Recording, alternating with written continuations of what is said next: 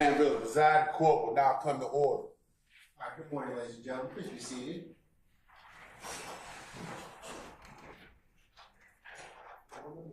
We're back on the record in the matter of the state of Georgia versus Khalif Adams et al.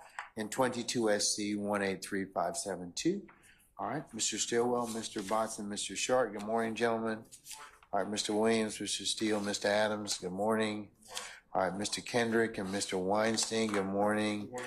Mr. Huey and Mr. Matthews, Sr., good morning. All right, Mr. Nichols and Mr. Garner, good morning. And Mr. Ryan and Misty Williams, good morning. All right. Okay, Mr. Smith, Mr. Brown, Mr. Atkins, Ms. Lowe, Ms. Hilton, good morning, councils. All right. Okay. Mr. Kokomo, Mr. Monsbach,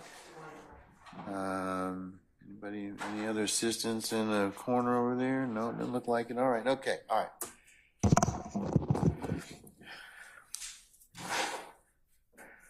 Officers and our jurors all present? Yeah. Okay, all right. Councils, you may have, before we actually came on the record, Miss Weaver, is my understanding, offered you all the opportunity to listen or to see the setup for Mr. Copeland. Mr. Copeland, from the court's observation, may have some hearing impaired issues. So when audio exhibits are played, he will be able to listen to what Ms. Weaver listens to, which is directly into the PA system, and he should be able to hear it. So does anybody have any issue with that, or anybody who hasn't had the opportunity to take a look at it thus far? It's a reasonable accommodation for somebody that has something that has hearing impaired. So anybody? All right. Hearing none. Anything else I need to take up before I call? Is Mr. Copeland outside? Yes. All right, can we bring Mr. Copeland in, please?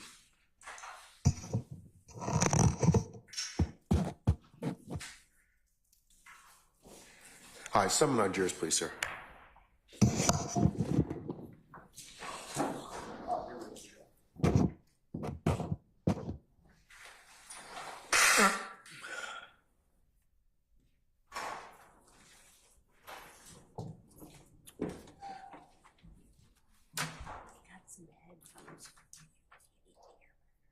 Okay, thank you.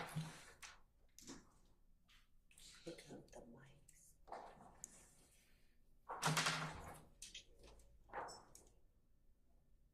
Just don't pull it because I'll put it into the other side. Okay, We're sharing. just remember.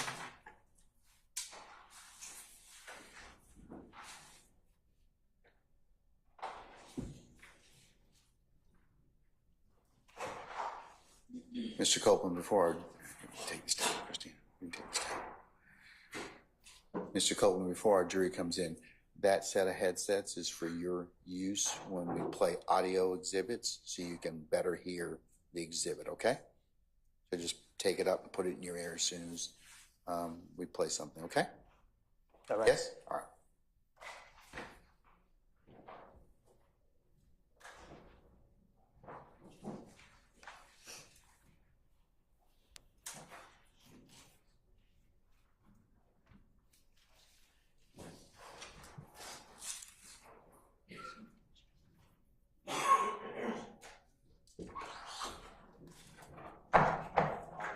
Jury.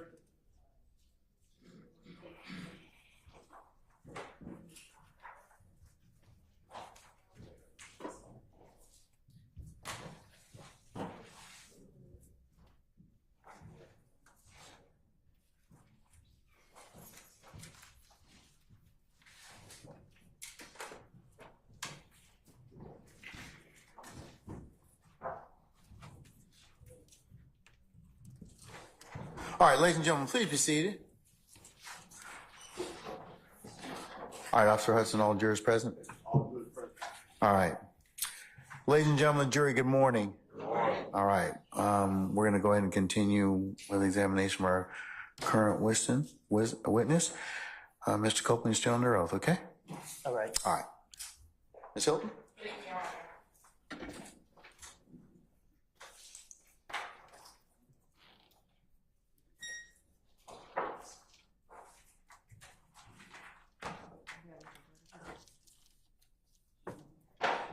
Good morning. Good morning. Good morning. Now, Mr. Copeland, I want to direct your attention to Saturday, January 10th, 2015, the night that Dr. Thomas was killed. Can you hear me? Jackie, All right. Do you remember that day, the night that Dr. Thomas got killed? no, Okay. Let me ask you this. Did you ever go to the police on either the night of or the early morning hours after Mr. Dr. Thomas got killed? Objection, asked and answered. All rules, sir. You can answer. okay, Can you repeat the question? yeah, In the early morning hours after Dr. Thomas got killed, did you go to the police? I think the police called me. Right. Did you go down to the police department after the police called you? I think. All right. I want you to go back to that day before Dr. Thomas got killed. And I want you to tell the jurors what you remember about the day that Dr. Thomas got killed.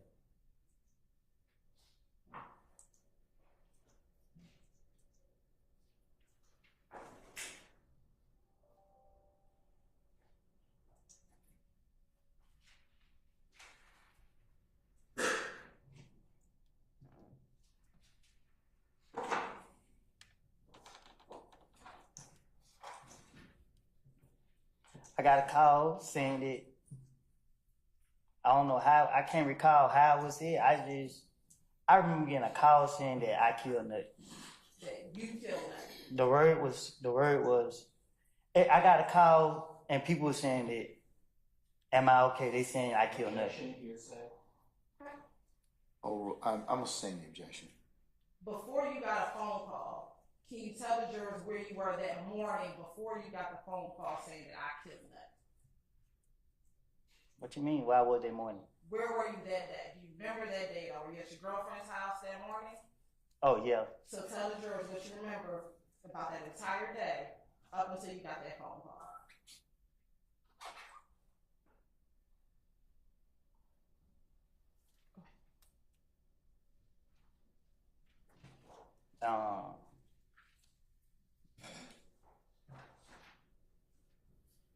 I was at my girl's house. And what happened while you were at your girl's house? Nothing. All right. Did you ever leave? Let me ask you, what's your girlfriend's name? I'm single. Back in 2015, what was your girlfriend's name?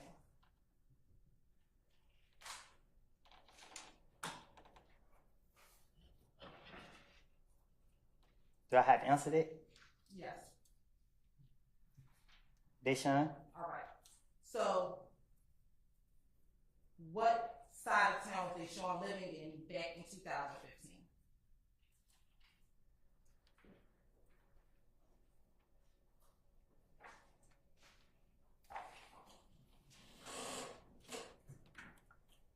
Carver home? Okay. And did you wake up at Deshaun's house in Carver Home that morning that you learned about Donovan being killed? I was in the car when I found out he got killed. I said that morning. Before you found out when he got killed, we're going to talk about that morning. Were you at Deshaun's home? Yes. All right. When you were at her house, were you there by yourself?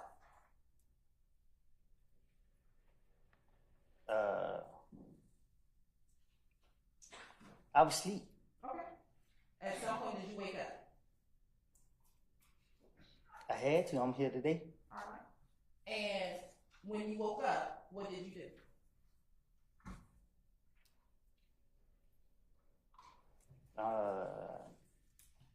I came out the house, I guess. I went out that door. All right. Where did you go? To my neighborhood. When you say to your neighborhood, what do you mean? To my neighborhood. Is that Mechanicsville? Yes. Okay. How did you get to Mechanicsville? I think I drove. And did you have your own car? I was in my brother's car. All right. And back in 2015, where did your brother live? In the same place. Is that Carver Homes? I think so. All right. And which brother lived in Carver Homes? My brother. Which one? What you mean, which one? You have three, right? Yeah. Which of the three brothers live in Carver Homes?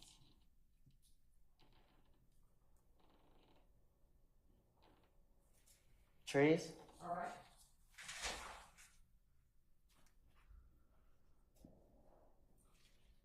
Do you remember what time you went over to Mechanicsville? No.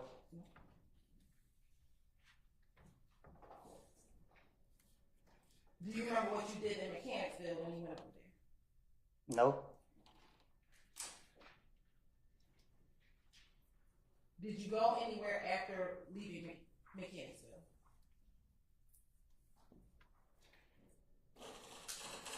Object to the form of this question. I'll stay, Mr. Form. You can rephrase. Did you leave Mechanicsville?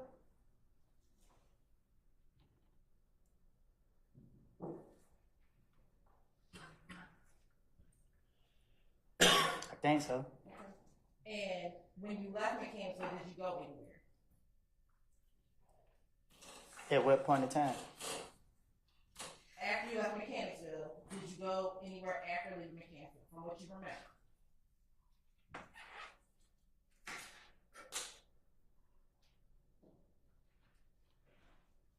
Yeah. Do you remember where you went? Pick the D up. Okay. And which little D are you talking about?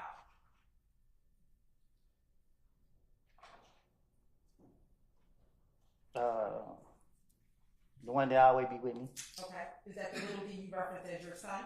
Yeah. Okay. Do you remember where you picked little D up? Where did you pick little D up at? I McDonald's Okay. Where was the McDonald's? on Cleveland Avenue. And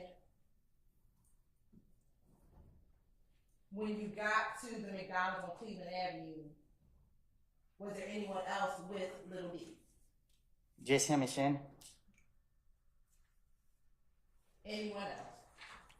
Just him and Shannon. When you picked up little D, what did Shannon do? What you mean?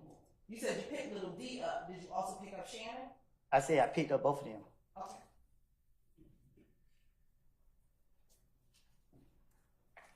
And when you picked up both of them,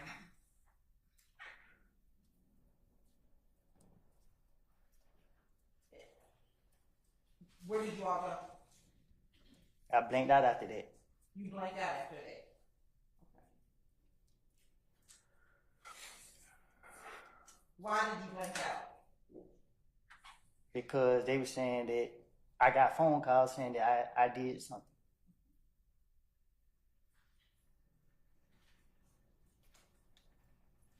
Do you remember who called you? Yeah. Who? Moonton.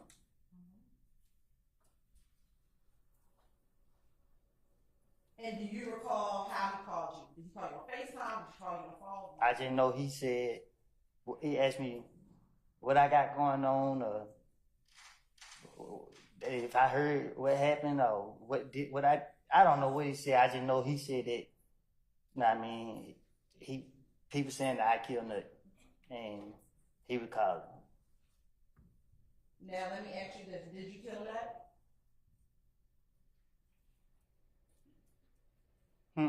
Did you kill Nut? No. Now, when Moulton called you, was both Shannon and Little D in the car when Moulton called you? Huh? Was Shannon and Little D in the car when Moulton called you? I think so.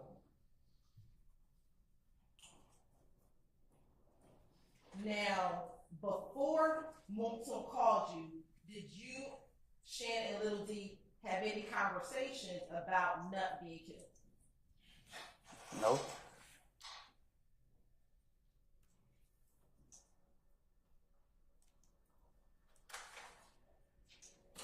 Now, after you got off the phone with Moulton, did you, Shannon and Little D, go anywhere? Huh?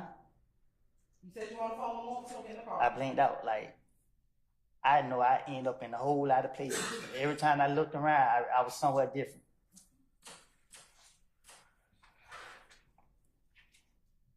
Later that evening, did you, as we talked earlier, go to the police department? No. The night that you learned about Nut's death, and Moulton called you, at some point, did you ever go to the police department? Oh, yeah. I'm sorry, you say ask and answer? Correct. All right, I'll sustain the objection. On the morning of January 11th, did you ever speak with police? Again, same question. Overruled, sir. Say that again. On the morning of January 11th, did you ever speak with police about Nut being killed? Yeah, the police called me. And did you go to the police department? Same objection. Overruled, sir.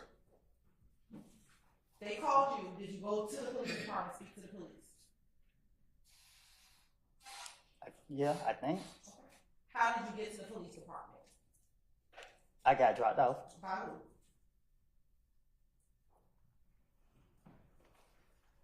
I think Moulton dropped me off. I ain't for sure. I can't recall. You can't recall. But I think that's who dropped me off. I just remember my brother and them let me down there. I think that night.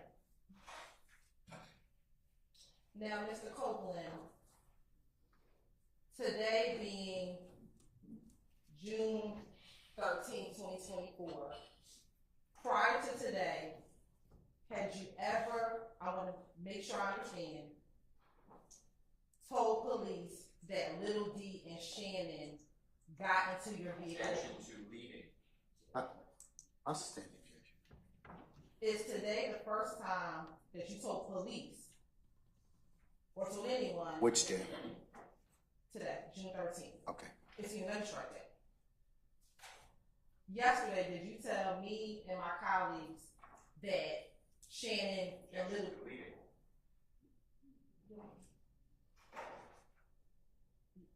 Bronner, this is I'm gonna overrule the objection.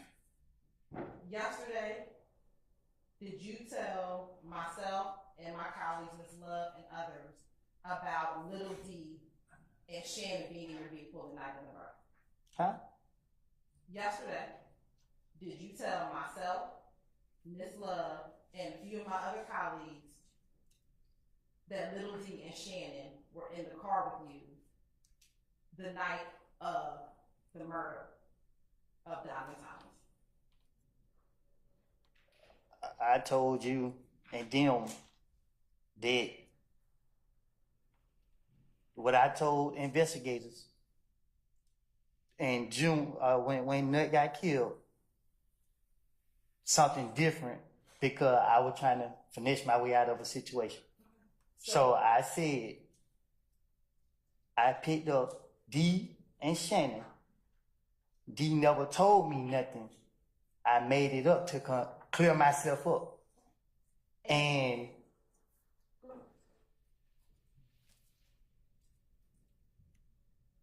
that's it. And was that yesterday that you said that? Did you tell us that yesterday, what you just said? You asked me to be truthful. And I didn't. And I told you. What I told the investigator back then wasn't me being truthful. So I'm telling you something that I didn't tell them because I ain't trying to go back to jail. I got it. But I asked you was yesterday, the first time you said this part, and now what you're saying today is what is truthful. What you're saying right now, what you're trying to tell the jury right now, is what you are now saying is truthful. What I'm trying to tell you is Our conversation was about something that I said in the past. I understand. I'm asking you. I asked that Mr. Copeland allowed to finish his. Okay, all right. Oh, I thought you was done. Mr. Copeland, you need to finish your answer, No, sir? I need a break, Your Honor. Say again? I need a break. You need to use the restroom? No, I need a break. Like, I need a break. Sir, it's not time for us to take a break at this point Well, in time. okay. Okay? I mean, unless you need to go to the bathroom or some other reason, we're not gonna break at this point in time. Do you need a few moments?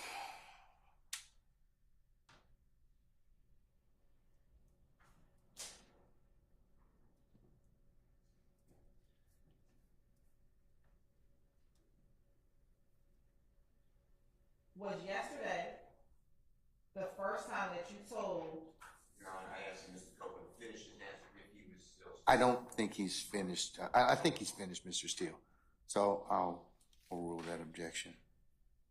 Was yesterday the first time that you told anyone from the state that what you said back in January of 2015 was a lie?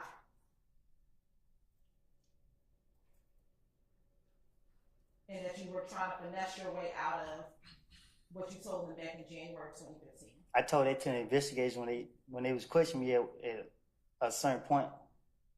What investigators? Y'all questioned me so many times, I don't know. Back in 2015, did you go to the police again on January 11, 2015? I'll sustain the objection. Did you also go to the police on January 28, 2015? I don't know no dates, but if you know that if I went to the, you could just see it. Did you also go and speak with the police on February 20th, 2015? If that's what it say. And what about on February 21st, 2015? If that's what it say. And then what about on June 10th, 2015? If that's what it say. Let me ask you this. In your interview on January 11th, 2015, do you recall your girlfriend's mother's home being shot up? Was it? Do you recall it?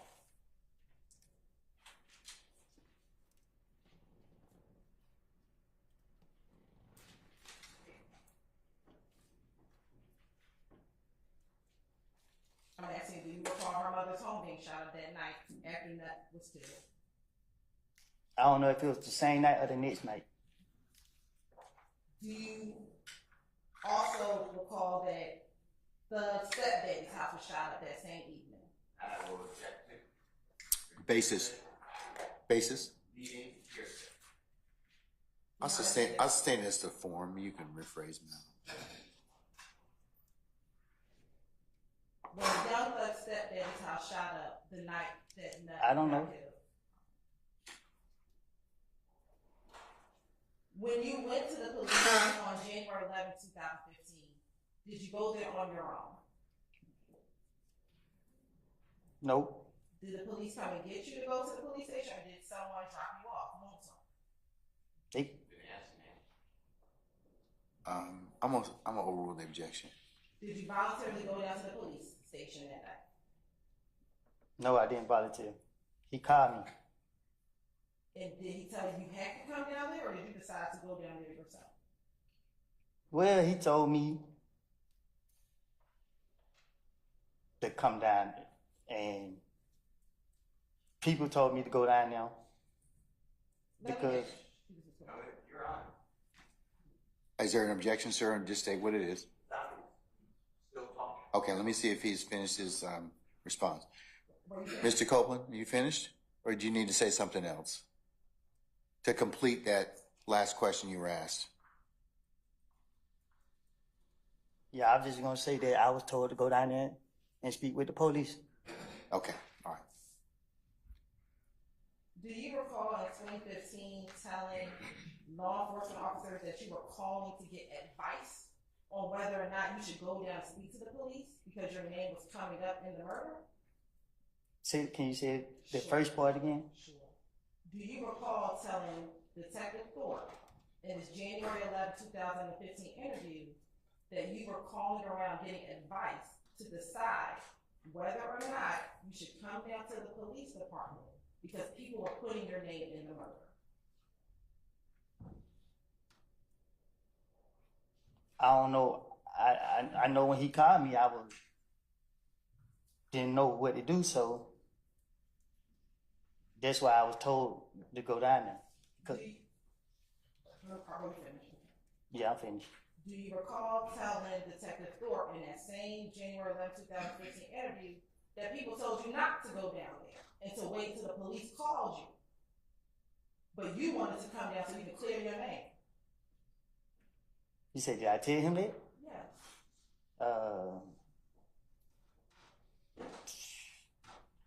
I guess. In that January 11, 2015 interview, was Thug in that interview with you? Huh? When you went to go speak with Detective Thorpe on January 11, 2015, was Thug in that interview with you? What you? Basis. Okay. Mr. Copeland, can you step outside for just a second? Ladies and gentlemen, jury, can I get you to step in your headquarters just for a minute, please?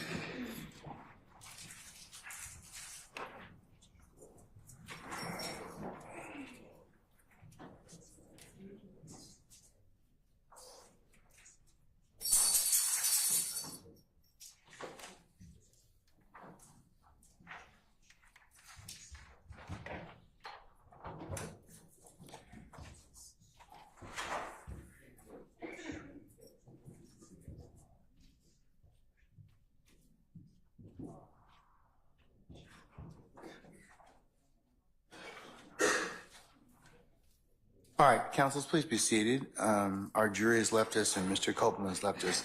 Mr. Steele, what's your motion, sir? Can you come to the podium, please, sir?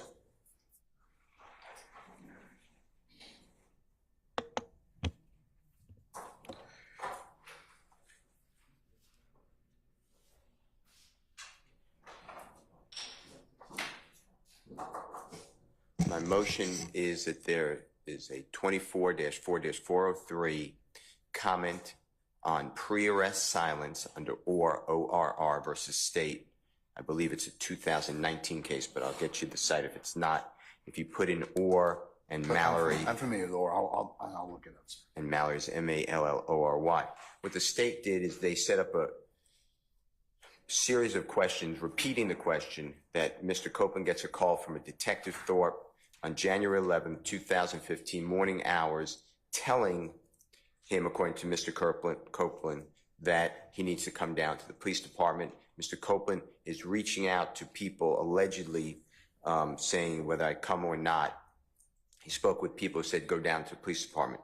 The state then, for some reason, immediately says, well, did Jeffery Williams come?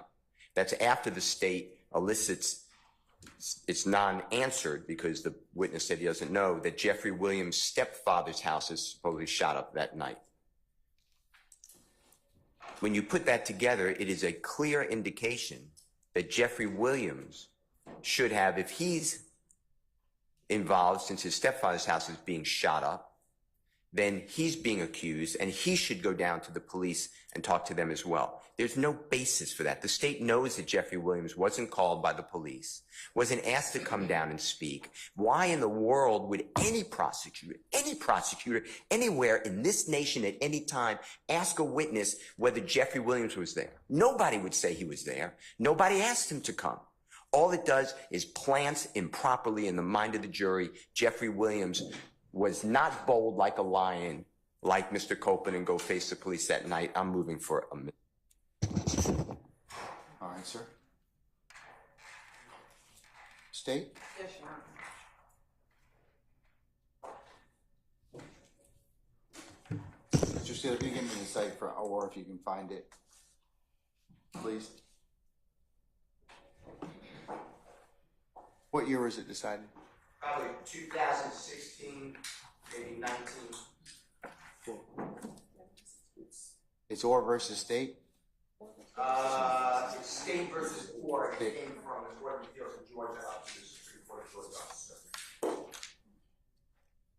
And reversed our previous demarcation where the state cannot comment on pre-arrest silence. 2 is whether it is too prejudicial versus probative. And here there's zero probative value because the true evidence is that Mr. Williams is innocent of any charge, never asked by the police to come down, and didn't have a reason to go down to, quote, clear his name. So now the jurors are left with the unbelievable impression that somehow Jeffery Williams should have gone to the police department but didn't, and he hid behind Mr. Copeland. It's just outrageous. I mean, to me, that is, I've tried so many cases, this is just wrong.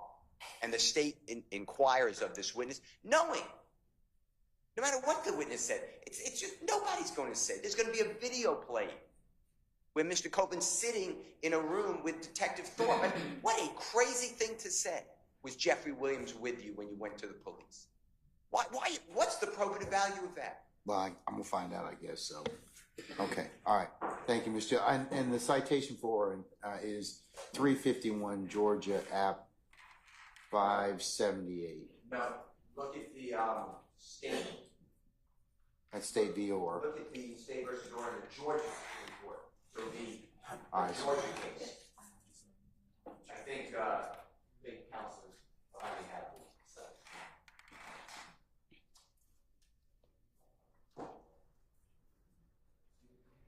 Get the date. All right.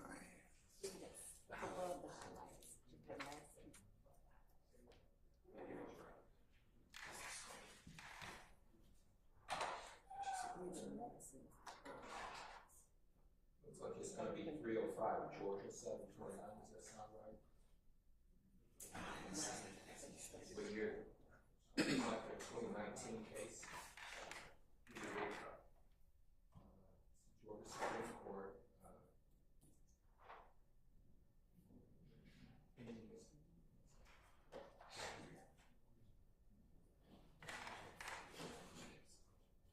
That's correct, Judge.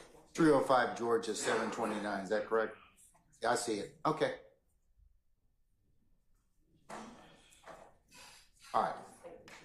It is 305 Georgia 729. All right.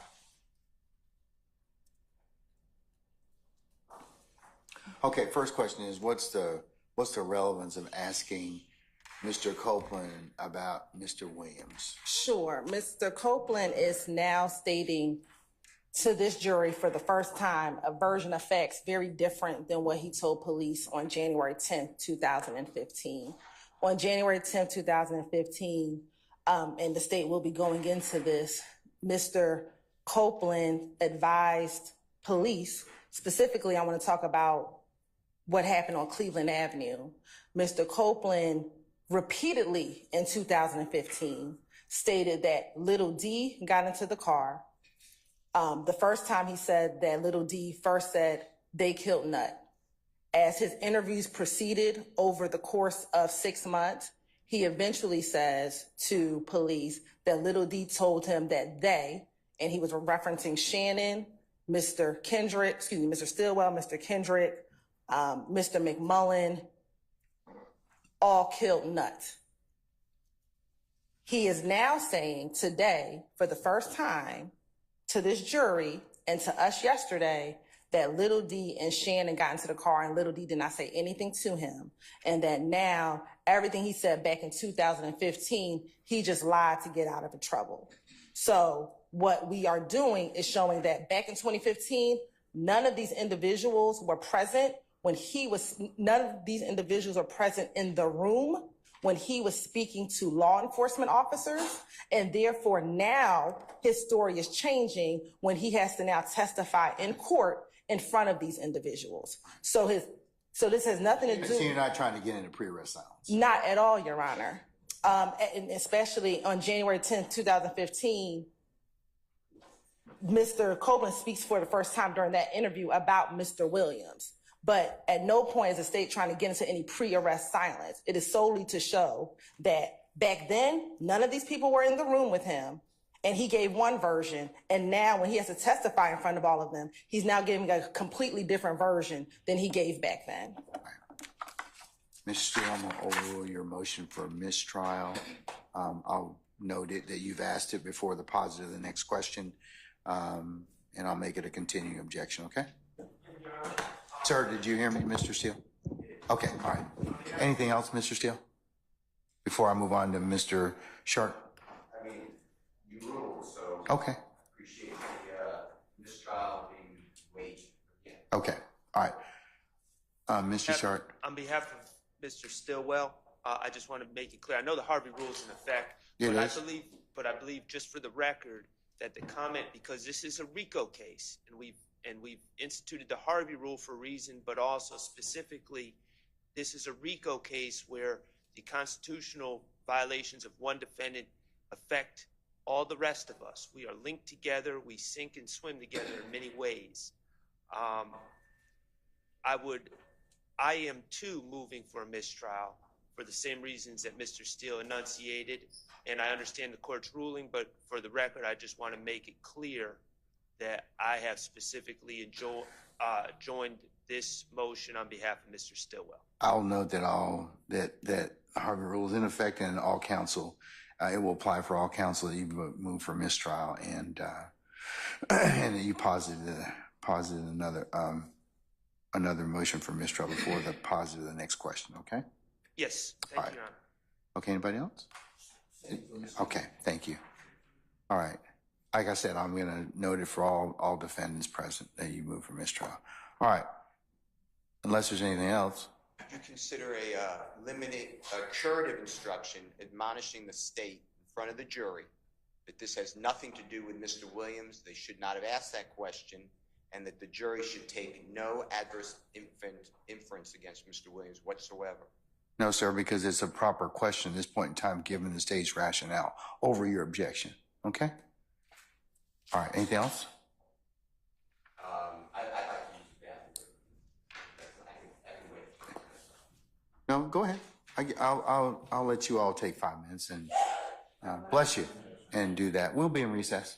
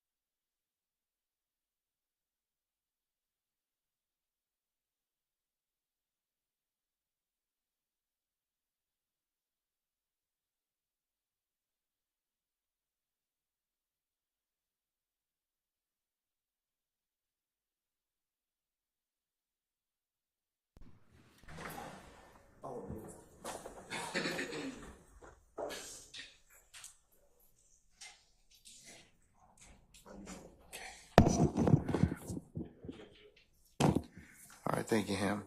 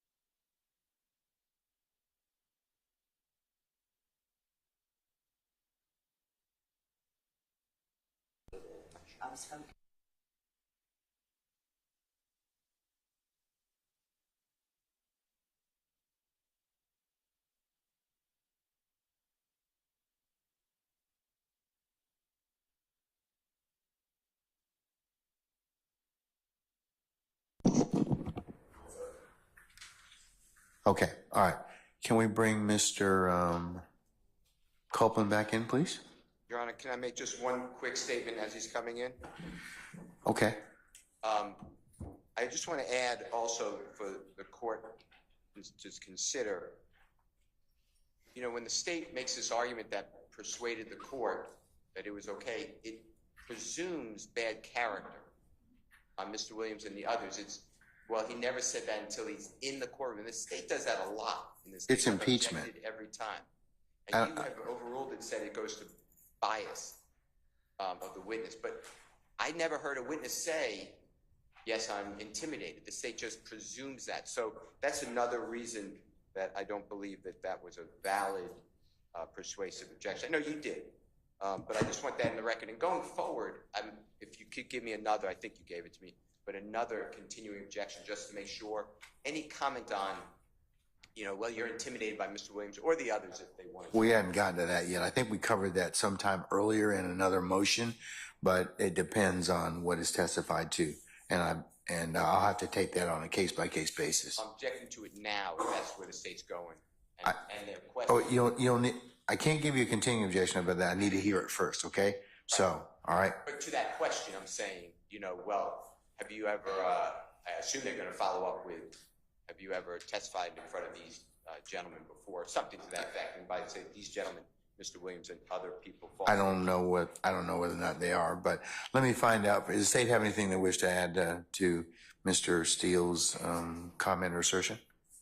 I mean, we'll definitely explore the fact that his testimony is changing now in the presence of these individuals versus when he was not in their presence. We will explore that because I think that that is a ripe area for the state to go into because he is now changing his testimony. All right. I'll note Mr. Steele's objection, okay, and make it continuing, depending upon how the foundation you'll lay, Ms. Hilton, okay?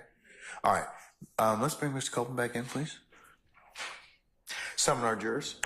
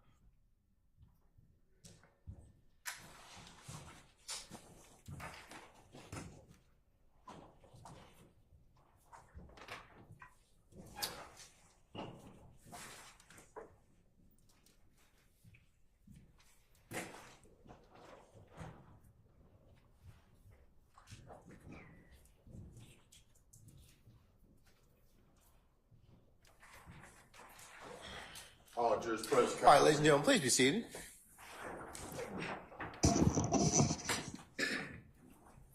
All right, Ms. Hilton, you may continue when ready.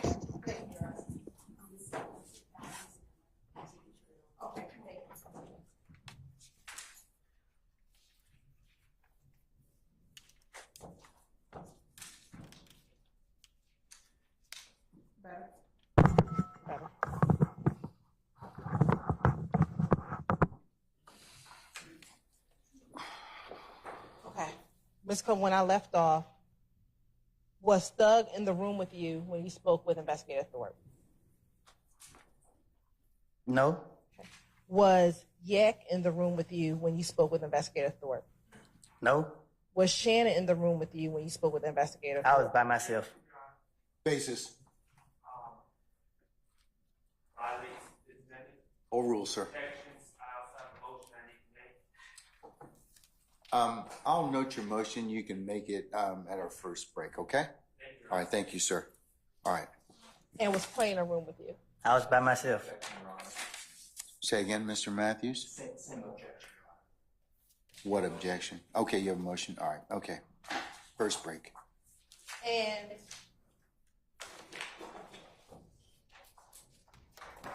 when you spoke with Investigator Thorpe,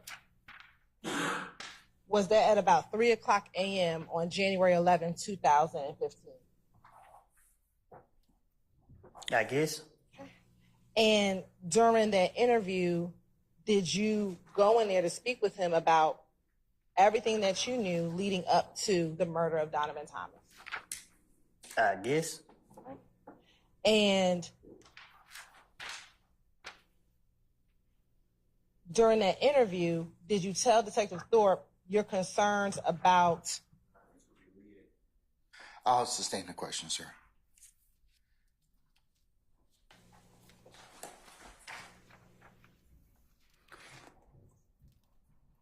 During the interview, were you able to give Mr. Investigator Thorpe your date of birth? Huh? During that interview, were you asked by Detective Thorpe your date of birth? I guess. Okay. And what is your date of birth? July 25th, 91. Okay. And during that interview, were you asked to give your middle name? I guess. Okay. And what is that? Xavier. Okay. And during the course of that interview, were you informed by Detective Thorpe his reasoning of wanting to speak with you? Huh? Did Detective Thorpe tell you why he wanted to speak with you? He really like laughing and joking. Okay. But did he tell you that he wanted to speak with you? I'll stay in the question. Did he tell you why he wanted to speak with you? Yeah. Overruled, sir. And did he ask you to tell him everything that you knew about the murder? I guess. All right. Who is Kel? Who? Who is Kel? Be more specific. Okay. Do you know someone by the name of Kel? I know a lot of people named Kel. Do you know someone who goes by the name of Shell Kel? I don't know him, but I know who you're talking about. Okay. And back in 2015, did you and Shell Cal have any issues? If he's still here, then now. Back in 2015, did you tell Detective Thorpe that you and Shell Cal had some issues? I guess. Okay. And is Shell Cal related to Nut? I guess. Do you recall in this interview telling Detective Thorpe that Shell Cal is Nut's brother? I guess. And that specifically that Shell Cal is Nut's little brother? I guess. Do you guess or do you know? I don't recall what was said in the interview. All right. And during that interview, did you speak with Detective Thorpe about how your issues with Shell Cal began? I guess. When you say you guess, do you recall or no? I'm saying, Hold on, hold on. What's the basis of your objection, Mr. Sharp? Well, so what's your objection, sir? Yeah. You're fine. I'm gonna sustain it on other grounds. When you say you guess, what do you mean? you asking me so clearly, I must have did.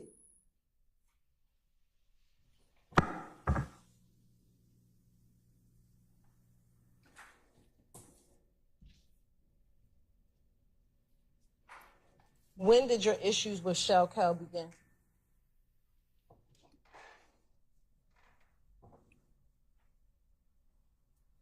I don't know.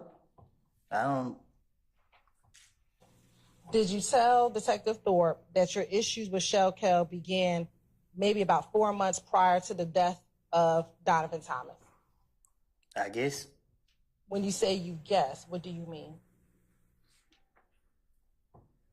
I mean, I guess I said it, I guess. Do you know if your problems with Shell Cal began 4 months prior to the death of Donovan Thomas? If I had a problem with Shell Kill, I'm gonna leave it at that. Okay, and I'm asking you, when did those problems begin? Say it again. When did those problems begin with you and Shell Cal?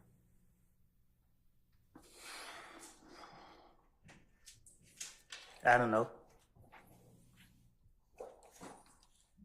In your interview in January 11, 2015 with Detective Thorpe, did you tell Detective Thorpe, when asked about when your problems began, say 2 months, 3 months, I'm going to say no longer than 4 months? Probably did. I don't know. What were the problems that you had with Shell Cal?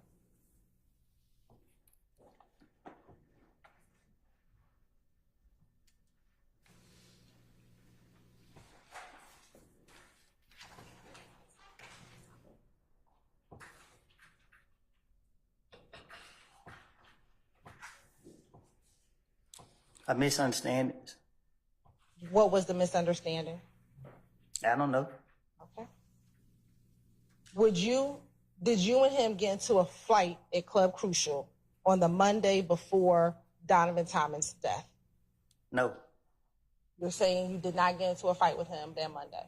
I did not get into a fight with them. They put their hands on me. Okay. What happened when they put their hands on you?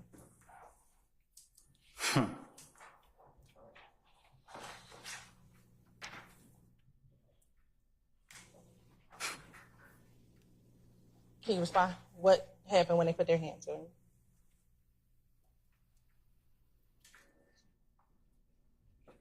They ran out the club. Who is they? I don't know. Did you tell Detective Thorpe about what happened between you and Shell Kell the Monday before Donovan Thomas was killed? I guess. When you say you guess, do you know if you told him about what happened that Monday?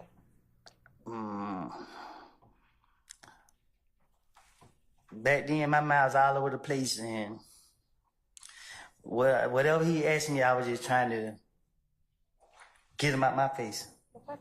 Do you recall in this same January 11, 2015 interview telling Detective Thorpe that you went to Club Crucial, you pulled out your money because you were on stage, you were flashing your money to all the girls were standing around, you were flashing your money. When you get off the stage, you were flashing money, and Kel and his whole crew walked up on me. You recall telling Detective Thorpe that back in your January 11, 2015 interview? I probably did. Then, do you recall telling Detective Thorpe that you looked up and you said to Kel, "What up, bro? What's going on?" I probably did. And that Kel didn't say anything, so he just said, "Hey, what's up?" You asked him, "What's up, bro?" And then he began asking you about Thug. Do you recall telling Detective Thorpe that? I probably did. And I need to know, is that a yes or a no? Did you tell him? Did you not tell him, or do you not recall? Answer the question, Your Honor. I object to follow the question. Your Honor, he's saying he probably did. I'm asking yes, Oh, no. I'm going to overrule the objection, Mr. Steele. Did you say it? Did you not say it, or you don't recall saying it? I said something to him, so if that's what he said, I said, then I'm asking, what do you remember? Do you remember telling him this or not? Or you don't recall? they questioned me so many times, and I told them something different every time they questioned me. Okay. I don't recall what I told this person. Do you have an objection, Mr. That Steele? person- Oh, hold on, Mr. Copeland. Do you have an objection, sir? I'm going to object. Basis. State giving limited options for the witness to answer. Overrule, sir. Not multiple choice. Overrule, sir. So you say you don't recall what you told him? Objection leading. He answered your. I'm gonna overrule the objection, Mr. Sharp. Can you say it again? Sure. Did you tell Detective Thorpe that Kel wanted to speak with Thug at the club on that Monday before Nut passed away? I said they have asked me questions about this so many different times. I have told them different things every time. I cannot tell you what, for 100% facts exactly what I have told him. So do you not recall what you told him? I said, I guess if he's I sustain the objection. Do you remember what you told Detective Thorpe about whether or not you told him? Your Honor, this is asked and answered. I sustain the objection.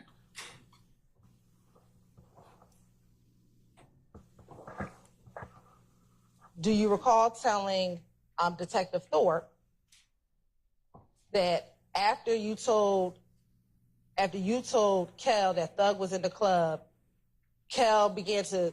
You have an objection, sir? I'm gonna overrule the objection, sir. Kel took his necklace and put it inside of his shirt. huh? Do you remember telling Detective Thorpe that after Kel asked you about Thug, you then saw Kel put his necklace inside of his shirt? I guess. When you say you guess, do you recall telling him that or no? Yeah, I said it, I guess. And then when you saw him put his necklace inside his shirt, you then put your money inside of your pocket. Yes. Do you remember what happened after you put your money inside of your pocket? They jumped on me. Who is the they that jumped on you? I didn't see nobody. I knew I was surrounded by a lot of people. I mean, Was Kel one of the individuals that jumped on you? I don't know if he hit me. I don't remember if it was him who hit me, somebody hit me, and when whoever hit me. Do you remember telling Detective Thorpe that Kel punched you in the back of your head on that same January 11, 2015 interview? He probably did. He probably hit you, or did you probably tell? Yeah, I said it. Right. And did you also tell Detective Thorpe, so he punched me in the back of the head, then they pushed me to the ground. He tries to go in my pocket and take my money, but I hold on to my money. The other guy punched me all in the face, but I didn't care. I was holding on to the money. Yes. Okay. After they were punching you on the ground, do you remember if you ever got up? Clearly. Okay. What did you do after you got up?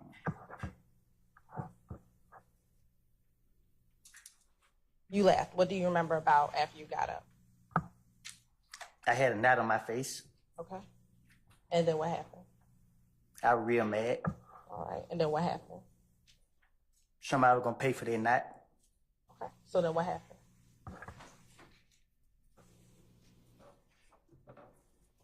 I went home. Did you go outside of the club right after you got off the ground? I had to leave out the club. Okay. And when you went out the club, did you see anyone outside of the club? If that's what they said, I'm asking you, what do you remember? I guess. Okay. Do you recall telling Detective Thorpe in his January 11th interview that when you got out of the club, Bloody J was outside of the club? I guess. You guess that you told him? Yes. All right. And when you got out of the club, what, if anything, happened to Bloody J?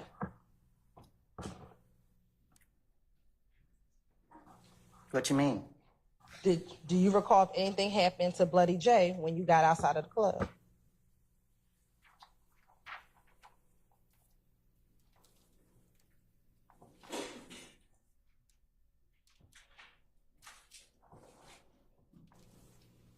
You can't remind me?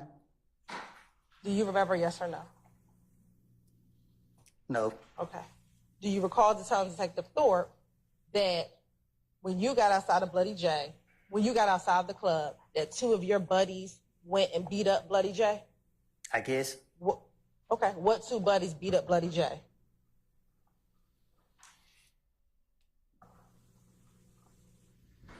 Tell me. I don't recall. You don't recall? Do you recall it being one of the individuals being Moonson? Yes, I guess. Don't say I guess. It's either I yes, guess. no, or you don't recall. I ain't trying to say the wrong thing. So do you not recall? I sustain the question. I don't need it. Just tell me the basis for the objection, Mr. Short, okay? I need you to answer yes. Was it Moonson? Overrule, Mr. Short. Do you remember if it was Moonson or not remember if it was Moonson? if he said that's what I said, then yes. I'm asking you what happened. I don't recall what happened.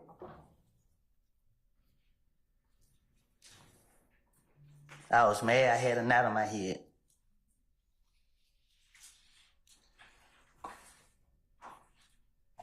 Now, do you also recall speaking with Detective Thorpe about what happened at the Cascade skating rink before this fight at Club Crucial on the Monday before Donovan died? I guess. When you say you guess, do you recall or you don't recall?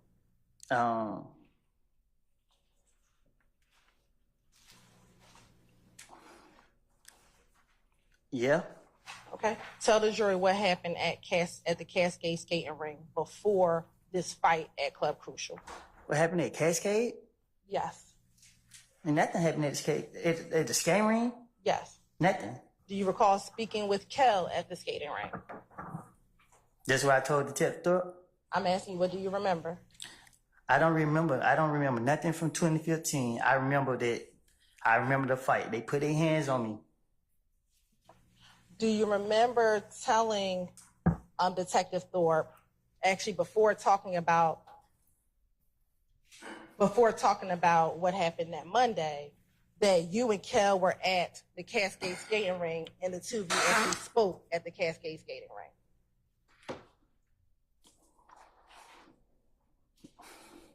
When I was talking to Detective Thorpe, I can't recall what I told him because I was just telling him anything. Okay. Do you recall telling Detective Thorpe that at the Cascade skating ring, you wanted to speak with Kel and you said to Kel, hey, let me holler at you? Not if you put no knot on my head. This is before he put the knot on your head. Objection to the proper question. I'll ask a better question. I sustain the question, sir. Do you recall speaking to Kel before he put the knot on your head at Cascade skating ring? I guess. I need to know, yes, you remember, no, you don't remember, or you don't remember. If you saying this what I told Thorpe, then this what I probably told him. Do you remember speaking to Kel, period, at Cascade skating ring? We ain't no speak. We wasn't on speaking term. Do you remember telling Detective Thorpe that at the Cascade skating ring, you and Kel were standing right there and y'all talked about everything that you had against each other? If I was somewhere around Shell Kill, I don't think we would be talking. Did you also tell Detective Thorpe that as we talked, we like said it was over? So it was like, we're over, we ain't beefing no more. Do you recall telling Detective Thorpe about that conversation you had with Shell Cal? I guess. I guess it's not responsive. Do you recall or not recall telling Detective Thorpe that? I told Detective Thorpe whatever he said, I told him.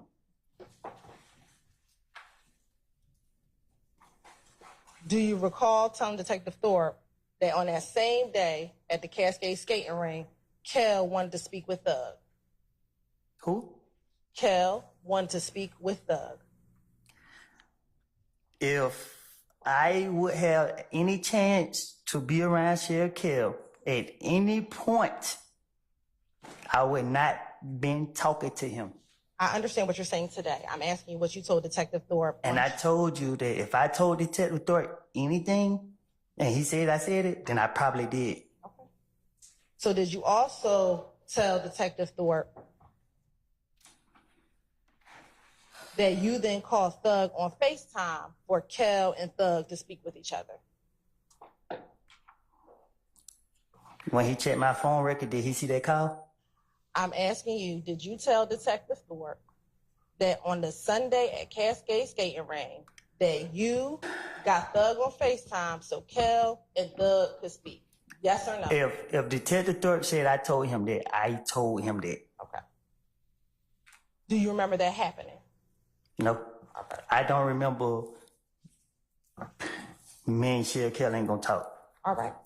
And then do you remember telling Detective Thorpe, so him and Thug talked, and whatever was said with that, I don't know? I probably told Detective Thorpe that. Okay. And again, that was in your January 11, 2015 interview. I guess.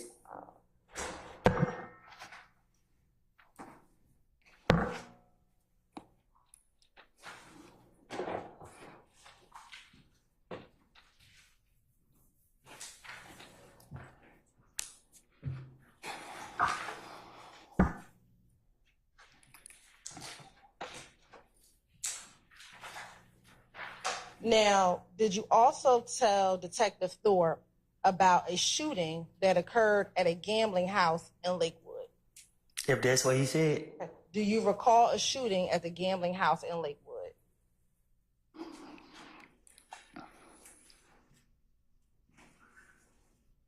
Do you recall a shooting at a gambling house in Lakewood? No, You do not? I don't. Okay.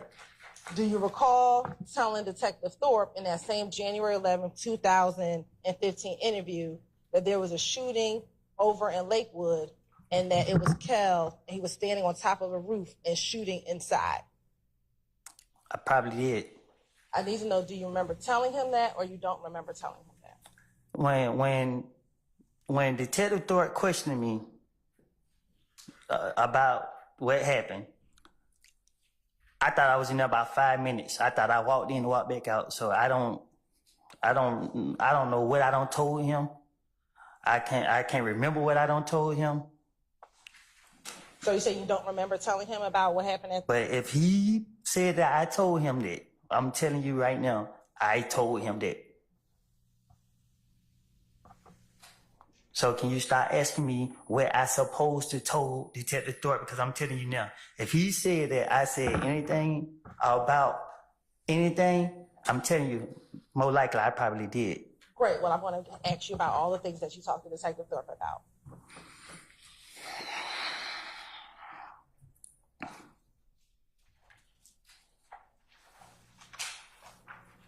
Did you also tell Detective Thorpe about the Friday before Nut was killed? I guess. Okay. On the Friday that Nut was killed, were you with Thug the Friday evening before Nut was killed? No, you just said it earlier. Was I at the house? I said yes. I'm talking about the Friday evening before Nut was killed.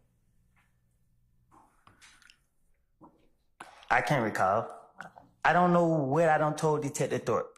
I'm asking you, what do you remember yourself? No, when I think back about 2015, all I remember was getting a call saying that Nut was killed and I was responsible for it.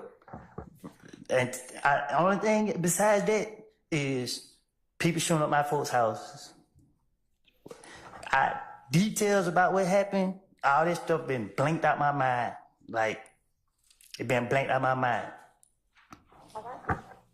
In that same January 11, 2000 interview, you recall telling Detective Thorpe that you were with Thug and you were at DJ Drama's studio. I probably did. Do you remember telling him, or you don't recall telling him? I need to have it. If Detective Thorpe said I said it, I said it.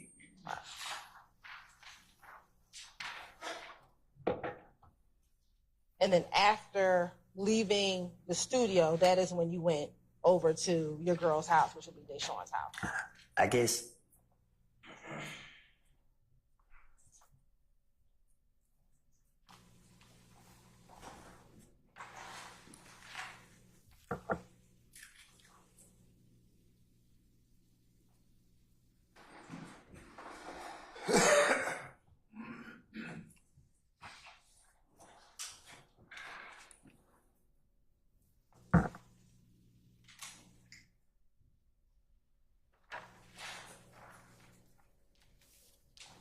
Now, earlier I asked you about what time you left Deshaun's home to go to your brother's house. Do you recall telling Detective Thorpe that you left Deshaun's home around 5:00 p.m.?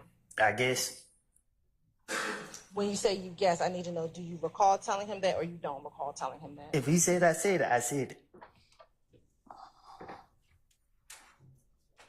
And is that true or is that not true that you left her home around 5:00? If you notice something about me, I don't keep up with the time or the days. I just go with the flow. So do you remember it being around 5:00 p.m. that you left Deshaun's house? I don't know what time I left her house.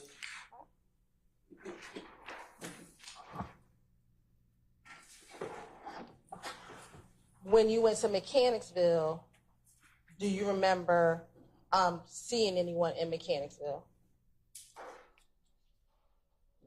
What you mean? You said earlier that on the night before Nutt's murder, on the day of, you left Deshaun's house and you went to Mechanicsville. Do you remember seeing anyone when you went to Mechanicsville?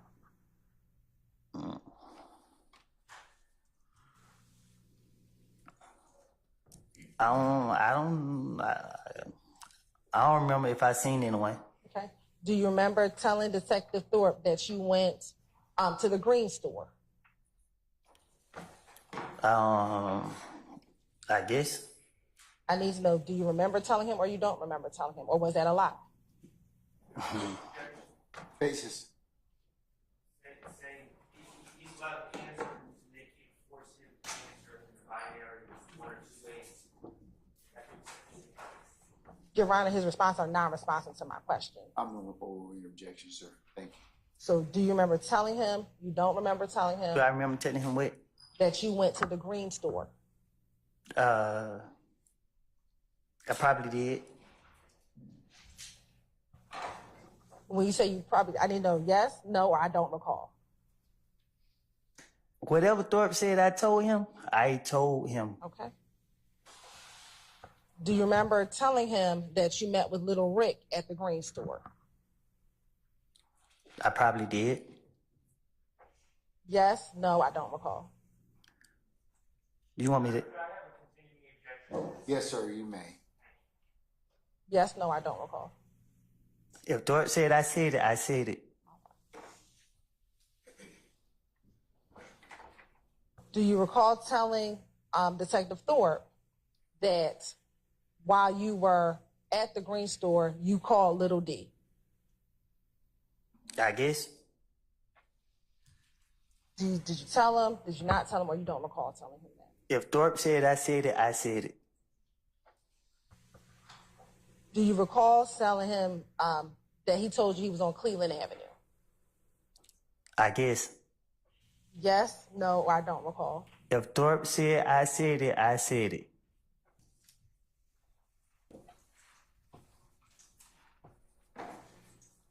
Now, when you got to Cleveland Avenue earlier today, you said that Little D and You're right. I think she's oriented to time and place. I'm over with your objection, sir. Earlier today, you said that Little D and Shannon got into your vehicle. Do you recall saying that earlier today? I think I did. Okay. Back in January of 2015, did you ever tell Detective Thorpe? Your Honor, now I'm impeaching. I'll rule the question, sir. Did you ever tell Detective Thorpe that Shannon was in the vehicle with you and Little D back on the morning of January 10th, 2015? If he said I did, I did. I'm asking you, did you? Because you're saying you're saying today, you're saying the truth, and back then. To the commentary. I sustain the objection. Did you ever tell Detective Thorpe that Shannon was in the vehicle with you? I guess.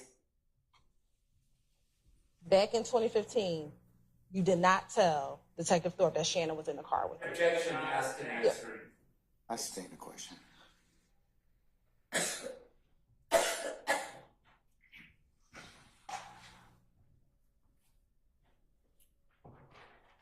In 2015, did you tell Detective Thorpe that only Little D got into the car with you? I guess. Did you say that to Detective Thorpe? If he said I did.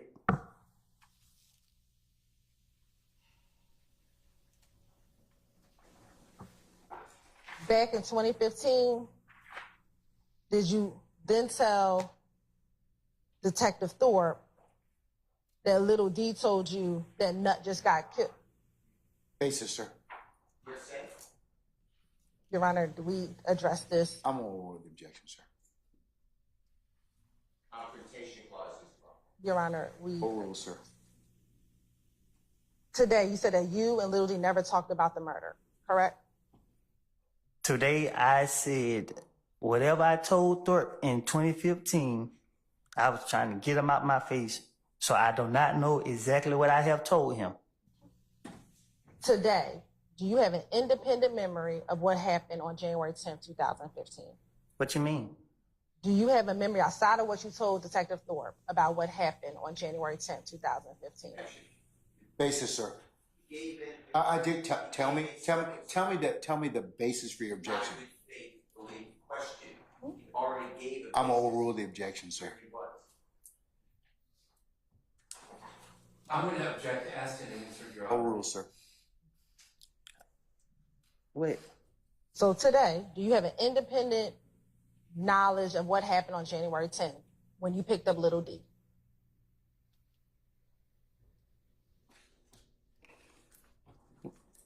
Can you say that one more time? Sure. Today, without remembering what you told Detective Thorpe, what is your memory of your interaction with Little D on January 10th, 2015? I don't have a memory. What you mean? Like, Okay. I just know that I picked up Lil D and Shannon, and that's when I got the call saying that I supposedly did this and did that. And in January 2015, you never told Detective Thorpe that you picked up Little D and Shannon. I guess.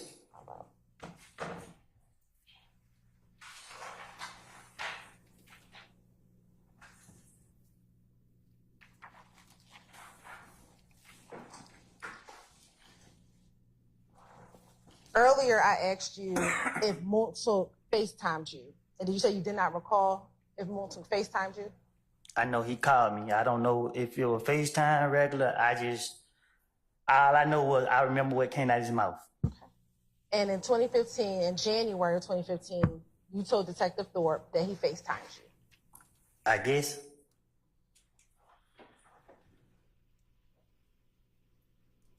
Do you remember telling Detective Thorpe that or no? Objection asked and answered. Yeah, that's non-responsive. I guess it's non-responsive. I'm over your objection, sir. You can answer the question, sir. I need to know if you remember or if you do not remember. If he said I said it, then I said it. Do you remember telling Detective Thorpe that? Overruled, sir. That's not. Do you remember telling Detective Thorpe that he FaceTimed you? I guess. I guess it's non-responsive. Well,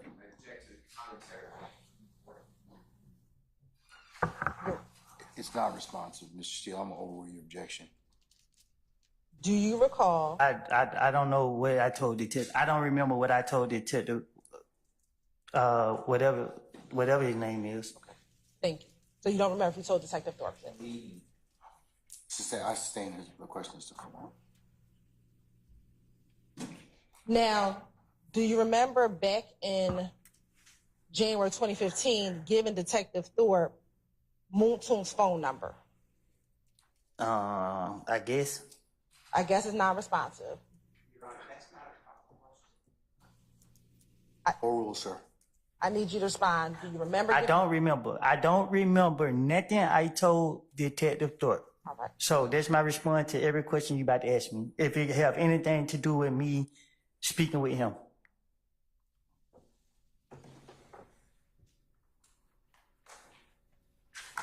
It wasn't in my right state of mind. I don't have a clue. Well, you have to bear with me because I'm going to have to ask you the question specifically. You can just Okay, say, you I can don't ask. remember. I just said. Mr. Steele, overruled. Do you remember today what Moontoon's number was back then? Back then when? Back in 2015. No, I better know my phone number now. All right. Do you remember giving him the number 404-662-8935? I guess. I need to know, do you remember or you do not remember? Yeah, I did. Do you remember what kind of car that Moontoon dropped you off in to take you to the police department on January 11, 2015? I don't know. I don't know if he asked me. I don't remember what I told him. Okay. Do you remember saying it was either bluish, grayish Malibu and it was rented? Yeah.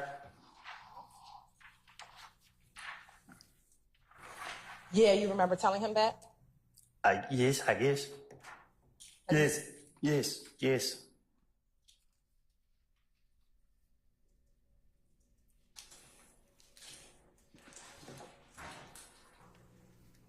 Earlier today, you said that you went down there because the police called you. Do you remember saying that? You're repeating previous testimony. Overruled, sir. Do you remember saying that earlier today? That's the only way I went down now. Okay. Do you remember telling Detective Thorpe, I was asking everybody, should I go down there, bro? Because I didn't do it. I didn't do it. You can look at my phone records, but I didn't do it. Yes. All right. Yes, you remember telling him that? If he said I said it, yes, I said it. I need to know if you remember telling him that. I Yes. I don't know why there's further questions. I'm gonna overrule the objection, Mr. Sharp.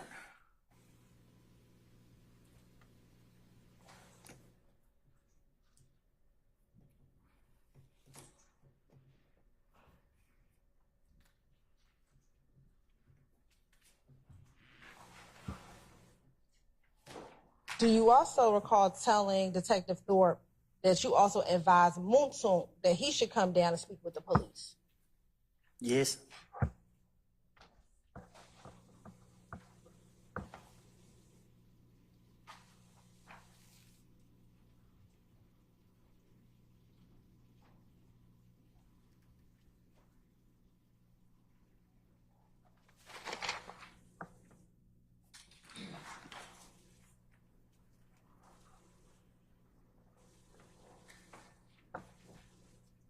When you just said yes, you kind of shrugged your shoulders. Why did you do that?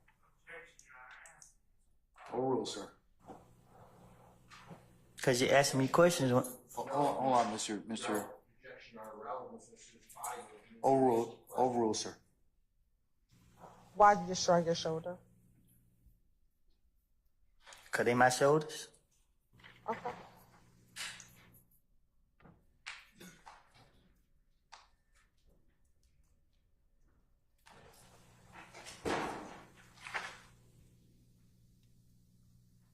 Was Kel the only person that you had problems with back in 2015? Objection, Your Honor, paid. I'll stand this form. Let me ask you, did you have any issues with Nut in 2015?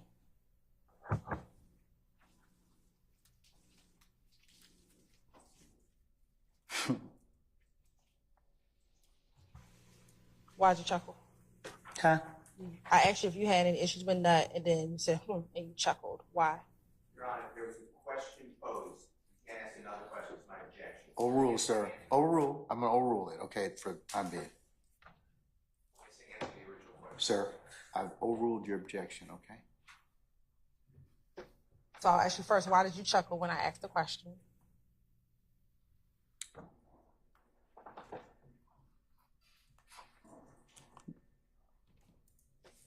I don't know. Okay. So did you have an issue with Nut back in 2015? I don't think I did. All right. And did you tell the police that the only person you had a problem with was Kel? Yes.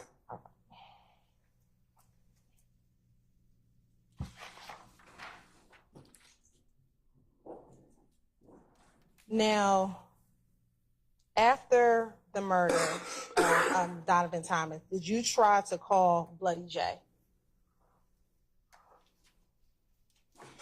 That what I said? I'm asking you, what do you remember? I guess. Do you remember or do you not remember? What I'm trying to call Bloody J for? Okay. So do you not remember calling Bloody J? But what would I need to talk to him for? So do you not remember calling Bloody J? I don't know. Okay. I don't remember. I don't recall. All right. Do you recall telling Detective Thorpe in that same January 11th interview that you called Bloody J on the phone? Yes.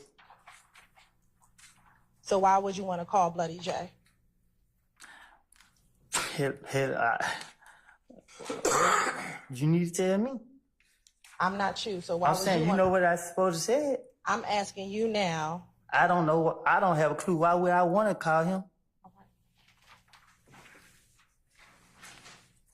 Did you attempt to call anyone else the night that Donovan Thomas was murdered to tell them that you did not kill Donovan Thomas? Say that again? On January 10, 2015, did you attempt to call anyone who was affiliated with If Gang so that you can tell them that you did not kill Donovan?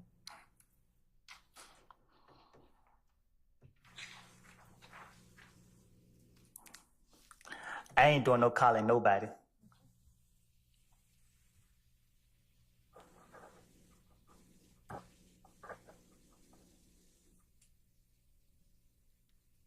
Do you remember telling Detective Thorpe first that you tried to call Bloody J and that there was someone else that you could call, but it's no use? Yes.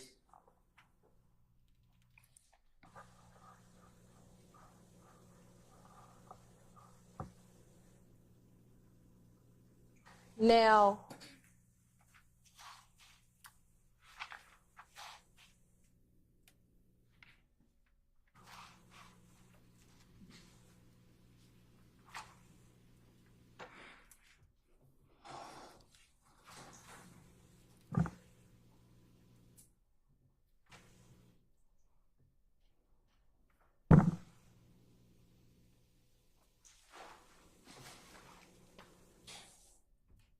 course indulgence for one moment. I didn't hear you.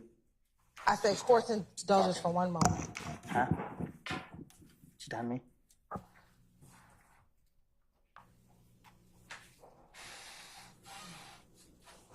Do you recall Detective Thorpe asking you about an Infinity car on January 11, 2015? I guess.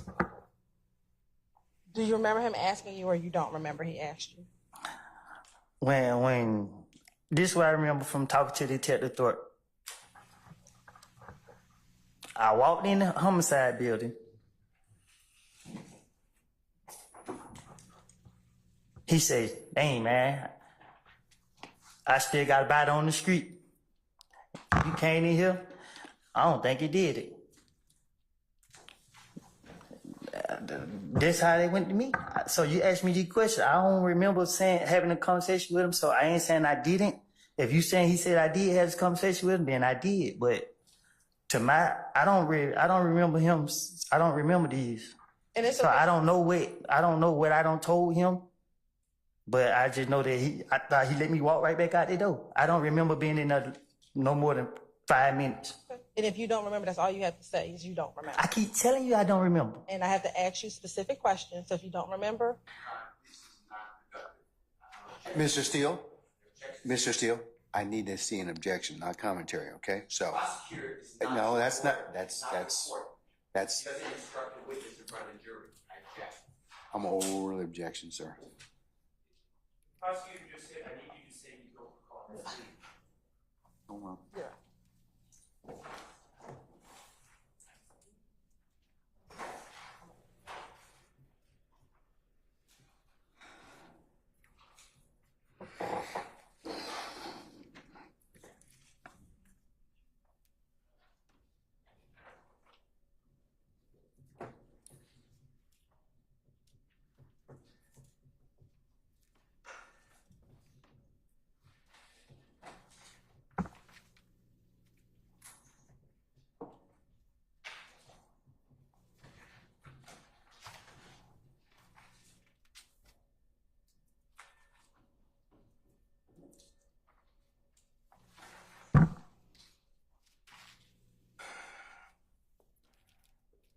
Mr. Short, I'm over the objection. That's not what the prosecutor asked, okay? So, all right. You can continue, madam. Do you remember or do you not remember if Detective Thorpe actually... I don't remember. All right.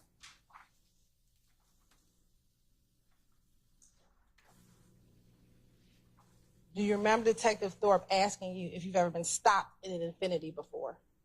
Can you say it again? Sure. Do you remember Detective Thorpe asking you if you had ever been stopped in an infinity before? Your Honor. Sure. Can we be oriented to the date of this meeting? Sure. We're talking about the same January 11, 2015 interview. I don't know what whatever you told me to say, I don't know.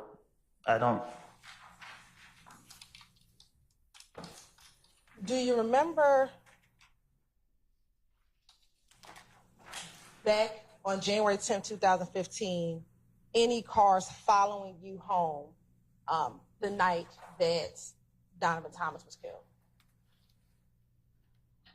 Can you say that again? Sure. On the night that Donovan Thomas was killed, do you recall any cars following you home, specifically following you into Carver Homes?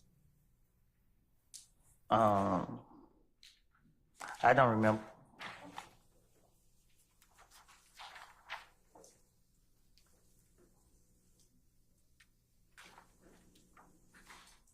Do you remember telling Detective Thorpe that you were heading into Carver Home and you saw a little red Camaro following you inside of the apartment complex?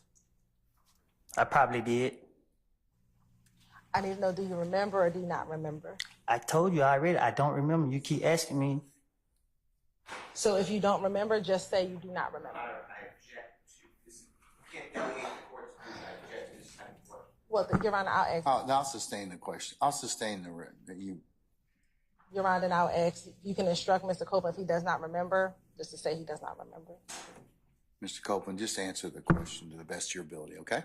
I thought I did, Judge. You're I told her I don't remember no conversation I had with.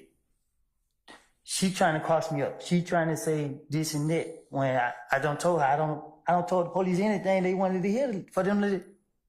And she keep asking me over and over. gonna have to answer the question, sir, okay? So is your entire interview with Detective Thorpe a lie? Huh? Was your entire interview with Detective Thorpe a lie? I don't know. I can't tell you what I told him. You got to tell me what I told him. Okay. So we're going to keep on going. But I don't. When you tell me what I told him, I'm telling you now. I probably did tell him that. I'm telling you, I told him that. Well, So, but you have to tell me which ones are lies and which ones. You're correct, sir. Mr. Copeland, do you have something else you want to add to that response? I can't remember. Do you want me to repeat the question? I can't remember what I had to say. Do you want me to repeat your response up until that point in time? You got to tell me what was said. Okay, hold on just a second. We can help you out with that.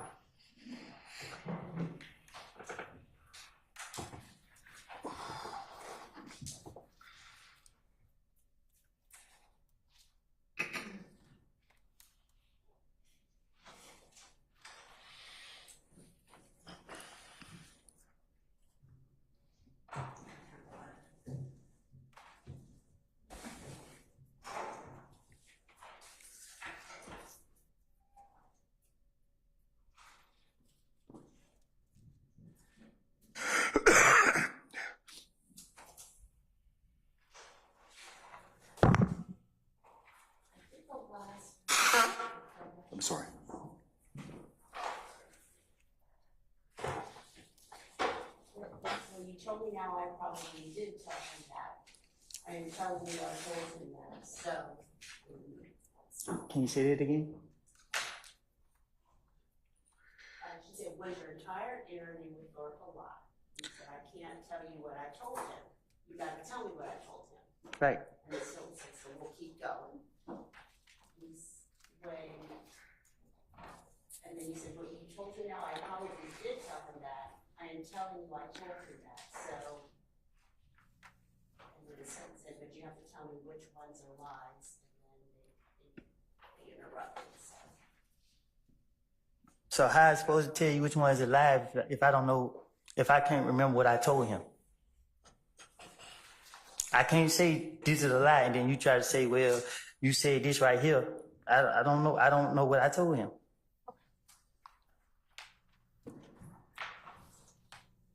Back in 2015, did you tell Detective Thorpe in the same January 11th interview that you get blamed for everything and that your name comes up in everything? Yes, sir.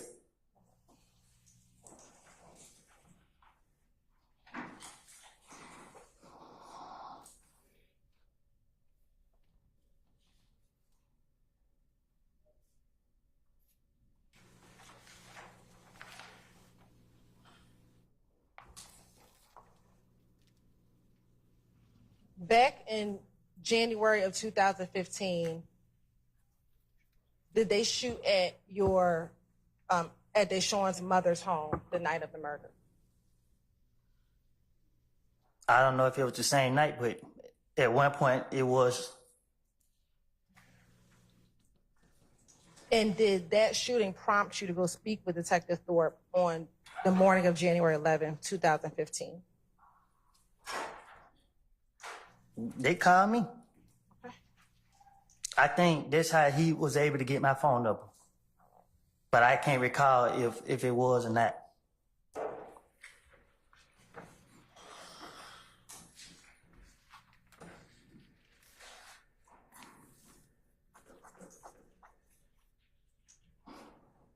Were you scared because they were shooting up your family's house back on January 10th, 2015? What you mean? Mr. Sharp. I object to the use of the pronoun they. I would ask for specificity. So vague? They. Vague? Is your objection vague? All right, I'll sustain that. Were you afraid because your girlfriend's mother's house was being shot up? What you mean? Were you afraid because people in your family's homes were being shot up on that back in January 2015? Were you afraid because people's homes were being shot up? You asking me, was I afraid, or what did I tell the police I was afraid? I'm asking you now, were you afraid?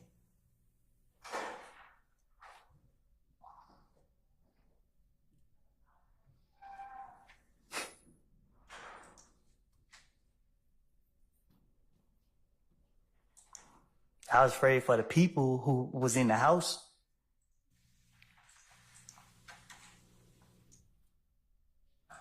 And do you know who all was in the house? You shook your head, said a no for the record? No. Okay. I don't remember who was in the house.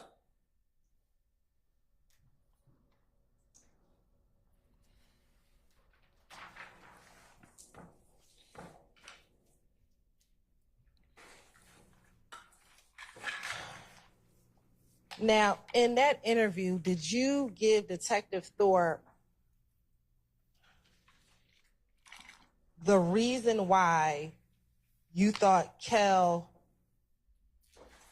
was beefing with you? I probably did. I don't remember. Which one I supposed to say it? Okay. Do you recall telling Detective Thorpe that this is all about you not being down with it no more and being down with the gang anymore? Yes.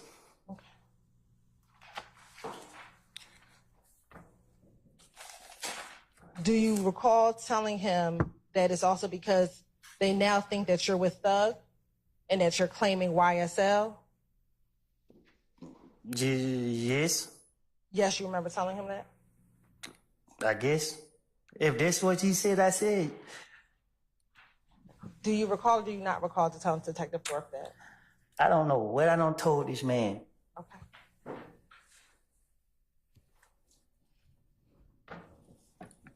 So, sitting here now, was the beef because you were no longer down with them and you were down with YSL? Yes, I guess. Is it yes or you guess? If that's what he said, I'm asking you right now today. I don't know. All right.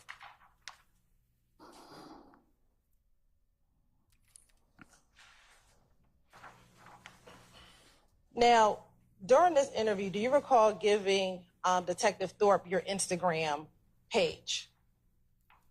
Yes. Okay.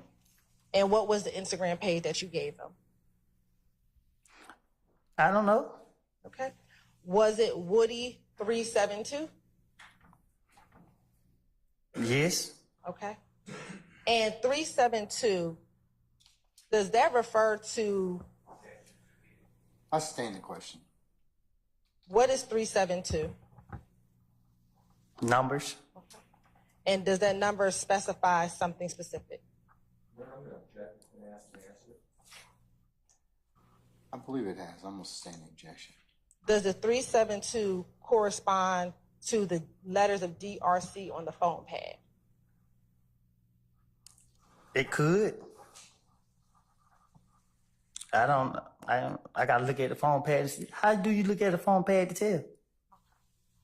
And is Woody372 the same Instagram account that I asked you about over the course of the last few days? I guess. So was that your Instagram account back in 2015? My Instagram account is Woody vs. Woody. I asked back in From 2000. back then, I think my Instagram account is the same account as it is today. Woody vs. Woody. I'm not 100% sure. I done did so much time away from society. You asking me about something I don't know. I don't know how to answer these questions. A lot of this stuff you talking about, like, I've been through too much to be trying to remember certain stuff or these questions you asking me. Like, you discombobulated me up here.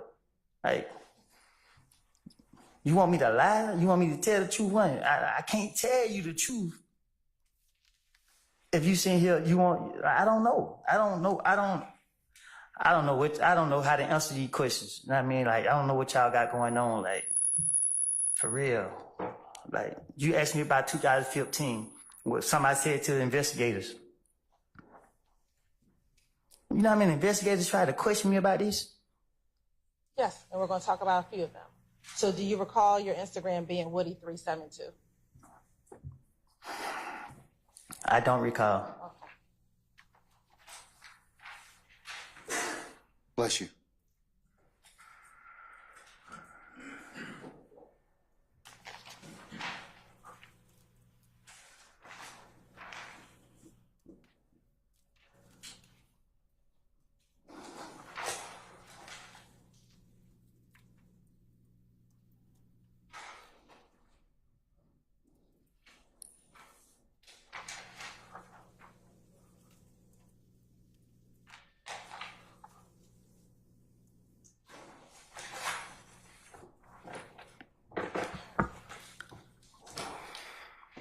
Court's indulgence.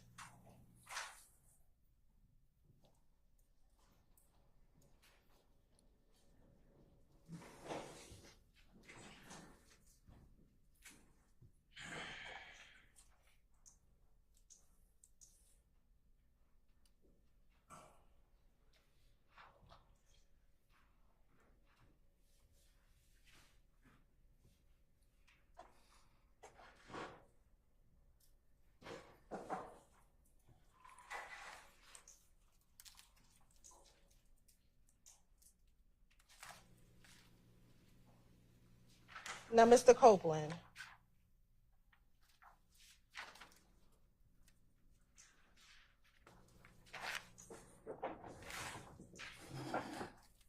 did you speak with Detective Thorpe about your concerns that people from If Gang wanted to kill you and Thug? Yes. Do you recall why people wanted to kill you and Thug? Yes. Okay. Why was that? Why was what? Why did people want to kill you and Thug? Oh. I said that? Do you recall telling that to Detective Thorpe? I don't know what I don't remember what I told Detective Thorpe. Do you recall telling Detective Thorpe that you heard about a meeting in which an individual named Mo, who was down the road, conducted? Yes. And that during the course of that meeting, I'll sustain the objection. what do you remember telling Detective Thorpe about your understanding of this meeting with Mo and other members of If Gang? I don't remember. Hold on, wait, Mr. Copeland. Basis. For hearsay, we need to ask about his present testimony. I'm gonna overrule your objection, okay? Okay, can I rephrase? There's no foundation to give prior statements until he's asked. I'll sustain that one. I'll sustain that.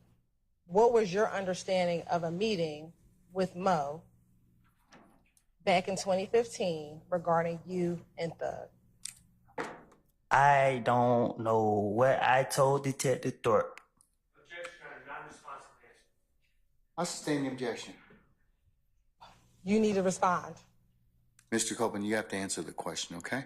If not responsive to. How could I answer the question to something I don't know? Miss Hilton's gonna. Well, actually, just repeat the question, Miss Weaver.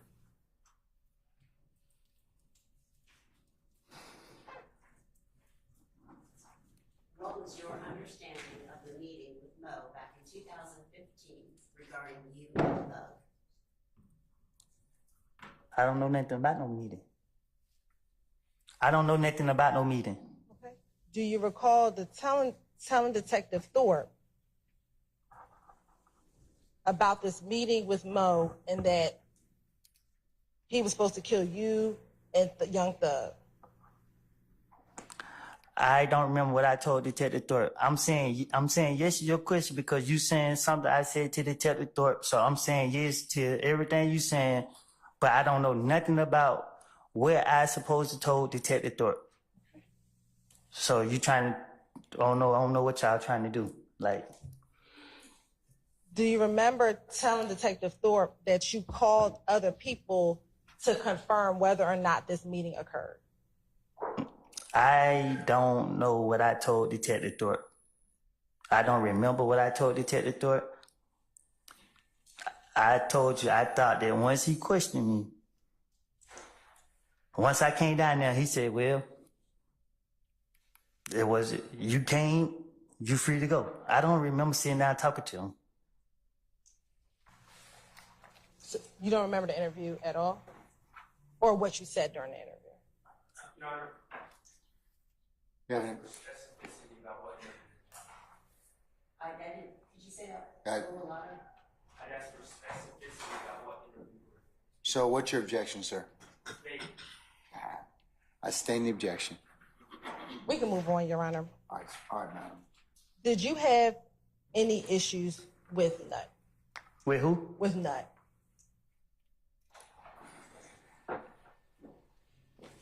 What you mean? Did you have any problems with Nut?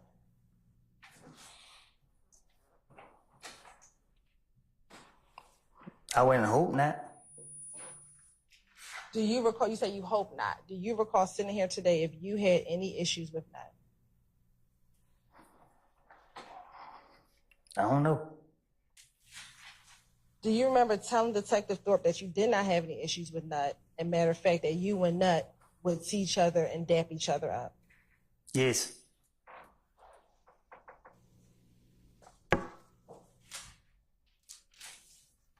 Did you remember telling Detective Thorpe that Nut was somebody that you could talk to? Don't know nothing about all that. Okay. Do you remember? I don't know yes, I said it to him. I don't know. Do you remember telling Detective Thorpe about the last conversation that you had with Nut? I had a conversation with Nut. Do you remember telling Detective Thorpe about a conversation that you had with Nut? I don't remember what I told Detective Thorpe.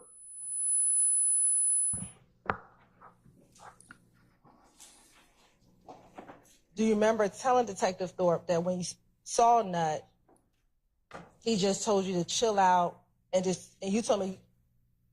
Hold on, Mr. Steele's objection. Hearsay? I sustain it. Oh, are you repeating where's that coming from, madam? Your Honor, it's going to be effective on the listener. It's going to be what his response was. I overrule the objection. And that you told Nut, I'm just trying to get some money. Was I supposed to say it to the police? You told the police Yes, I said it. that was your last conversation with Nut. I guess, yes. I don't know. When you say you don't know, what do you mean? I don't remember what I told any police. I do not remember what I have told them. And at this point, do you understand that I'm just trying to figure out what it is that you remember and what did you know? You lost me. I sustain the question as to the form.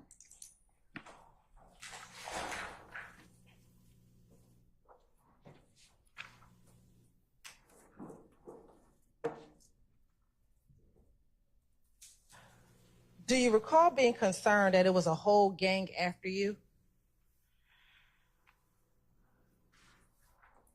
You talking to me? Yes, sir. You say that again?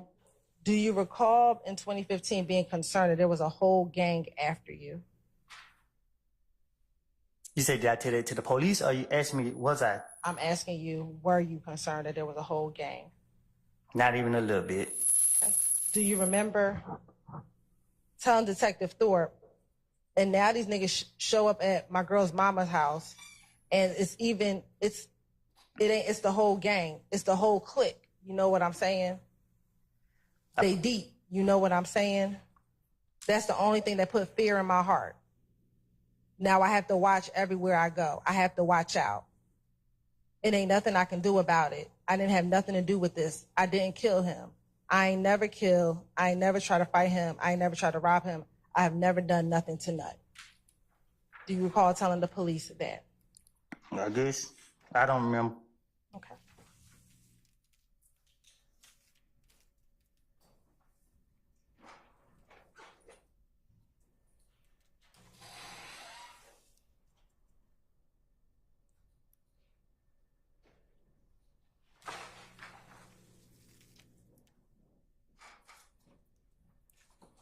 Now, do you know back in 2015 who was beefing with Nut? How I supposed to know that? Do you recall being asked about that in the January 11th, 2015 interview? I don't remember no. I don't know. I don't know. So you're saying you don't remember? Whatever the detective said, I told him. That's what I told him.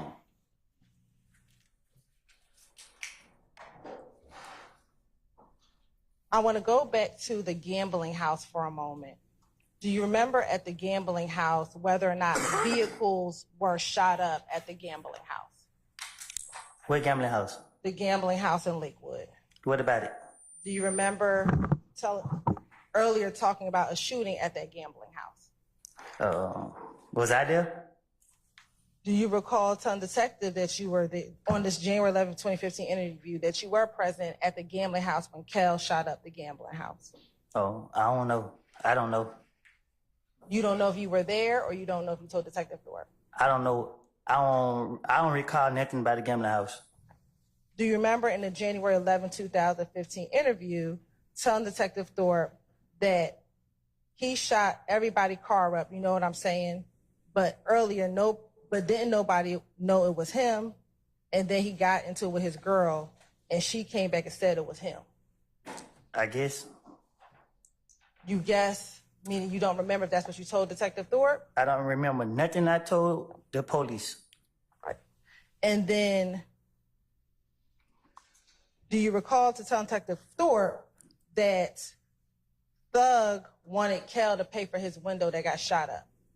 Probably so. Probably, or do you remember telling the... Do you have an objection? The same repetition. He answered the question. Your Honor, it's not... For your objection, sir. Prosecutor doesn't get to then No. What's the basis for your objection? improper question from a litigant. I'm gonna- From the court if you don't think it was asked correctly. I'm going to overrule the objection, sir. I'm gonna object that I'm going to overrule the objection. Do you remember if Thug wanted Kel to pay for his window? Is this what I told the police? I'm asking you. I don't know. I don't remember nothing about the gambling house. Do you remember telling Detective Thorpe that Thug wanted Kel to pay for his window? I do not remember what I done told the police. I just know.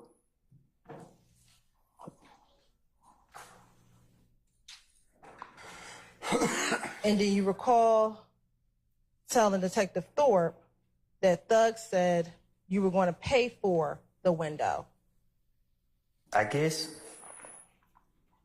Does I guess mean you remember telling Detective Thorpe, or you don't remember telling Detective Thorpe? I don't have my whole thing with talking to the Detective Thorpe was to get him out my face. So did you tell things to Detective Thorpe that was a lie to get him out of your face? I don't know if that's a trick question. It's whatever honest question answer that you want to give.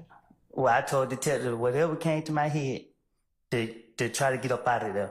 And was whatever came to your head the truth about what happened or not the truth about what happened? I don't remember what I told him. So I can't say if it was a truth or a lie. I don't remember what I said to the investigator, but I know I don't recall a lot of these things that you're saying. I don't remember. Okay. Was Nut in a gang? I don't know. Okay. Do you recall telling Detective Thorpe that Nut? I didn't know Nut personally. Do you remember telling Detective Thorpe that Nut was the big dog, but they big dog, but it ain't they big dog, but he's not over the whole gang, but he's a big dog? I guess. I guess meaning... I don't remember. All right.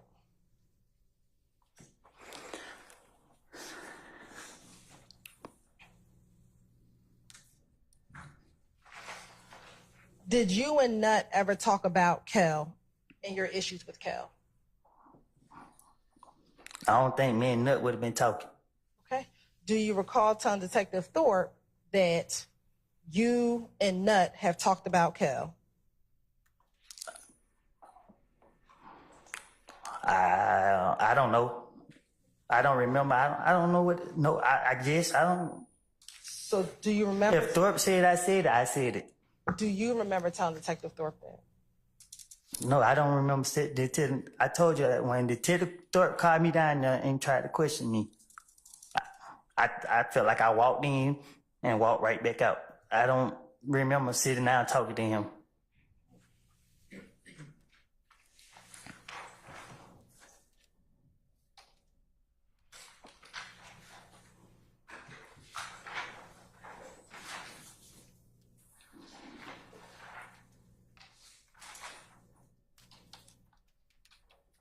Now, during the course of this interview, do you remember if they came in and swabbed you for gunshot residue?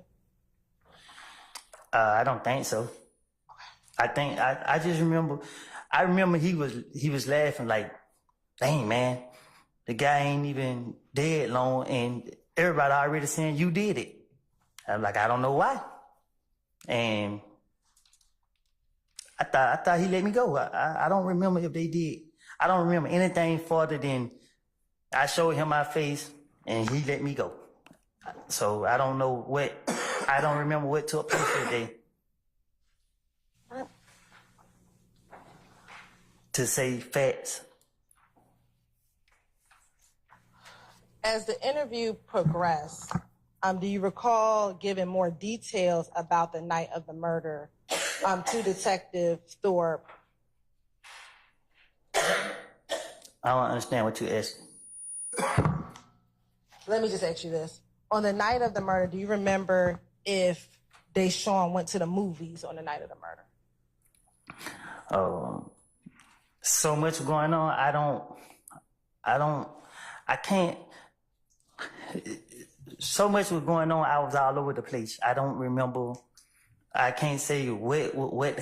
I can't answer those questions because if I tried to, I'd be lying. I wouldn't. I can't really say. Okay, I understand. Do you remember telling Detective Thorpe that Deshaun had went to the movies and at some point you had given her your brother's car to drive? I probably did. All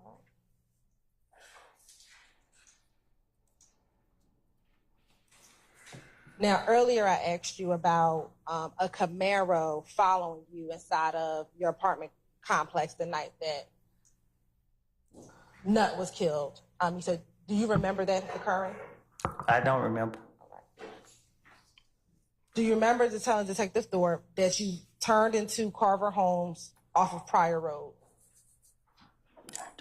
I don't know. And you saw a Camaro and it was flying behind you? Oh, excuse me. I don't remember what I told Detective Thorpe again. And that when you turned left, the Camaro went straight, and instead of going to the front door, you went around to the gate? I guess. Do you remember telling him that, or you don't remember? If he said I said it, I said it. Do you remember telling him that? I don't remember having a conversation with him. I don't remember what I was telling him when he questioned me. All right. So the gate card was to Deshaun's apartment, and you were clicking it, and you couldn't go, so you went around front. I guess. Do you remember telling him that, or you don't remember telling him that? I don't remember. All right. And that you had your brother to call the police. Do you remember telling him that? I had my brother to call the police? Do you remember telling Detective Thorpe that? I wouldn't know why my brother would be calling the police, but I don't remember if I said that to him. But if he said I said, I probably did. Do you remember or do you not remember? I don't remember. Right. And so do you remember telling him that you saw the Camaro fly to the stop sign and it was going so fast that it missed it, but they turned and left behind? And when they turned left, I was in front of them. Do you remember telling him about the red Camaro doing that? If a red Camaro followed me and I noticed it, I wasn't gonna let it. I don't remember. Hey, Ms. Hilton, before we posit more questions, I'm having a good authority. We need to take a comfort break, okay? Thank you. Ladies and gentlemen, given it's so close to the lunchtime hour, how about we just have you come back for 1 o'clock, and then we'll see where the afternoon leads us, okay? All right. All rise.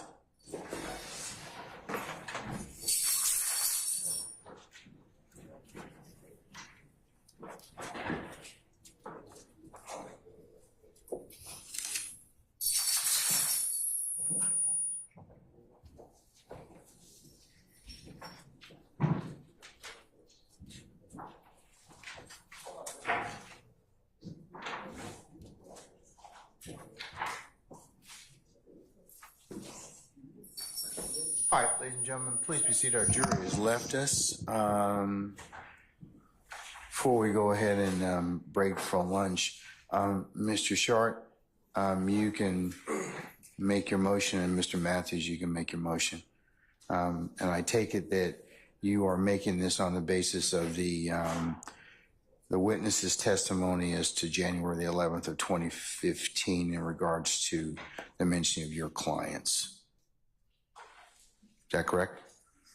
Yes, Your Honor. Okay.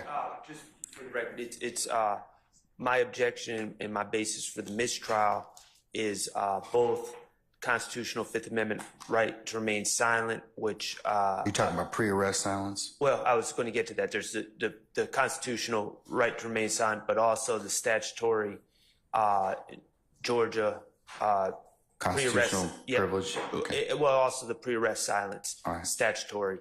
And Your Honor, we believe that those questions brought attention to my client's my client exercising those rights, and it was an inappropriate question, and we moved for a mistrial based on the comment on my client's silence. All right. Ms. Hilton, do you wish to respond to that, and then I'll move on to Mr. Matthews? I can, you go to individually, Your Honor? Yeah. Yeah. As relates to Mr. Stillwell, at the time that I'm questioning Mr. Copeland. Mr. Copeland, at the time of January 11, 2015, at that time, Mr. Stillwell was not a suspect in this case, so would not be counted on his pre-arrest silence. Additionally, looking at Dinkins v. State. Repeat that last thing. Is it Dinkins, you said, v. State? Dinkins v. State, which is 295 Georgia App 289, which is a 2008 case. A prosecutor does not impermissibly comment on pre-arrest silence merely by showing that the accused demeanor and conduct during and after the crime, but before an agent of the state questions him and before he knows he's being investigated, were inconsistent with a defense such as coercion or justification. All right. Well, the jurors don't know when my client became a suspect or not. So, Right. I mean, the effect on the jurors, I don't really see how that's relevant. Okay, And well, cannot further, again, Your Honor, the state's position is we weren't commenting on any of the defendant's sides, but again, to show that Mr. Copeland's demeanor now in court before these individuals versus when he was by himself in a interview room solely with the detective, that his answers are much different. And so that is the state's purpose and reason for talking about who was present with him in the room when he was conducting his initial interviews in 2015. And Your Honor, just to respond to that argument, what undermines that argument is my client wasn't present yesterday when Mr. Copeland made it clear to the what do you mean prosecutor. he was in the courtroom here, right? But no, he wasn't present yesterday in some side room somewhere where several investigators from the DA's office and multiple prosecutors were all in a room talking to Mr. Copeland while he was a sworn witness in this case. And he let the state know that what I said in prior statements were lies. And this is the you truth. were disclosed those particular I statements. was disclosed those Okay, I just want to make sure. Okay, last all right. night. Okay. But And before he testified this morning, correct? yeah, last night. Okay. All right. And so, but the argument that, oh, he's changing the story because he's in front of Mr. Stillwell, not only is there no evidence that Mr. Stillwell has ever threatened Mr. Copeland or Mr. Copeland is in any way scared of Mr. Stillwell, or any of these other gentlemen, but also the fact that it was disclosed yesterday to the state with none of these gentlemen present undermines their argument that that's the reason for asking that question. All right, thank you, sir. All right, I'm still going to deny your motion for mistrial. And I'll note that you asked, as I said before, that you posited before the next question was asked, okay? Thank you, Your Honor. All right. Mr. Matthews, Sr. Your Honor, as it relates to Mr. Marquavius Huey, our motion for mistrial is based upon the sworn testimony that has already come out from Mr. Copeland on yesterday. Mr. Copeland stated that he had met Mr. Huey in 2021. He had indicated that he had met him in 2015, didn't know him in 2015 or anything of that nature. So it's a bad question that was asked in terms of whether or not Quay was there back in 2015. So that's the first point. He did not know Mr. Huey in 2015. Secondly, Your Honor, that places it's a bad faith question. It places Mr. Huey's character in issue, and there's no basis. There's just no basis for that question to be asked. And because of those reasons, Your Honor, we would respectfully ask this court to grant a mistrial as it relates to Mr. Huey based upon those natures. There's just no good basis for that question to be asked. When the witness had testified on yesterday, not to be repetitive, but he testified yesterday, he didn't know my guy in 2015. So how could he have been there in 2015, or did he show up there at the interview with Detective Thorpe in January of 2015? All right. Thank you, sir. All right, Ms. Hilton. Your Honor, the question was a good faith basis. If you can recall, yesterday the state asked Mr. Copeland if he knew a number of these defendants. And so what the state did in order to perfect what occurred is asked about every single defendant that Mr. Copeland said he knew in this courtroom, regardless of time, so that the jurors knew that none of these individuals were present with him at the time. Now, if Mr. Matthews wants to argue at closing argument that was the state shouldn't have asked that because Mr. Huey, he didn't know him, then that's a question for argument, but not a question for a mistrial, Your Honor. All right. I'm going to overrule your objection, Mr. Matthews, and I'll also note on your behalf and your client's behalf, Mr. Huey, that you had paused the next question before, made another motion before we paused the next question. And all right. One more thing just to add to the record, Your Honor. And while I knew that the answer was no, the jury did not. And so we had to pose that question. And there's the one additional thing I want to put on the record after the close of this hearing, Your Honor. All right. Anything else in regards to mistrial? All right. Ms. Hilton, what else? Your Honor, as Mr. Shard just disclosed, the state turned over yesterday an email to all defense counsel regarding our interaction with Mr. Copeland on yesterday in the afternoon. I know Mr. Shard just said that, you know, he was a sworn witness and we were speaking with him in a room without any of the defendants present. The statement from Mr. Copeland was a sua sponte question to us or response to us as we were talking in the room yesterday, and that is why we immediately disclosed that information to defense counsel. But in addition to what we disclosed yesterday, Your Honor, the state also disclosed on Thursday, June 6th, as well as on Monday, June 10th, some additional information that Mr. Copeland has disclosed to us over the last few days. And so we have a copy of that email. We want to put it in the record, Your Honor. And we're going to mark it 400 Yankee. All right. Okay. All right, counsels, enjoy your, sorry. I would like the court to look into the appropriateness. Mr. Copeland, to my observations around your courtroom, outside your courtroom on breaks, is surrounded by several members of law enforcement with the district attorney's office and prosecutors, potentially other persons. I don't know why a sitting witness under oath is in a room with prosecutors during breaks, mornings, afternoons. It's totally inappropriate. There are people who are in your court's door. There's a double door where the court sits to its right that aligns with the witness chair. And I noticed people standing there in law enforcement while Mr. Copeland is testifying. He's making eye contact with them. I don't know if they're his brother. My point to you is this: what gives anybody the right to surround a witness? He's not in custody, and bring a witness. I'm sure Mr. Copeland didn't say to the prosecutors, I don't know this, Your Honor, so if you think I'm wrong, then just strike it from your memory. But I'm sure he didn't say, hey, you guys want to hang out in this room a little while? So I believe that he is being led on a tether by the prosecutors, and it is coercion. It is inappropriate. And why would anybody not be recording everything he said? And why do I have to get it in drips and drabs?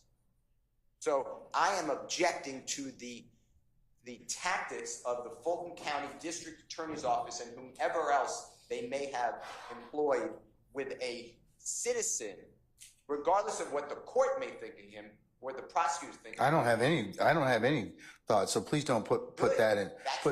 Please don't put that in in the ether. Okay, but that's what you just said, sir. Ether is okay. Clear. The court wouldn't do it. I wouldn't do it either. So why is it happening?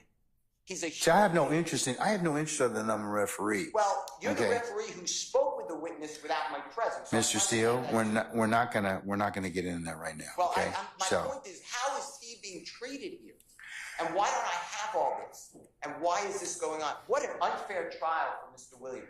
Think about it. If you were accused, Your Honor, and the judge met with this witness, with the prosecutor, and you sat next to me and Mr. Adams, you would say to us, what kind of case is this? Now he's being surrounded with all this law enforcement. My point is, Your Honor, we're going to object that this. I'm not going to be interrupted. Mr.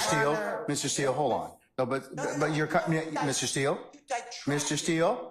Yes, sir. What? Okay. I want to finish. I'm making a record for the court to understand. Well, Mr. Steele. I've never been interrupted in a court except for this one. You allow. Well, you know, but the challenge is in this point in time is that some of the things that you have said at certain points in time are not appropriate. It's not true. Okay. Well, that's the court's. The court is wrong. Well, you know, you have, everybody has an opinion, and it can certainly be reviewed at the appropriate time. But finish up so you can go ahead and make your record. I'm not interrupting anymore about a prosecutor or anyone. This is a record. This is important. Okay, but it's your allegation and assertion, sir. Okay, so. Well, we don't know that. We don't know whether or not they're true. What's going on? Every time Mr. Copeland comes in the courtroom or out of the courtroom, he's escorted by a DA's office investigator. You see that? This court is observant. You're not just sitting there in a cloud. You see exactly what's going on. You hear the prosecutor tell you, we were in a room with Mr. Copeland and he said these things. Why? Okay. Why do I have to bring it up? You should be bringing it up. This is crazy. This is like communist Russia. Mr. Williams is having the worst trial. So I am moving, again, to stop intimidating the witness by the prosecution, leave people alone, and stop accusing. You've allowed the prosecutor Love to accuse me of misconduct. Oh, but you've also accused her of hold on. You have accused her of misconduct as well. And remember what I told you about your professional responsibility. Remember what I told you about your. And she's going to take me down as opposed to you. So when I start talking, stop talking, please. Okay? I'll let you complete your record. Okay? I understand the one party talking. I got it. All right. Okay. All right. So I told you, several times before, I told you and your colleagues, remember your professional responsibility. And let's not make this an ad hominem issue. I don't believe that either one of you are trying to do anything that would subvert your ability to practice law. But. Ms. Love has intentionally lied to the court numerous cases. You do nothing. Hold on. Let him finish. See, this is Mr. Steele. This is exactly what I'm saying. You cannot. It is not a good idea to state that your brethren across the bar are lying. Okay, in any time or any way. I don't like doing it. Okay, but don't. So don't. But don't because you don't. Don't because you don't have any proof. If you have proof of it, then you have proof. There's a mechanism in law and under the rules for you to submit that question to the Office of General Counsel and for the investigation to occur. But please stop, both of you. I've told both of you earlier, stop making these ad hominem attacks toward one another. Okay? Everyone gets attacked. You say nothing. Well, okay, but I've said something. You're going back to stuff that's happened in the past. So while I'm trying to deal with things that are current. So I've told you all most recently, as of about a week or so ago, to stop all this. Remember I told you the world's watching you? They are. So please don't from this point on, do not accuse each other of anything. If you want to go ahead and do it, there's a proper way to do it, but don't bring it up in front of me. Okay? I'm just making a point that this has been going on and it's abusive. That is my point. That's your assertion, sir, as a lawyer, okay? And maybe your frustration with everything. Like I told you, this trial's gone a long time. There's a lot of wear and tear, but everybody's got to rise above and be a professional advocate. That's what the system demands of you. I'm not worn or torn. I am here to tell the court that from a objective, casual observer, could see what's going on here is inappropriate. Okay. At the end of the day, I understand your concern that you have now shared with the court. Okay. All right. State, do you want to respond? Your Honor, I just ask that the court strike the portions of Mr. Steele's, whatever that was, to the court regarding personal and ad hominem attacks on members of the state's team.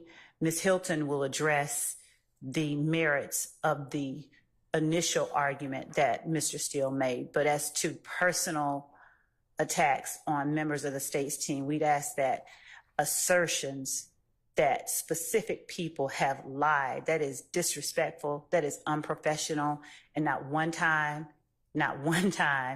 has any such statement been made by any member of this team about anyone else. Oh, I think, Ms. Love, in the past, you've made some statements. I have never said anyone lied. You've made some statements about Mr. Steele and Your about, Honor. well, just let me finish. I'm not done. All right. And about several others of your colleagues. I mean, and it may have been the heat of discussion and everything else. Like I said earlier, there's enough blame to go around for everybody. All right. So, but can we kind of stop that and draw things kind of forward? I've had 2 or 3 conversations with everyone about their obligations as professional advocates under the rules. Okay. And that while the court certainly agrees that ad hominem attacks are not, they don't make anybody look any good. They really don't. I mean, but I'm just saying I acknowledge that. I acknowledge what's been gone on in the past. So, and I ask that you all reflect upon that because, like I said, you can't say some of the stuff that people say to one another can't be taken back. They just can't. So, and that's just something that the court would just have you reflect upon. Thank you, Both Judge. sides, okay? And we just ask again that statements like Ms. Love lied be stricken from the record. Those are personal attacks. There's none been made, at least not this day. I'm not gonna consider your ad hominem attacks. Either one is, okay? Thank you. Or anybody's, all right? Okay. All right. Madam. Your Honor, regarding Mr. Steele's assertions of our interactions with Mr. Copeland, we have not treated Mr. Copeland any different than we would treat any of our other witnesses in the state of Georgia. He is our witness. If he wants to be around us, he can. If he chooses not to, he doesn't have to be.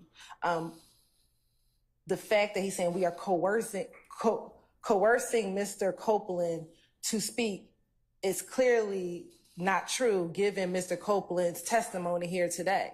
If we were coercing him to speak, he would answer my questions and I would not have to sit here and go in a back and forth and struggle with him. So clearly we are not being influential on Mr. Copeland given our interactions with him outside of the courtroom. So again, Your Honor, there's nothing inappropriate about the state's interactions with Mr. Copeland. He is the state's witness. We can't interact. We have not influenced any of his testimony, Your Honor. And so we ask that, I don't know if it was a motion, be denied if that was what was being asked of the court. All right. I'll include the state's Exhibit 400, the statements of the most recent email that you have disclosed to the defense in this case, for purposes of the record, and I will also to the extent that, I don't think of, Mr. Steele, let me just make sure, are you again moving for mistrial, or did you make them, within your statement, did you ask the court for a mistrial? Yes, based upon the totality of what I said, yes. Okay, I'm going to deny that motion, and I will also note for the record that it was, that the same was positive for the next question, okay? All right, Mr. Matthews, you're eating up your lunch, okay? So. I just want to put on the record that based upon my vantage point in the courtroom, I have a unique place where I'm able to see the jury, I'm able to see the witness, and I'm also able to see to the vestibule out here. And on yesterday, I just want to be clear that it's not only observed back here, but I have a unique place, and I observe a very large individual standing outside of that door, those two doors, staring at the witness during this testimony. I noticed a large individual too. There's plenty of large individuals. They're law enforcement, or we don't know, but I know it's law enforcement. Well, who is it? What's their name? I don't know his name. Okay, well then we don't know it's law enforcement. But I have the same or better vantage. I have the same or better vantage than you do, and I certainly, think that for reasons that we don't know, that law enforcement stand in that door for security posture, and that's the only reason that they're at that door. Well, I understand. I'm just putting on the record. Okay, well, when this is reviewed, and the court's going to look at what the court saw as well. So if you're thinking that there's intimidation or otherwise, I'm telling you, and I'm putting on the record for purposes of the record, that there are many law enforcement that sit in both doors of this courtroom for that reason and that reason only. And unless you can tell me who specifically was standing out there, as you say, and Mr. Steele said, looking at our witness, Mr. Copeland, then I don't see that. Okay? Thank you, sir. Thank you, Judge. All right. Briefly, Your Honor, since no one wants to go to lunch with me, I saw the same thing that Mr. Matthews saw yesterday, with a large individual. How did you see him? Your back's to the door. Are you questioning whether I saw him or not? I'm asking how you saw it. I pivoted around and saw him. Okay. All right. And because that we've seen people outside that door for 18 months, Your Honor. This person yesterday was glaring through that glass for at least 10 to 15 minutes that I noticed, boring a hole into the witness. So I just want to add that is what I saw. I don't know his name. I don't know if it was law enforcement. I believe it was. I have not seen any other individual with law enforcement do that to that witness or any other witness during the course of the trial. Okay. Thank you. Thank you. Your Honor, this, just so that the record is clear, could they give more detail, because there's no member of the state that fits that description. Yeah, I don't need. And he was no a idea gentleman what yesterday that was. dressed in black or dark clothing. That's what I saw. Also, yes, Your Honor, and I don't know. We don't know who they're talking about, what they're talking about. Literally, no idea. So the idea, this insertion into the record of the insinuation that someone is intimidating anyone. I'll also ask Captain Kendall to ensure that only law enforcement are allowed back there in the vestibule, so that that if there's any issue with anybody looking in the courtroom, that is removed. So, all right. Thank you. All right. This is an easy one.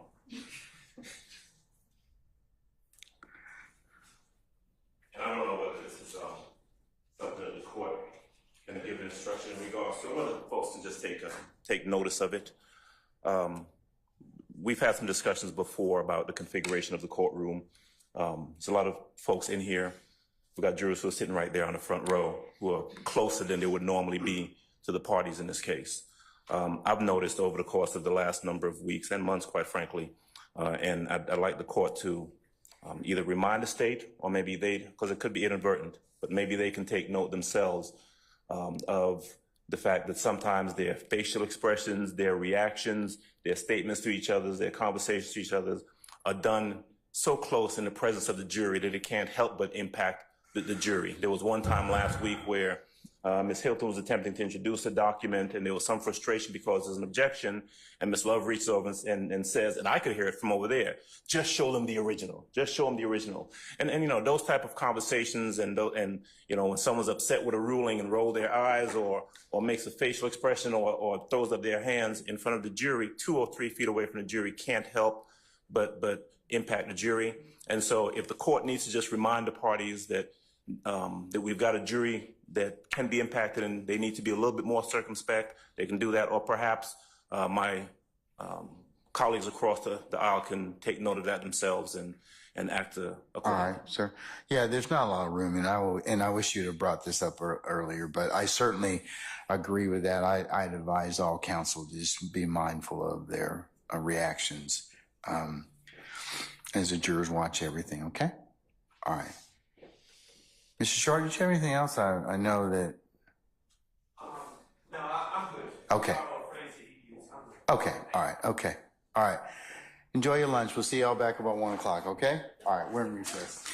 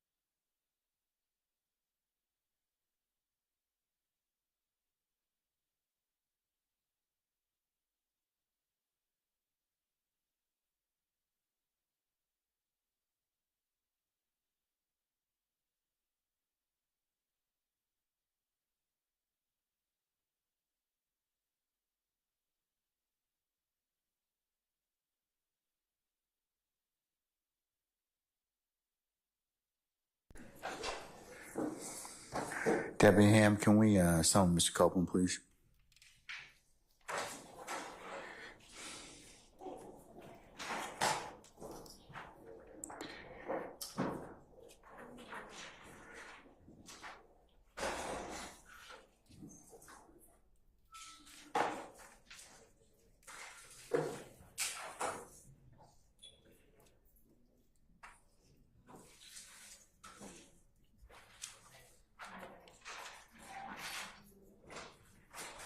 All right, summon our jurors, please, sir.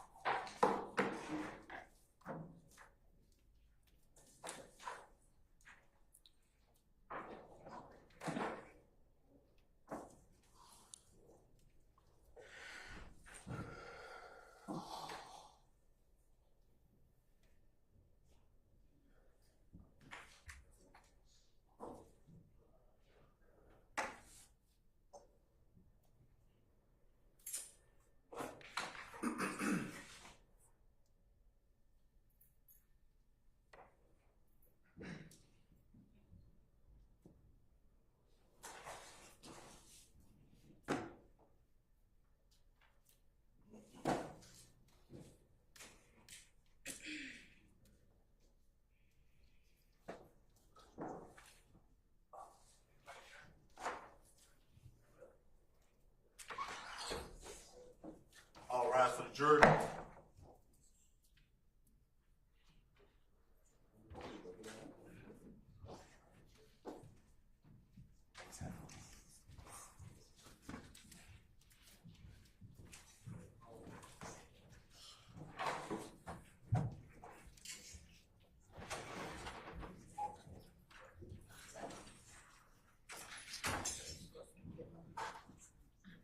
All right, ladies and gentlemen, please be seated. Sir, all jurors present? Okay, thank you. All right. Ms. Hilton, we're going to continue with your examination, please.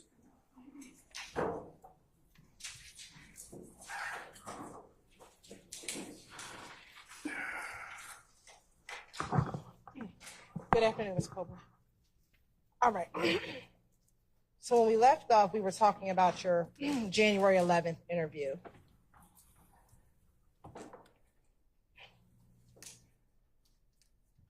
Do you remember during your January 11th interview speaking with Detective Thorpe regarding several individuals that you texted about you and Kel, about your relation, about the fights that you were having with you and Kel? You say that again? Sure. Do you recall during your interview telling Detective Thorpe about text messages that you sent, and I apologize, excuse me, about text messages that you sent regarding this thought that Mo was trying to kill you and Thug? Yeah. All right. Do you remember the substance of what those texts were? No. Okay. Do you remember telling Detective Thorpe that you texted one telling them, bro, it ain't no beef, I ain't stunting y'all niggas? Yeah. Yes. Oh, you said, did I text it? Yes. I do not remember nothing I said to Detective Thorpe. So is your answer, you don't remember telling him about this text? I don't remember Nothing I said to him about any, I really don't. Okay. And that you also texted that there's a guy down the road, Mo, he's supposed to kill me and Thug, so that you had 10 minutes on your phone, and that you texted someone and asked, y'all going to kill me and Thug? And you put a laughing like ha ha ha emoji. Basis. 2 reasons. Leading in prior out-of-court statements without a foundation. You need to ask what he knows. Okay, so foundation, okay, foundation. I'll stand as the foundation. Why don't you lay on the foundation? Do you recall sending these text messages back in January of 2015? I don't recall. Okay. Do you recall telling Detective Thorpe about these text messages? I don't recall nothing I said to Detective Thorpe. Okay. Do you recall telling Detective Thorpe that you received a response back from that text message? I don't recall any conversation with Detective Thorpe. I understand you can slow it down, but I'm gonna keep asking you these questions. So, do you recall texting or telling Detective Thorpe that so another guy called you and said that those people were just lying? I don't recall. All right. And do you recall telling Detective Thorpe that they didn't believe you when you told them that there's really no more beef between you and Kel? I don't recall. All right. And do you recall telling Detective Thorpe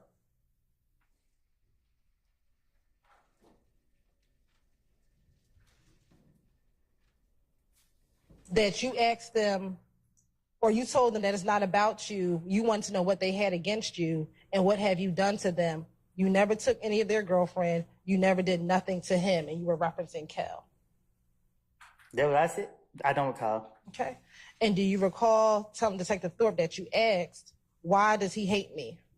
Why? Who hate me? Why does Kel hate you? I don't recall. Okay.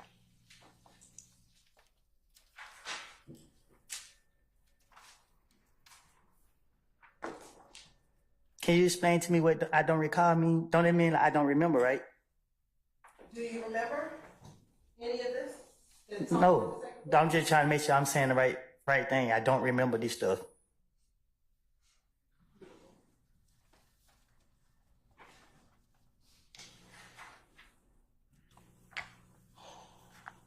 On the night that Donovan Thomas drove, earlier you said that you kind of drove around. Do you remember saying that earlier today? I said it? Yes. What you mean? I drove around. The night that Donovan Thomas got murdered, after you learned that people thought it was you, you were just kind of driving around. Do you remember that? I said I blinked out. Okay. Do you remember driving around at all? I remember being at a lot of different places. Okay. Do you remember any of the places that you went to? I remember people staring at me like they. I just remember how people were staring at me. Okay. Do you remember in the same January 11th, 2015 interview, Detective Thorpe, that first you went towards Hateville, then you got off the expressway right by the Chick-fil-A? I don't recall what I told Detective Thorpe. Okay. Do you recall telling Detective Thorpe that you went over to Thug's house to see what was going on? Your Honor, we have lack of foundation to give prior statements. I stand the objection. Do you remember going to Thug's house that day? I don't recall. Okay. Do you recall telling Detective Thug that you went down to Thug's house to see what was going on? I don't recall. Do you recall if you talked to Thug that evening after you learned that people thought that you killed Nut? Can you ask me that again? Sure. Do you recall speaking to Thug on the night that Nut was killed? Nah, I don't. Okay. Do you remember telling Detective Thorpe that you spoke to Thug while at his home? Can you say that again? Sure. Do you remember telling Detective Thorpe that you spoke with Thug while at his house? I don't recall. Do you recall telling Detective Thorpe that you told Thug that them folks then came and shot Deshaun's mama house? I don't recall. Okay. And do you recall telling Detective Thorpe that his answer was, for real? That's it? Yep. I don't recall. Okay. And do you recall you telling Thug what I'm supposed to do, bro? I don't recall. Okay.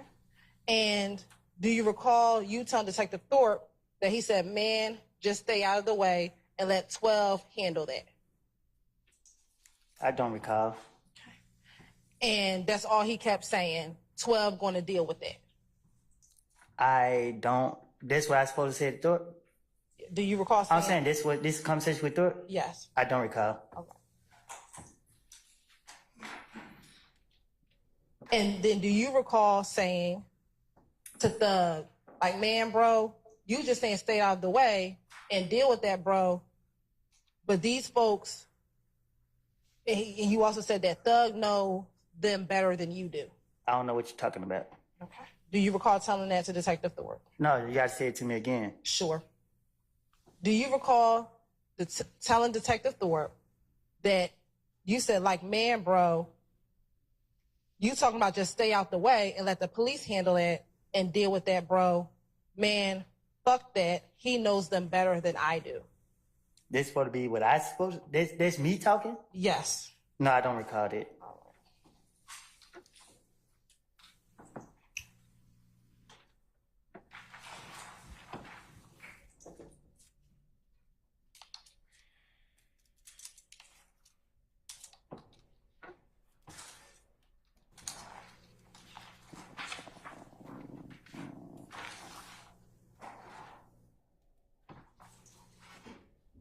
Now, earlier I asked you if you remember that if Deshaun went to the movies. Did you tell me that you do not recall if Deshaun went to the movies that night? I never even heard of whoever you mentioned it. Deshaun, your girlfriend at the time. I never dated no girl named that. You never dated a girl named Deshaun? Never dated a girl named Deshaun. Daisha? My baby mom name's Deshaun. Okay, so it's Deshaun, not Deshaun. I think that's what I just said. Okay. Do you recall if Deshaun went to the movies? I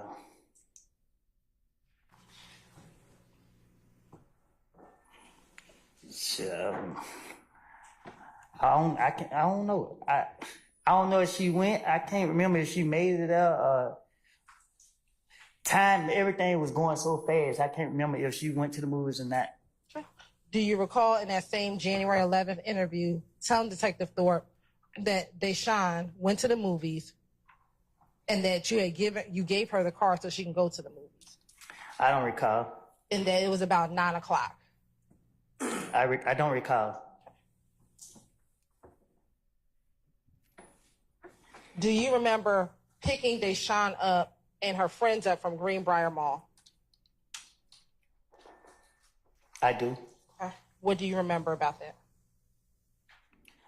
I had found out they shot her mama house up. And she called me, told me that her mama house been shot up. And I was pissed off. So I asked her to park the car, and I was coming to get her. Why did you want her to park the car at Greenbrier Mall? Because if anybody would did anything to that car while she was in there, well, nobody gonna get no arrest. And that's fair. Is there a police precinct at... I'll stand there. I'll stand the question. Is there a police precinct at Greenbrier Mall? I don't know. Did you want her to park at Greenbrier Mall because of... Oh, yeah, it is. And did you want her to park at Greenbrier Mall because of the police station being there? No, it's an area that... I don't know if it was me who told her or she came up with it. I just told her to park, get out the car. I was coming to get her. When you went to go get her, who were you with?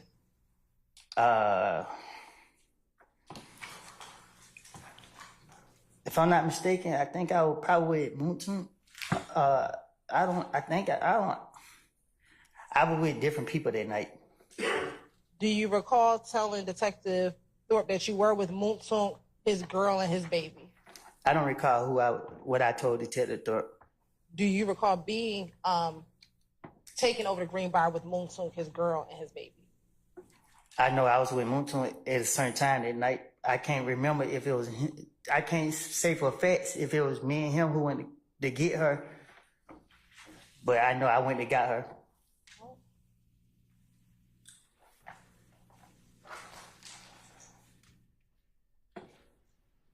Now, Mr. Copeland, after January 11th, 2015, and in the weeks after Mr. Thomas was killed, did you stay in the Atlanta area?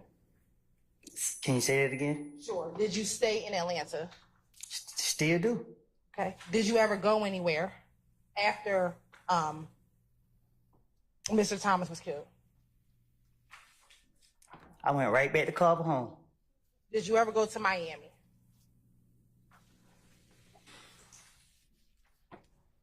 Yes. Okay. Who did you go to Miami with? My baby mama and my daughter. And did anyone pay for your trip to Miami? We drove. Where did you stay when you got to Miami? I think a hotel. Did you pay for that hotel?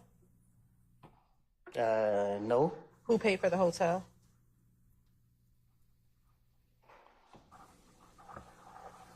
I don't get what you asking. You said who paid for the hotel? Yes, you said you did not pay for it. Yeah, I didn't pay for it. So who paid for it?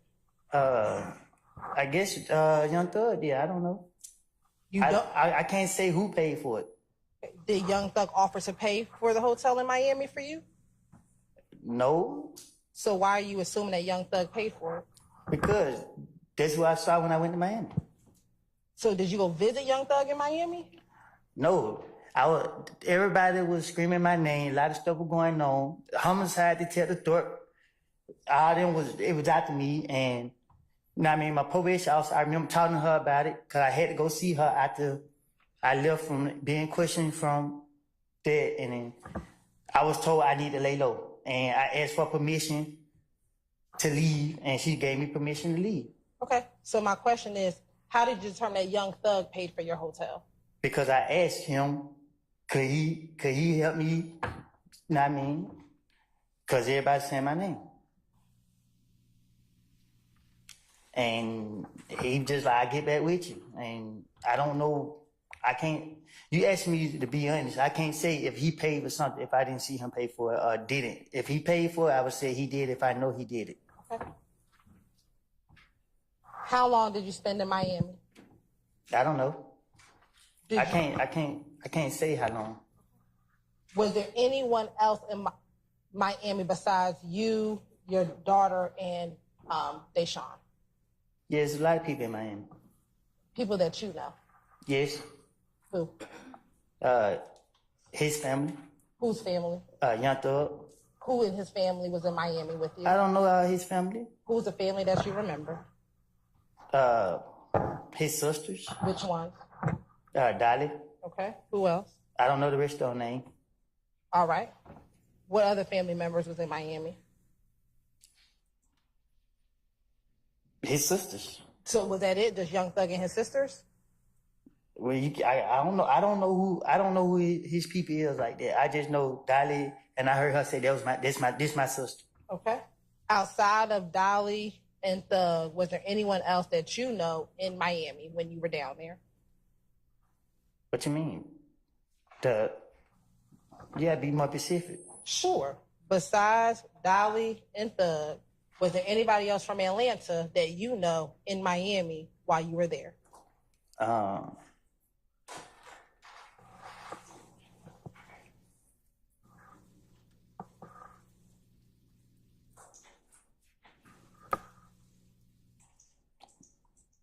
I don't know how to answer that. Like, I don't know what to say. What don't you know how to answer? You asked me who down there. I just said it. Was there anybody else besides Dolly and Thug down there? There's a lot of people down there, but I can't say. I don't remember who I was down there. If that's better answer. Was Shannon in Miami? I think it was. You said they. I asked about Shannon. Was Shannon in Miami? Yeah, but now that you said that, I think all them was down there too. Shannon and them.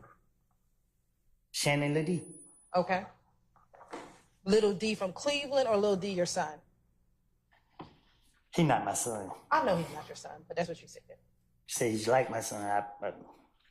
Which Little D are we talking about? The one that's like my son. Okay. Was Little D from Cleveland down there too? I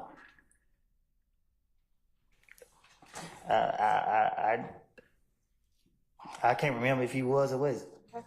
Was Yak down there? Yeah, I think so. Okay. I believe so. Was Montauk down there? I don't think so. I can't remember if he was down there. I don't remember. I can't remember if Montauk was down there. Okay. Was someone named Duwop down there? Who? Duwop. How? I don't know who that is. Was OG Bentley down there? Who? OG Bentley. I can't recall.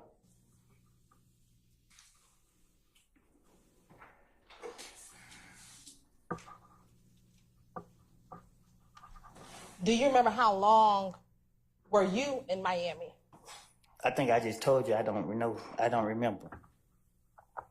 It was more than a day, if that's what you asked. Do you remember if you had the interview on January 11th, what day or how many days passed since like that? Do you remember if the interview was on January 11th? How soon after that interview did you leave to go? How soon after that interview did you leave to go to Miami? I know I had to report my probation, so I don't know if it was a couple of days later. I don't know.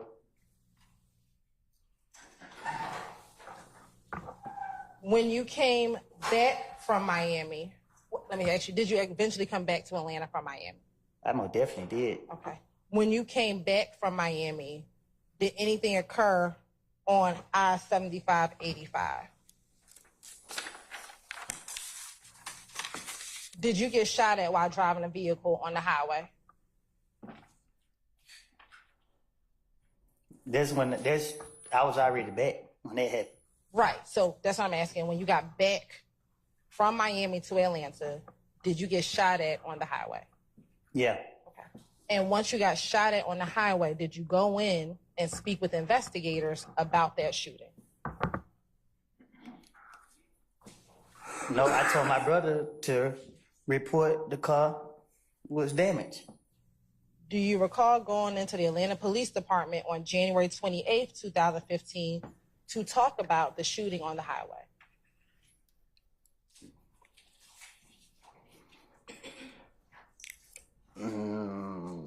You gotta be more clear. Sure. Did you go and speak with Detective Gaither and Detective Dennis in January of 2015? Can you say that one more time? Sure. Did you speak with Detective Gaither and Detective Dennis in January of 2015?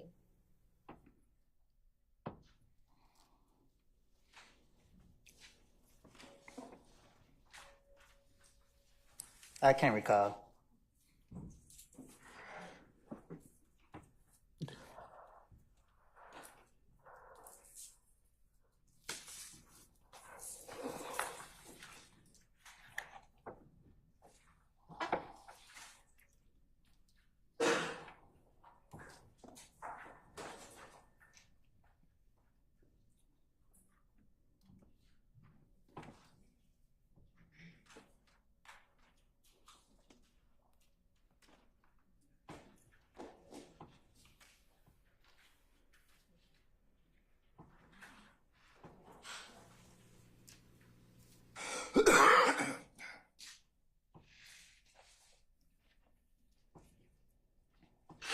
You said you do not recall if you went and met with Detective Thorpe and Detective Dennis and Detective Gaither? So much was happening, like, you gotta be more clear with it. Do you remember ever speaking to Detective Gaither and Detective Dennis in 2015? Yeah.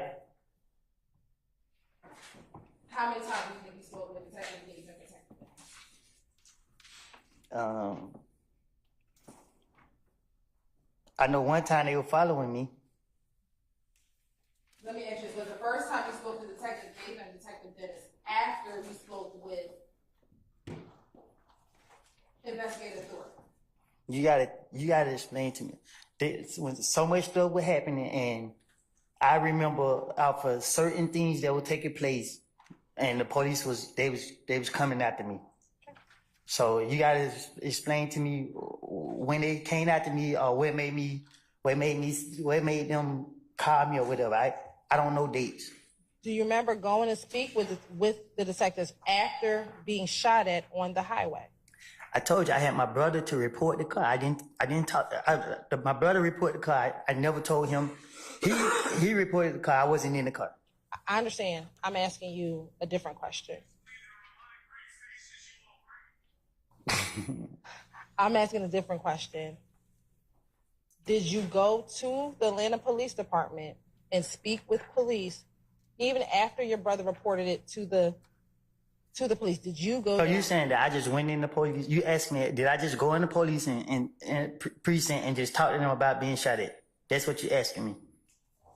Do you remember going down to speak with the police after being shot at? I remember being accused of shooting somebody's house up, and the investigators calling me. Yeah, that's what you're talking about. You have permission to approach? You may, as long as you show that to defense counsel.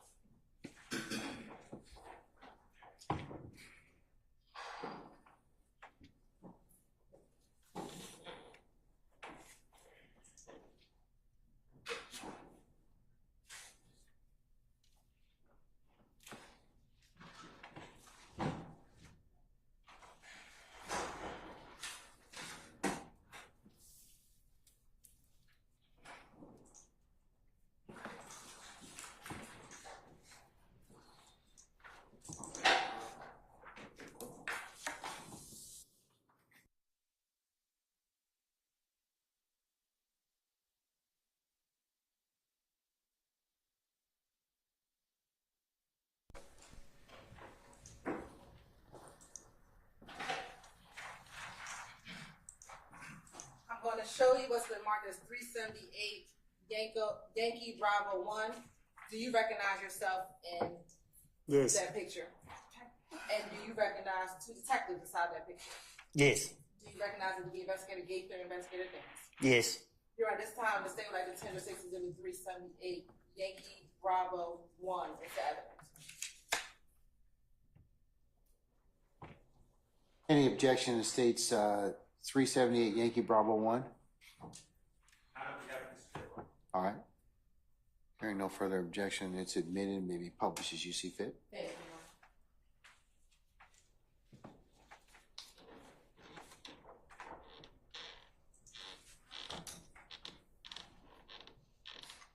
Mr. Coleman, are you able to read what the date? Hold on. One second. I object to the caption on the wording at the top. That wasn't part of what I was showing. I don't believe that's wrong. Never mind. You have an independent objection to. Can I see it, please? Sure.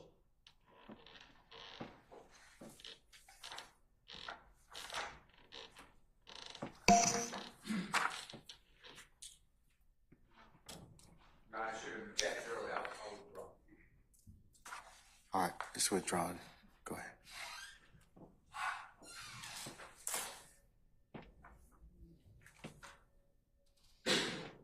Mr. Coleman, are you able to see the dates of that interview at the top?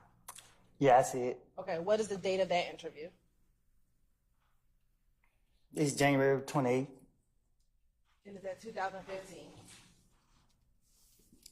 That's what it say. Okay. And is that you on the My Right hand of this person sitting across from Investigator Dennis and Investigator Gaither? Yes. All right. And again, are you the only person sitting in that interview room when outside of Investigator Gaither and outside of Investigator Gaither and Investigator Dennis? Unless you don't count the ghost that's in there with me. Okay. Now, what do you remember about the shooting on the highway? Tell the jury, what, if anything, do you remember about the shooting on the highway?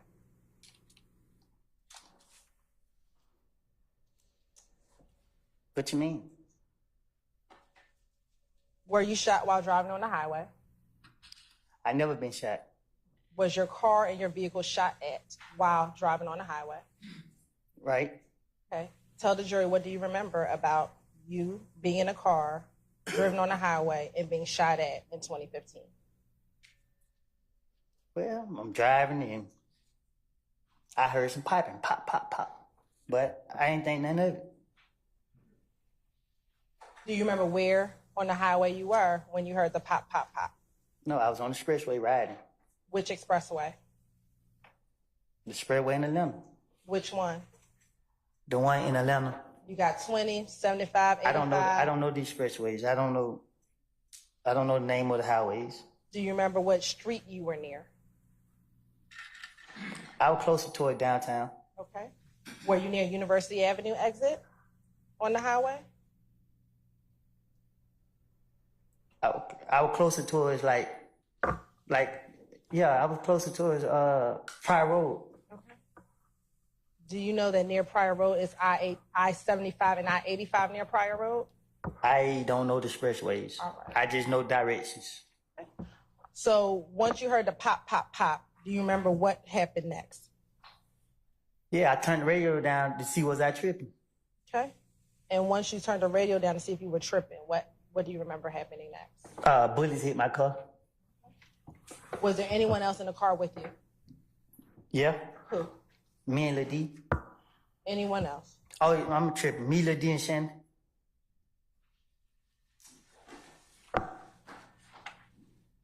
And once you heard the pop, pop, pop, and you turned your music down, what happened? What do you remember happening after that? I got pissed off. Okay. And what did you do after you got pissed off? Stopped the car and got out. Okay. And once you stopped the car and got out, what, if anything, did you do? Say what? Once you stopped the car and got out, what did you do? Nothing. I went home. How far was home from where the shooting happened? 5 minutes walking. And is home, are you referencing Carver Homes? Yes. All right. You said that you went home. Do you know where Shannon went? I said I went home. Okay. But Shannon and Little D were in the car with you, right? Yeah, I went home. So. Did they go home with you? Yeah, they went home with me, but they left. They went wherever they went. Okay. Do you remember where you were coming from when the shooting occurred? I think a party or something. I think a party. Okay. Do you remember what type? A club or something. At this point, do you remember if the shooting happened during the day or at night? Do you recall? I think it was about to get dark. I don't know.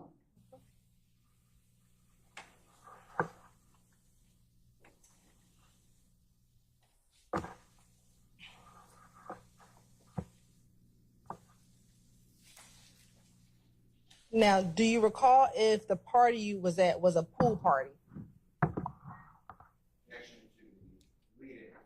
I stand the objection. Were you at a pool party? I can't be specific where I was coming from. Do you know a girl by the name of Bushi? Or Busha? Yeah. Okay. How do you know Bushi? I grew up knowing her. We went to school together. What school did y'all go to together? I think King or Southside, one of them. I don't know. And is King elementary, middle, or high school? It depends on what you're talking about. What grade were you at when you went to King? I was in when I went to was middle school. And then Southside, is that a high school or middle school? It was a high school. Now, besides Bushi, you and Bushi going to school together, did she ever date any of your friends? Yeah. Who? Yeah, got it. All right. And was she dating him in 2015? That's him. I'm asking you. I don't know if they were dating at the time. Right. Do you remember in this January 28th, 2015 interview talking about Bushi at this party that you went to before your car was being shot at? I don't recall. Do you recall in this January 28th, 2015? Sure.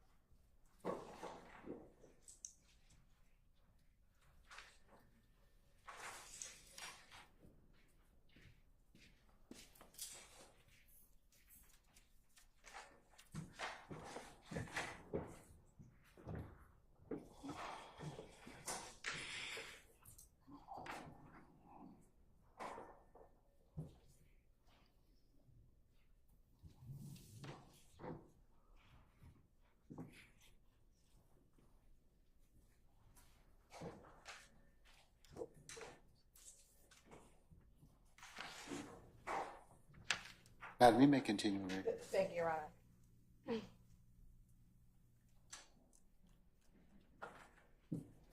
I believe my last question was, Do you recall her being at this party that you were at prior to the shooting on the highway with the car?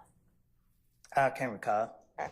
Do you recall telling Detective Gaither and Detective Dennis that she was present at the pool party that occurred prior to the shooting on the highway? I don't know, I guess. Do you remember? Do you not remember? I don't recall. All right. Did you know if Bushi had a relationship or friendship with Nut and Nut's family? I don't know. Okay. Do you recall telling police that she knew both families and she was putting up posters like it was her family? Putting up posters of Nut like I don't recall.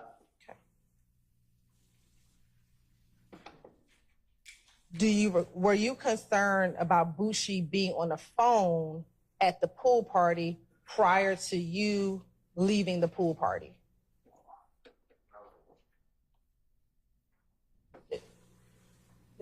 I can approach about why it's relevant. It'll be a speaking objection. All right, come on up.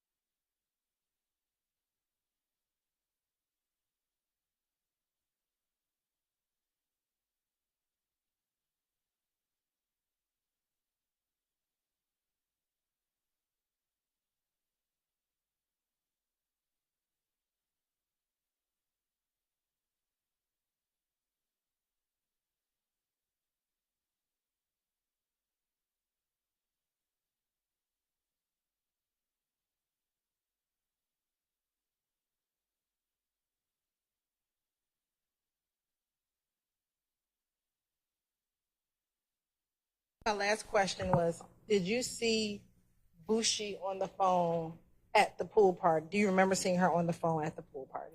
I don't recall. Do you remember telling Detective Dennis and Detective Gaither that you did see her on the phone at the pool party? I don't recall.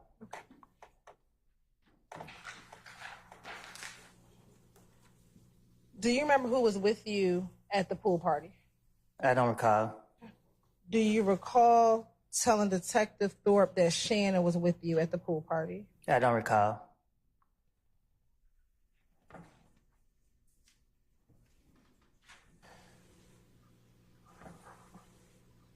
Now, on the shooting on the highway, do you recall how many cars were shooting at your car? I don't recall. Do you recall telling Detective Gaither and Detective Dennis that it was 2 cars shooting at you, or excuse me, 2 cars with you on the highway, your car and another car? I don't recall. Do you recall telling Detective Gaither and Detective Dennis that Boo was in a car? I don't recall.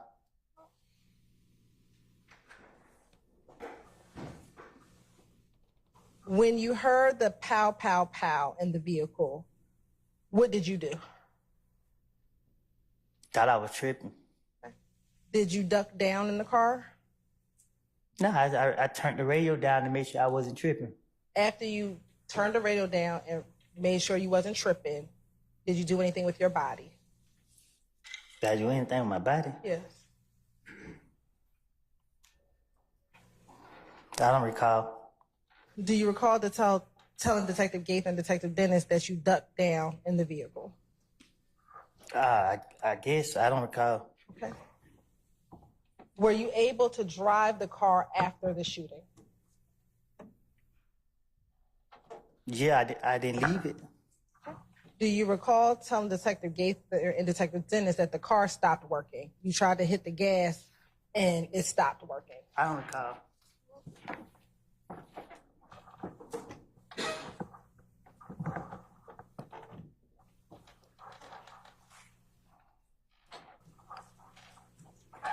Do you recall if anyone told you to try to keep going even though the car was stopped?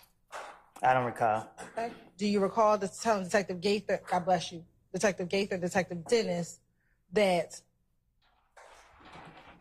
he was telling me to go, go, go, and I'm like, I can't because the car don't work?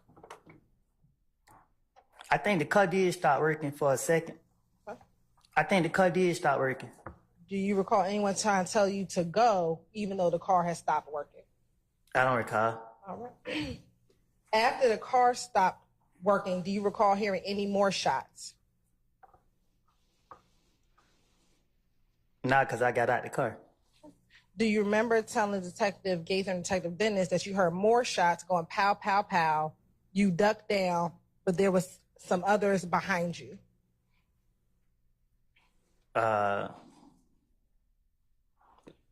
I don't recall, I guess. Okay. Do you not recall?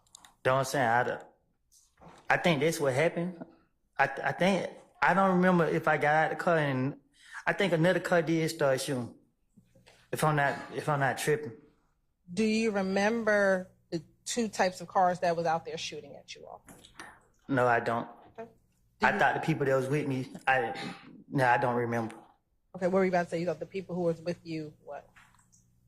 I don't remember. Do you remember one of the cars being a gray Impala with tinted windows? I don't recall. Okay. Do you recall telling Detective Gaither and Detective Dennis that there was, when you looked up, you saw a car, a gray Impala with tinted windows? Oh, I don't recall.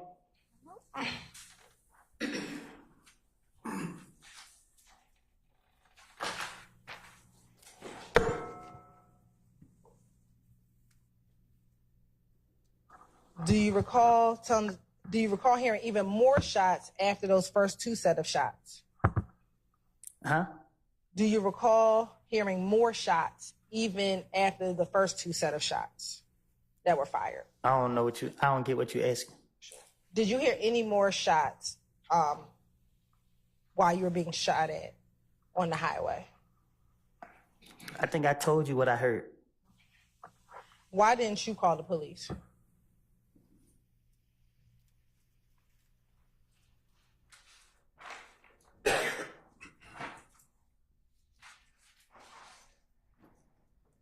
Why didn't you call the police? Gotta get my lick back. You want to get your lick back? I don't know why I didn't call the police. Okay, well, what did you just say? You want to get your lick back? Asked and answered. I stay in the question. Was your brother in the car with you when it was getting shot at? No, So why did you have your brother call the police and not you? because it was his car. But did the shooting happen to you? The shooting happened to the car. Okay, while you were in it? The car was shot, not me. While you were in the car was shot? The car was shot, not me. I understand. While you were in the car. I stay in the objection. So, because the car was shot while you were in it, why didn't you call the police? Because it wasn't my car. I didn't have license. It wasn't my car. Okay. So did you not call because you didn't have a license? I stay in the objection.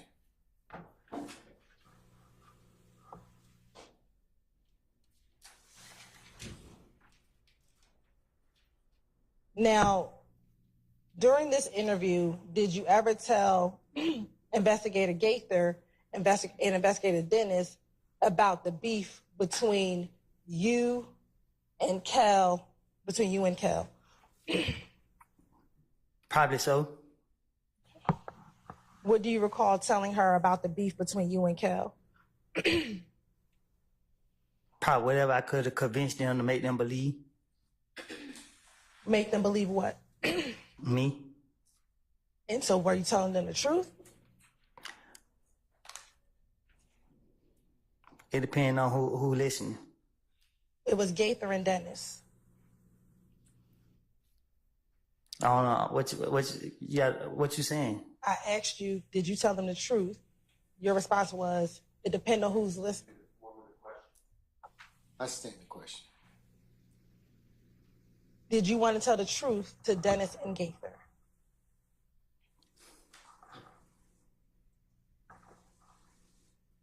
I got a very difficult time telling the truth to investigators if I feel they are after me. Okay, so I'm asking you, in this January interview, did you tell them the truth about the beef that was happening between you and Kel? I don't know what I don't told them. That's why I'm trying to be careful what I say right now. During that interview, did you tell them about going to Club Crucial every Monday? Probably so. Did you tell them that even when you went to Crucial, you never fought with Kel except for one time? Me and him never fought. I told you he put his hand on me. Okay. Did you tell Detective Gaither, fuck yeah, but we never fought? We never fought, not one time. Did you tell them? I'm overruled the objection, sir. Did you tell that to Detective Gaither? If that's what it said. Do you recall telling that to Detective Gaither? Can you say that again? Sure. Do you recall telling Detective Gaither, in reference to Kel, fuck yeah, but we never fought, not one time? Why I say fuck yeah for? I don't know. I'm trying to hear what you said before that. I'm asking you about that particular line. Do you recall, yes or no, Mr. Copeland? If you I don't said- recall. All right. All right, before you pose the next question, I have a request to take a comfort break. So, ladies and gentlemen, we're going to take 10 minutes and we'll see where afternoon leads us at that point. All right, we're in recess. All rise.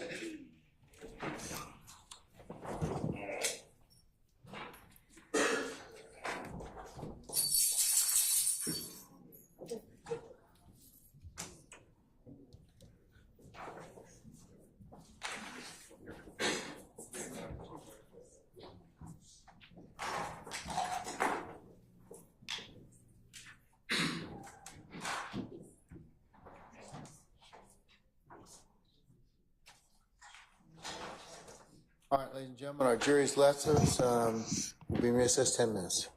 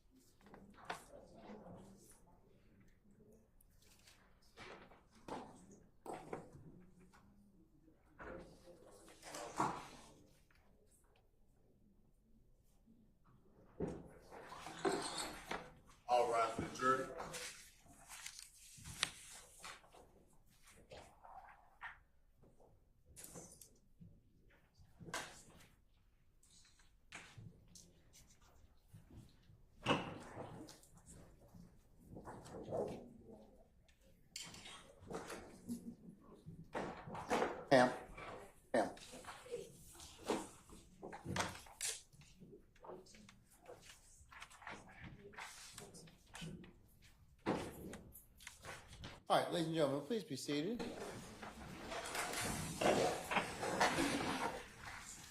Deputy Hudson, all jurors present? All jurors present, Counsel, Your Honor.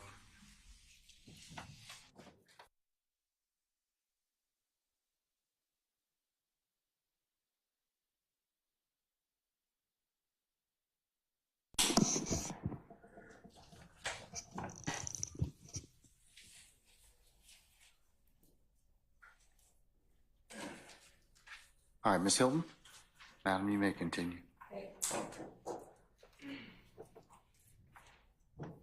So I believe I left off talking about the beef with you and Kel.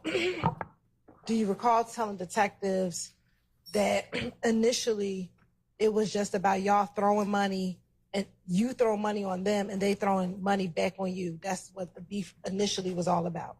Yes. Do you also recall Kel being upset that you hung with Boo? Yes. Okay. Why was he upset that you hung with Boo? I didn't ask him. Okay. Do you recall telling Detective Gaither that he was upset because he believed that Boo snitched on Mo? Yes. Yes, you recall telling Gaither that?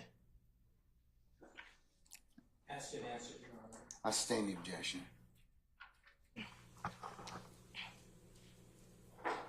Do you recall independently Kel being upset with you because you hung out with Boo? Do you remember that? Yes. Okay.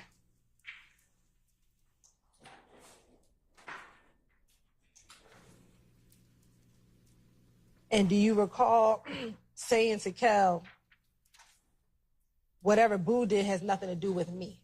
Yes.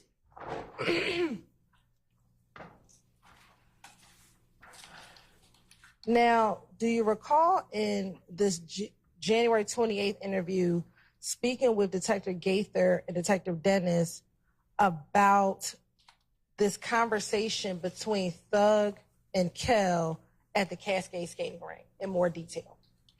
Can you say it again? Sure.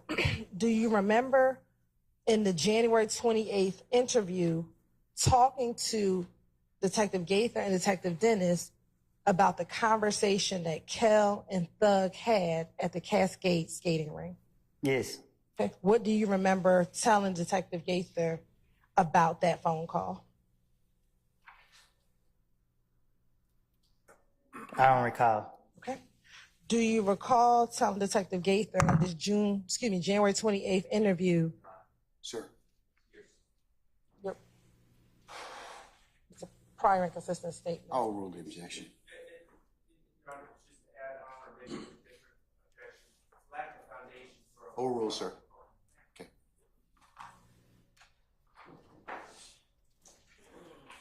You may answer the question, sir. Do you recall? I'll ask the question again. Do you recall Thug and Kel speaking while at the Cascade skating rink in 2015? I don't recall. Okay. Do you recall telling Detective Gaither about that phone call? Yes. Okay. What do you remember telling Detective Gaither about that phone call?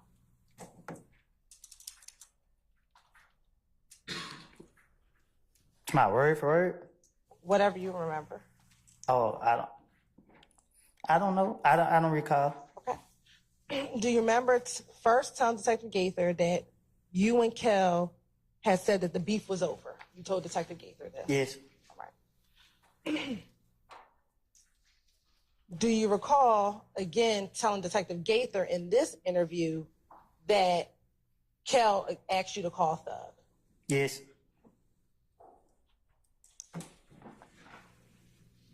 Do you recall what Thug said in 2015 to Kel?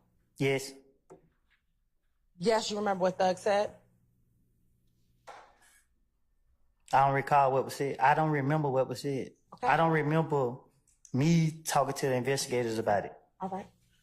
Do you remember telling Detective Gaither that when Kel got on the phone, that Thug said the beef ain't over with until you pay for my window? You shot my window.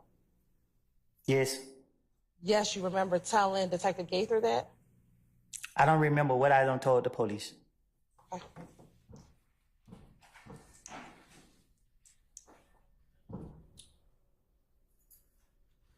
Let me ask you this. Are you just saying yes now to speed up your questioning? Most definitely. Okay.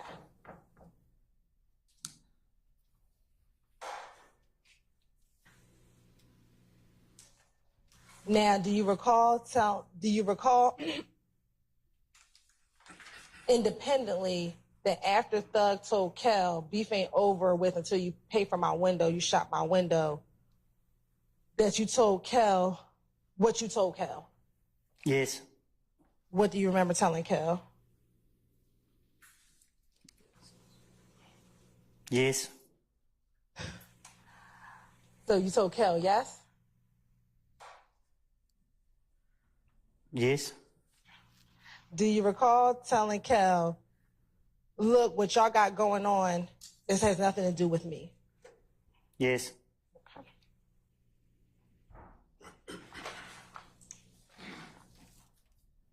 Do you recall also that you told Thug that your beef with Kel is over with? Yes. Okay. Do you recall what Thug said to you after you said that? Yes. What did he say to you? What did who say to me? What did Thug say to you? When? While he was on FaceTime at the Cascade skating ring. Who was on FaceTime at the Cascade game ring? Do you remember testifying earlier that you told Detective Thorpe in January 11th that Kel and Thug... I don't remember what I told the investigator, Detective Thorpe or whatever. Okay. Do you remember telling Detective Gaither in this January 28th interview that Thug said, nigga, I don't care about none of it. Look what y'all got going on. You still shot at me. Just pay for my window. You gonna pay for my window. Hey man, I ain't letting that go. Yes. Yes, you remember Thug saying that? Thug say that? You said yes, so I'm asking you, what do you remember? Cause I keep telling you, I don't remember. You keep asking me questions, so I'm just saying yes. Okay, so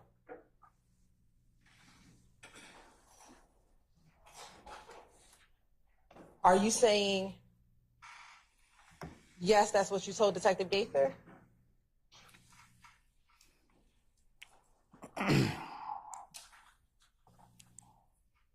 I know I ain't complete school, but I think I'm speaking proper English.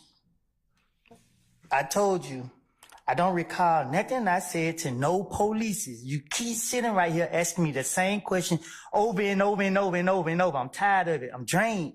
Okay. Well, if you would just answer the questions I properly. am answering the question. You asked me, I said yes, yes. When I say yes, you ask me the same question over and over and over and over and over. But did you just tell the court and this jury that you're saying yes just to move the process along? I think I said it loud and clear. So again, will you just answer the questions and we can move the process along? You keep asking, okay, yes. What are you answering yes to? Your question. I answered the question you posed. Are you lying when you say yes? Huh? Are you lying when you say yes? Am I lying about what? Any question that I've asked you so far? Objection made. Oral, sir. I can't be lying because I told you up front that I don't recall. During the January 28th interview, let me ask you this. Do you remember back in 2015, after Thug and Kel got off the phone, did you speak with Kel any more about that conversation that he had with Thug? I don't recall. Okay. Do you recall telling Detective Gaither that Kel asked for you to call Nut so that y'all could talk about what his conversation was with Thug? I don't recall. Do you recall whether or not you just told Kel to just pay for the window? I don't recall having a conversation with Kel. Me and him would never have a conversation together. Do you recall telling Detective Gaither, so you hung up the phone and me and Kel started talking like, man, bro, it's over, bro, just pay for the window? I don't talk like that. Okay. Do you recall telling Detective Gaither that Kel's response was, I pay for a window, that nigga tried me? Say that again. Do you recall telling Detective Gaither that Kel's response to you was, I pay for a window, that nigga tried me? I said that. I'm trying to understand who said what. I'm asking you, do you recall telling Detective Gaither? Overruled, sir. Do you recall telling Detective Gaither that? I don't recall. All right.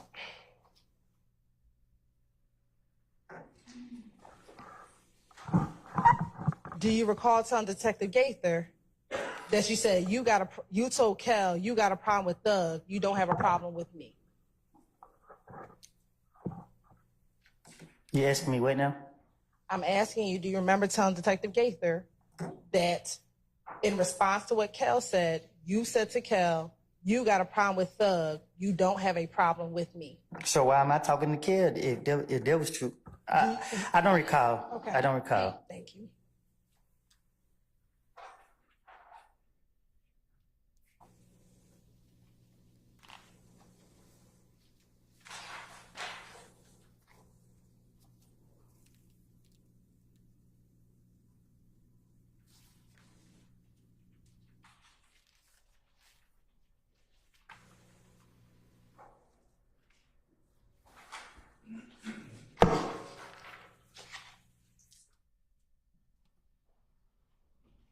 Okay. Do you recall telling Detective Gaither also about the night at Club Crucial when Kel hit you in the back of the head? I probably did.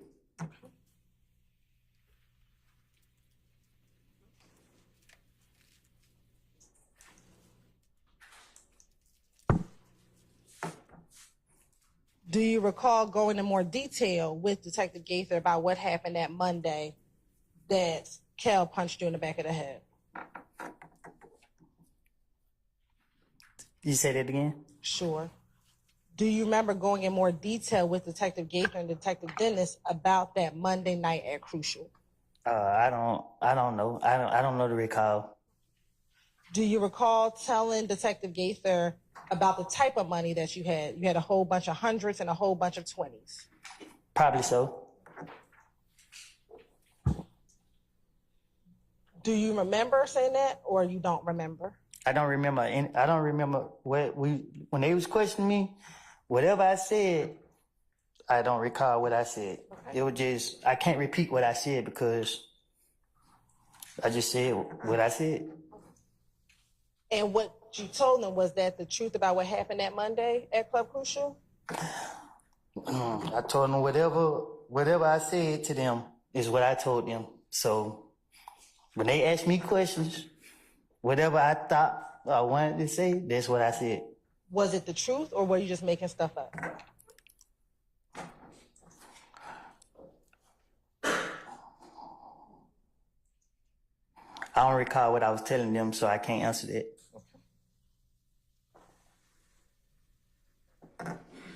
Do you recall telling Detective Gaither in a little more detail that you walked up and you tried to dap up Kel, but he did not grab your hand? I'm not walking up, down nobody up. Do you remember saying to Detective Gaither, so they walked up, like, is it good, bro? I'm like, yeah, all good. I reached out the other hand, but he didn't grab my hand. I don't recall saying it. Okay.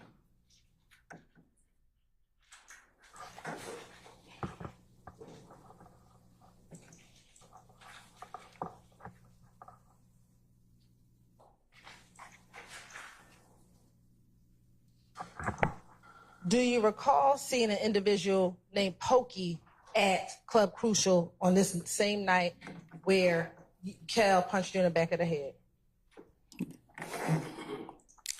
Okay, let me make myself clear, right? Because you keep asking me about things I done told investigators in the past. From, I can't say from when to when, but so much was going on. My name was on everything. The police kept coming to grab me. Every time they grabbed me, I had a different story for them. I know 100% facts, and I'm telling you now, I was not truthful. I was saying whatever they wanted me to say. I was saying whatever I could come up with. I was trying my best to convince them that I didn't do nothing, that I'm an innocent person, and that people put their hands on me. When they ask me about any of these things, you sitting here keep asking me step by step by step by step. And I'm telling you now, because you asked me, was I being truthful? Okay. I know I wasn't being truthful. So is your testimony today that you lied in every interview that you did in 2015? See, you the way you asking that, I don't recall what I was saying in the interviews, but I'm telling you now, when they was questioning me 2015, 14, whenever they was questioning me, I was lying. I was making up stories. So when they were asking me about this right here, I was making it up. When they were asking me about this right here, I was making it up. And when they was getting me and they would let me go, I'm just telling you. Do you recall telling every detective? Every time they got me, I have told the police, I tell y'all whatever y'all want to hear, just let me go. Do you recall telling every detective in every interview, you got to believe me, I'm telling y'all the truth? Okay. That sound like me. Do you recall telling every detective in every interview that you can go fact check what I'm telling you? Say that again? Sure. Do you recall telling every detective in every interview that you had in 2015, you can go check what I'm saying so you can believe me? Probably. I don't know if I said it or I ain't said it. In some of those interviews, were you in custody? Were you arrested in some of those interviews? I think so. Okay. Do you recall telling detectives in those interviews that you're just trying to get out of jail, so I'm going to tell you all what happened so you can check it and I can get out of jail? Yeah, I told the investigators that I remember, I think, in one of the interviews, they was locking me up and my child's birthday was coming up. And when they got me, I said, listen, man, whatever y'all want me to say, I would tell you right now. Just tell me what to say and I would say it. Tell me what y'all want to know and I would tell you. So if they would have asked me about President Trump, I would have had a story about Trump. If they would ask me about you, I would have had a story about you. Whatever to convince them that I ain't do nothing, it wasn't me. That's what my intention was. So you're asking me about interviews and I keep telling you, you keep asking me step by step by step by step by step by step by step by step by step. This is what I did. When they got me on this day and I was going to jail, I try to come up with something to tell them. That's why I can't tell you what I said. I was making it up. What benefit would it be for you to lie to the police if you were trying not to be in trouble? I was hoping to convince them so they could let me go. So why would you lie to convince them? What you mean? Why would I lie to convince them? Right. Why would you lie to convince them if you wanted to not go to jail? Why would I lie to convince them to not go to jail? Right. But they don't know that I'm lying. Well, they didn't let you go immediately, did they? Sometimes they let me go. Right. So when the time they let me go, I thought I was smarter than them. Did the detective say that they had to fact check what you said before they let you go? Can you say that again? Sure. Did the detectives tell you that they had to fact check what you were telling them? And you know, in certain situations. Right. And so what benefit would it be to lie if they told you that they had to fact check it? Oh, it wasn't no benefit because what they did was they picked and choose what they wanted to take from me, and they still left me in jail, so they came back and beat me in the butt. Okay. So going back to my question from January 28th, 2015, did you see Pokey at the club? You want me to be honest with you? I think I just did. I just told you the God honest truth of what I did from January from 2014 until 2021. Every time they got me, they already know me. They already know I got a whole bunch of bullshit to say. I'm gonna ask you to refrain from cursing. Oh, sorry, everybody. No disrespect. I'm sorry about that. But overruled, sir. Overruled, sir. What harm would have come from telling the truth about you and your friends? Can you explain it? Sure. What harm, why would you need to lie if you were just trying to tell them about what you and your friends were doing? What? I sustain the objection. Going back to the January 28th interview, understanding that you said you lied, did you tell Detective Gaither that you saw Pokey in Club Crucial on the Monday night where Kel knocked you in the back of the head? I don't recall what I said. Do you know who Pokey is? Yes, I do. Who is Pokey? A friend. Of who? Me. Okay. Is Pokey related to anyone? What you mean? Is Pokey related to Thug? Is he related to Thug? Yes, sir. He might be. Have you previously told police that Pokey is Thug's nephew? Well, if I did, then I guess he is. Okay.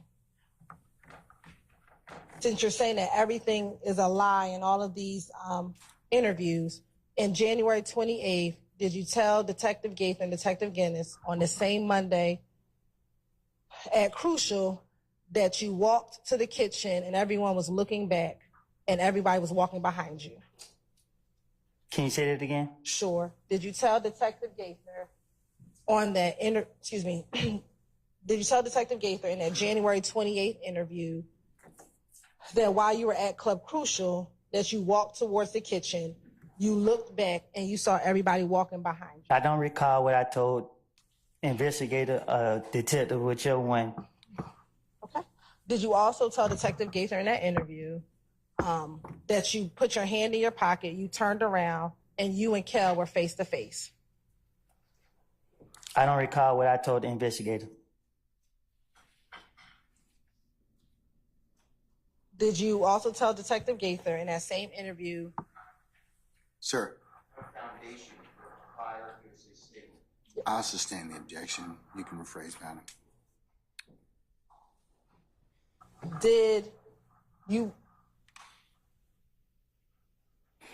Kel walk behind you and bust you and hit you in the back of the head, grab you and throw you down? I'm gonna overrule the objection, Mr. Steele. Did that occur, yes or no? Can you say that again? Sure. On that Monday night at Club Crucial, did Kel walk behind you, punch you in the back of the head, grab you and throw you down? No, he walked up to me. Okay.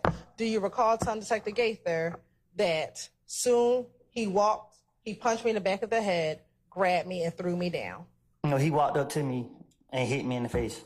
Okay. Do you recall telling Detective Gaither what I just asked you? I don't recall what I told Detective Gaither. Okay. When he threw you down, do you remember what happened? I never hit the ground. What's the basis for your objection, sir?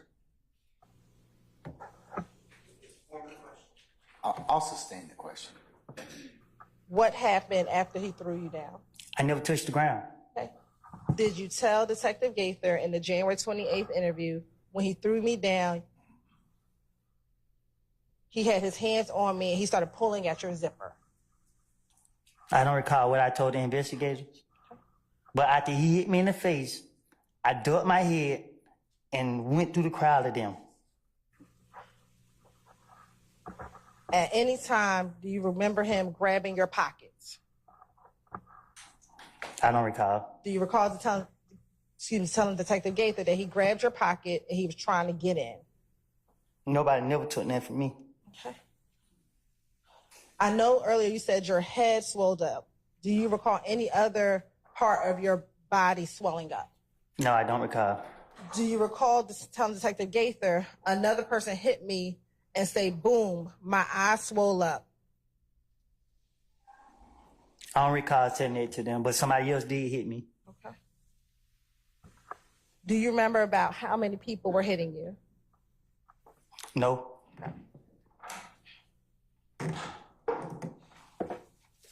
Earlier, you said that you ran out of the club.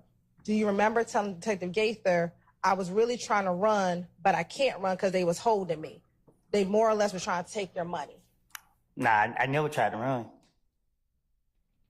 Are you saying now you never tried to run? No, I just ducked my head and I didn't run, but I just ducked my head, and they mainly, after whoever hit me, after they hit me, nobody else didn't touch me. Okay.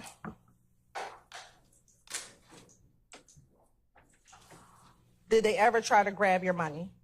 I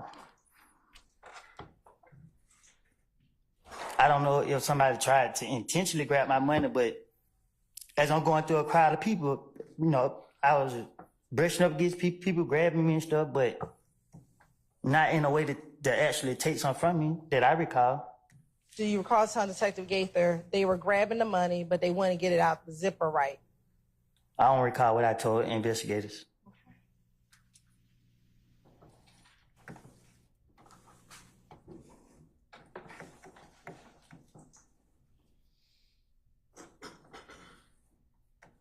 Now, earlier, do you recall Bloody J fighting outside? I was swole, so I was in the parking lot trying to get in my car. Okay. Do you remember telling Detective Gaither that Moon Sunk was fighting Bloody J? I don't recall.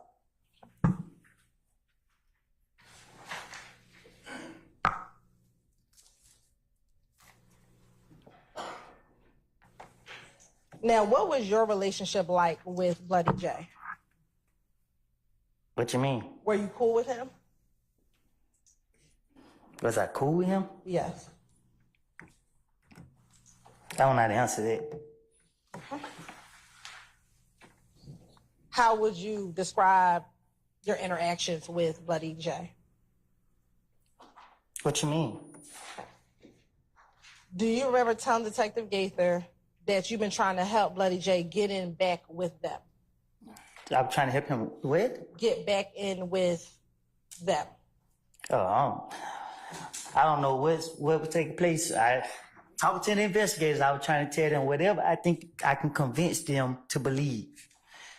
I don't get in people's business to be knowing what they be having going on. But I'm good with coming up with a story. What would talking about Bloody J have to do? Why would that help you get out of? Because the investigators they just, I don't know, like they so focused on me. I'm trying to get them off of me. Okay. They need to go focus on somebody else and get their attention off me.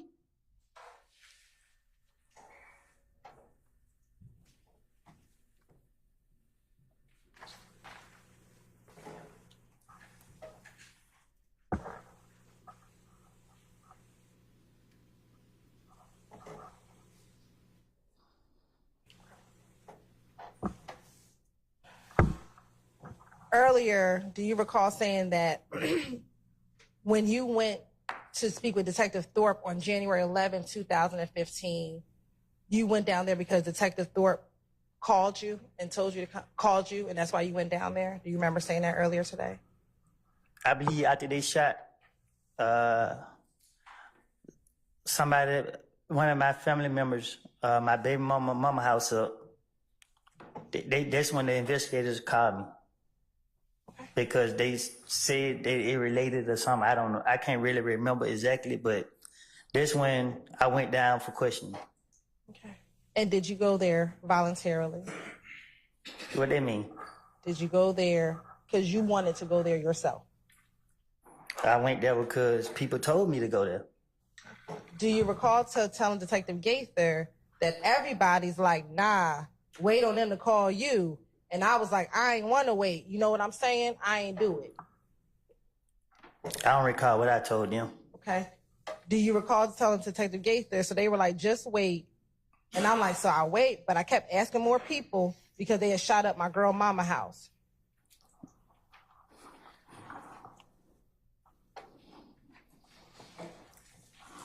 Most time I talked to the police, they had to come and get me. Did they come get you on January 11th? They didn't have to. Okay, you drove down there you had Moon Tung take you down there.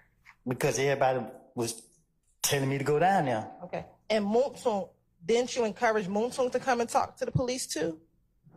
Say that again? Did you encourage Moon Tung to come and talk to the police? I think I remember telling him that they said, man, you did it. You need to come in here with me. And do you remember him telling him, nah, I'm gonna wait for them to come to me? No, I think he told me to give the investigator his number and tell him if they wanted him to call him, if I'm not mistaken. Do you remember telling Detective Gaither, I came out here, I got Montauk, and I'm like, you don't want to come in and talk to him, bruh? You know your name in it, bruh. And he's like, shit, I'll wait on them to call me. I know Detective Gaither she got something out against me. She making her business to try to get me. So anytime that she trying to question me, I'm gonna spin her every chance I get. But I do not recall what I told her when she questioned me, but when she questioned me, I know she trying to get me. Okay.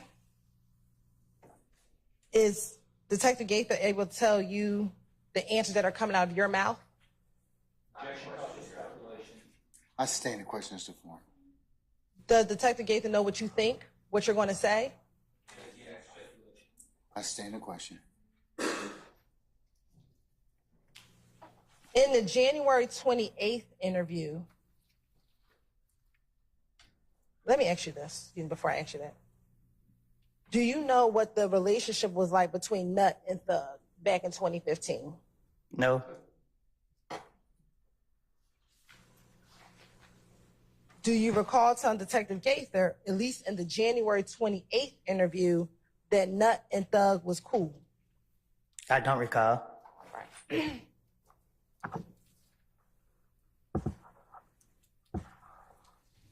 Do you recall telling Detective Gaither, on God, I didn't even know? There's objection. I sustain the question. I'll sustain the question. I think the question was, back in 2015, did you know the relationship between Nut and Thug? It's still subject to foundation. I'm sustaining. But now I'm impeaching him on what he told detectives about his knowledge of the relationship. I sustained the question before it. You still need to lay some foundation as to how they knew each other in that particular time period, okay? That was the basis of Mr. Steele's objection. Back in 2015, were you familiar with Nut? Yes. And were you familiar with Thug? Well, what do familiar mean? Well, you just answered that you were familiar with Nut, so... I sustain the question. When I just asked you, were you familiar with Nut, and you said yes. Why did you say yes? Because people have different definition of words, things, and I knew of Nut. Okay.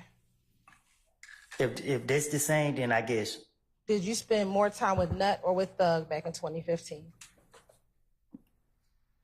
I spent more time with Thug. I didn't hang around Nut. Did Thug ever speak with you about his relationship with Nut? No.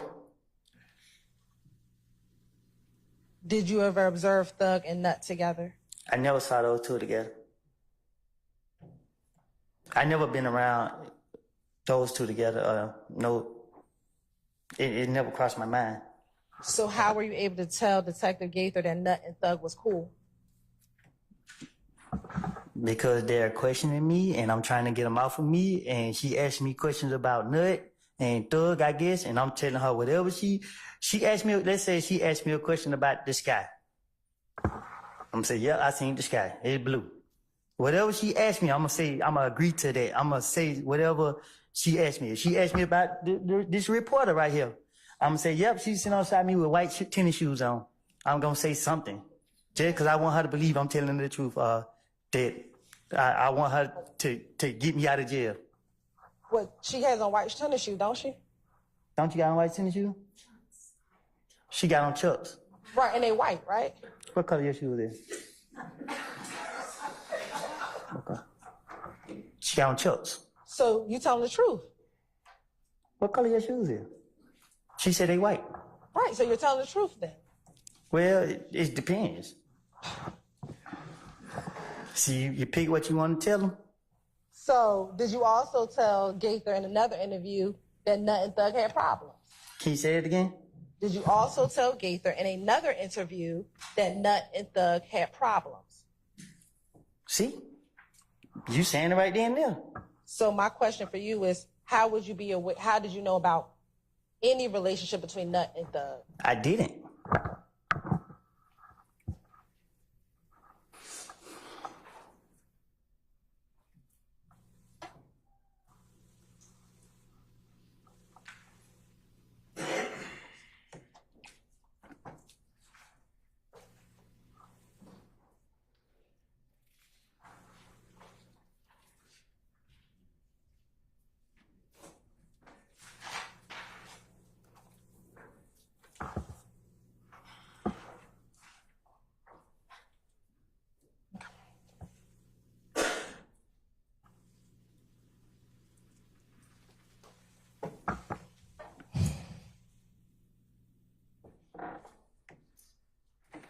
Earlier, I asked you about the time you spent in Miami. I mean, you recalled you didn't remember. Do you recall telling Detective Gaither that you spent about a week in Miami? I don't recall what I told whoever you just said. Okay.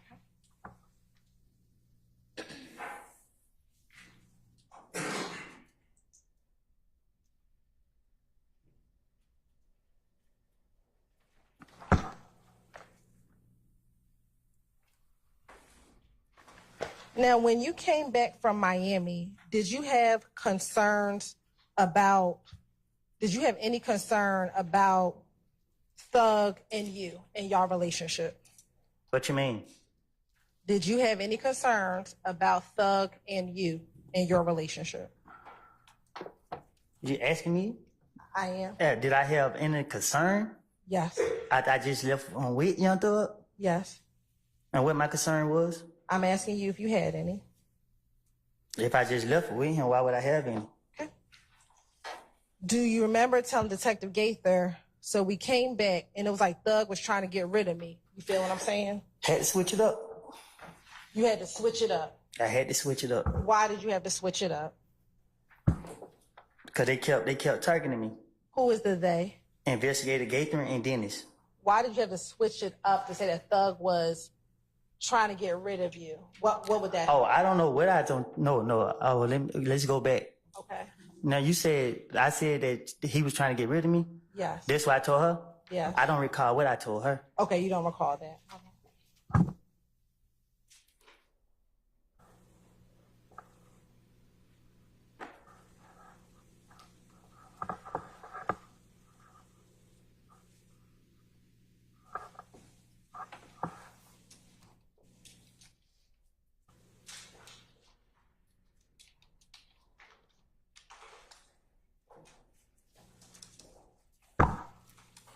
Do you remember any conversations between you and Thug regarding having a hit on your head?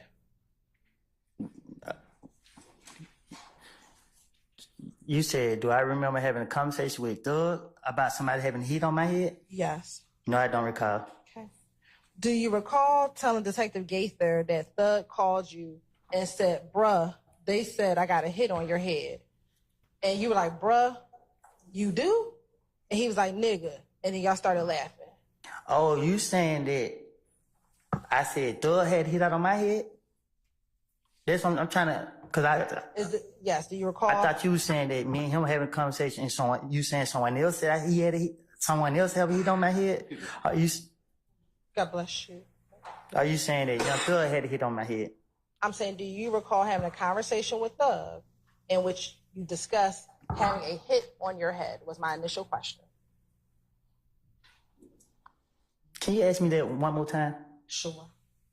Independently, do you recall back in 2015 having a conversation with Thug about having a hit on your head? So it was a conversation, I'm trying to make sure I understand you. It was a conversation I was having with him. Yes. And I told him that he had a hit on my head? Just generally. I'm trying to see, am I understanding you right? Right, I'm asking you. I'm clarifying. Do you recall generally just having a conversation with Thug about having a hit on your head? Just generally. So you saying, I'm trying to, I don't understand you. Sure. You saying I'm talking to him Me and him talking, I'm telling him that he has a hit on my head. No. That's what I'm trying to see what you're saying. I'm asking you, do you remember just being on the phone with Thug and having a conversation about a hit on your head?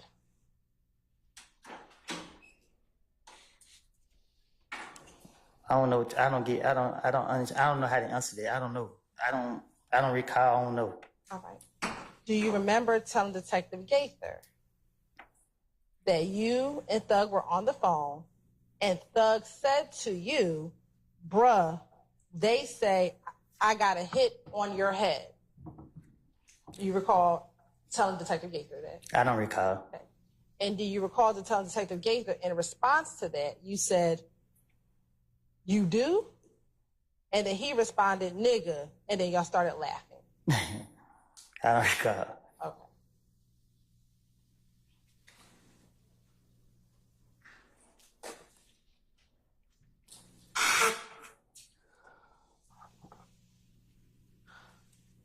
Do you recall Thug telling you about any concerns that his family had with hanging around you? I don't think I said family, but I do remember people was coming to me, telling me things. Telling you things about what? Objection, Your Honor, hearsay. All hearsay. I'll sustain the objection. Do you remember telling Detective Gaither that Thug told you that they're saying on the street that you and Thug had beef? No, I don't recall it. Okay. And that you said you told Thug, man, I haven't heard anything like that. I think I just told you that right now. Okay.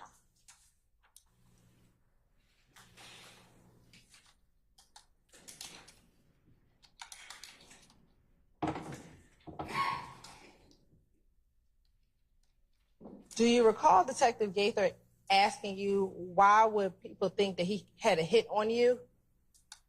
I don't remember what I told the investigators.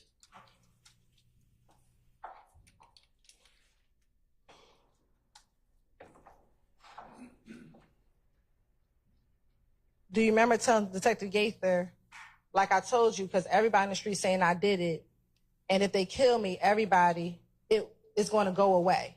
Do you remember telling her that? I remember that. I remember people coming to me, telling me things that was making me think people was telling me stuff that was trying to people was getting in my head and making me believe things. And I started being paranoid, thinking stuff.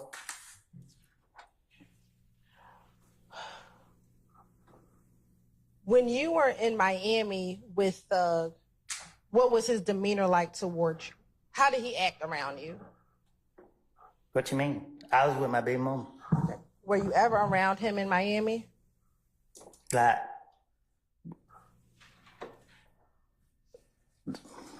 I was there, but we wasn't, I had to deal with my baby mama and my little girl.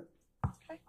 Do you recall telling Detective Gaither in this January 28th interview, like at first, like we was just chilling, like he was treating me like a brother, but even when I went to Miami, he stood back and stuff, but just like he wasn't happy with me around no more, it felt different. Again, you bringing up conversation I done told the investigators. Well, I know they trying to get me. So again, because I wasn't clear the first time, obviously, when the investigator Gaither was after me, my whole intentions was to get them off of me. You said that Detective Gaither was after you. Was Detective Gaither the investigator that investigated when you, your baby mother, and your child were shot? I don't know who was the investigator. Did you speak with her about that incident when you, your child's mother, and your baby were shot? Anytime I spoke with her, I think she asked me about everything, like this whole thing. So I don't know what I done told her, what I ain't told her. Do you recall her telling you that she was the investigator that was going to investigate the incident with you, your child's mother, and your child being shot at? Overruled black. Objection. What I recall is, I don't know if it was Investigator Gaither, but at one point they was questioning me and they was telling me, do I remember seeing this person right here? As in, they was telling me, this was the person that shot at me. So once I heard them bring up a person name, I started saying, this must who been shot at me. So We're going to get to that interview, but I'm asking you a question. I don't believe that the witness was finished with the answer. Let's find out. Were you finished with your answer, Mr. Copeland? Or Can you just see- something else you want to say? yeah. So when they was questioning me and they was like, did you see Tay in the car? I didn't know why they brought his name up, but for them to ask me, did I specifically see Tay? Tay knew I stayed at, so I felt that Gaither was letting me know it was Tay who came to my house. So when she said that, I was like, oh, okay. Okay, but that's not my question. Was she the one who investigated you? I just remember when she was questioning me about me and my child being shot at, she brought up a person name to me and kept asking me about it. And she brought up two other names, but I didn't know them people to hang together, so I really didn't. I brushed the other two names off. And then later they found out that those was the people involved. Do you remember, and we're going to actually get to that interview All right. next, but do you remember in that interview actually you not wanting to tell Detective Gaither who shot you because you were afraid of being put in the paperwork and snitching? Do you recall that? I recall this, and this is the God and the truth. I told those investigators that I did not see nobody's face. They constantly kept asking, you gonna let dudes shoot at you while you got your kid? Listen, man, it ain't about being afraid of being paperwork or nothing. You feel me? Like, it's not. Do you recall telling the police that you did not want to be in the paperwork? I probably did. Okay. But if I had to be in paperwork, I'm still gonna be the same person. Let's get back to the January 28th interview. Do you recall telling Detective Gaither that even when you were in Miami, he stood back and stuff, it looks like he wasn't happy with you anymore, it just felt different? Can you tell me what because you asked me about interviews, a lot of stuff started changing. You got to be more specific because at one point, the police were targeting me so much that I was turning against everybody. I was thinking everybody was out to get me. So when the investigators started asking me questions, whoever they started asking me questions was, they started becoming a problem with me because I started thinking everybody was out to me. So I can't tell you what I said to Investigator Gaither, Dennis, or any other investigator that questioned me. All I can tell you is that I was in a messed up state of mind, and you asked me about questions that I was supposed to be asked back then. That if I say something, you're gonna say, "Oh, I might impeach him," or whatever the word is you use. When I don't know, I can't answer that. Independently, did you feel different around Thug while you were in Miami? Did I feel? Well, I wouldn't ever stay down there a week with him. I'm asking you. I don't recall. I don't recall how it was being down in Miami. All right.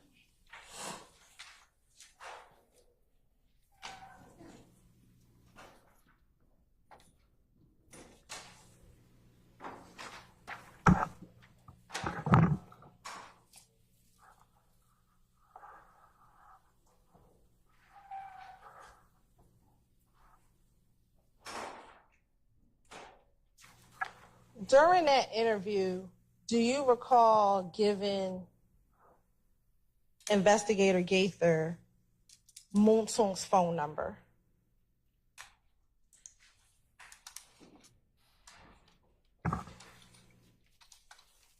Is it? That's the question. To my is that the After the shooting on the highway. I remember Moontung told me that if they wanted to question him about what happened, that it was okay to get on his number and they can call him. Do you remember his phone number back then? No, I don't even remember my phone number right. And did I have them? Okay. Do you recall giving the phone number 404? Sir, do you have objection? You told us to give the last four numbers. That's fine. Okay, all right. Was it 8935? Do you recall giving the number 8935? I don't recall.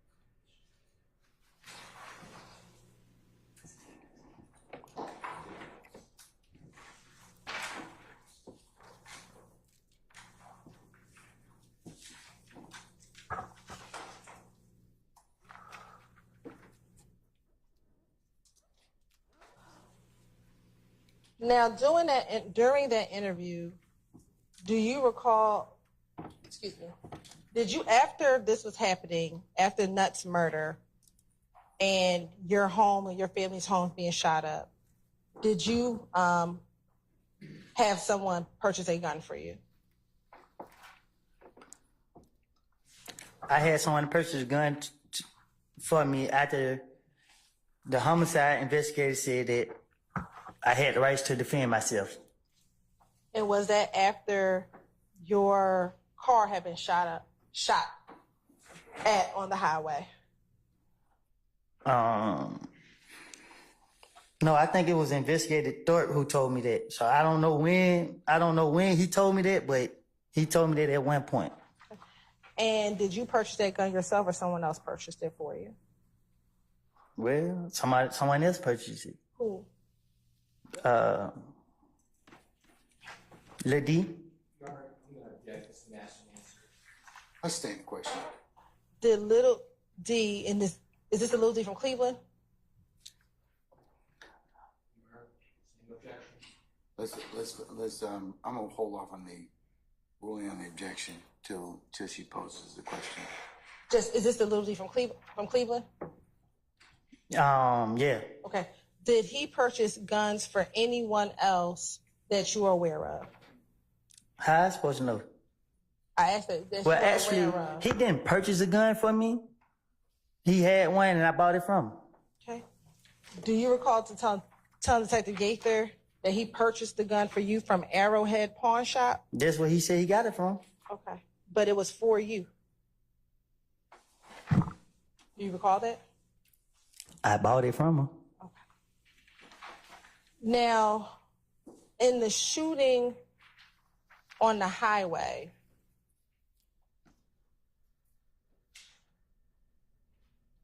do you recall who was shooting at you? I don't. Okay. Do you recall telling Detective Gaither that it was Greedy who was driving one of the cars? No. They were doing 100 miles per hour. How you gonna see somebody? Do you recall telling Detective Gaither it was two cars, the second car, and Greedy was in the first car? No, I don't recall. Okay.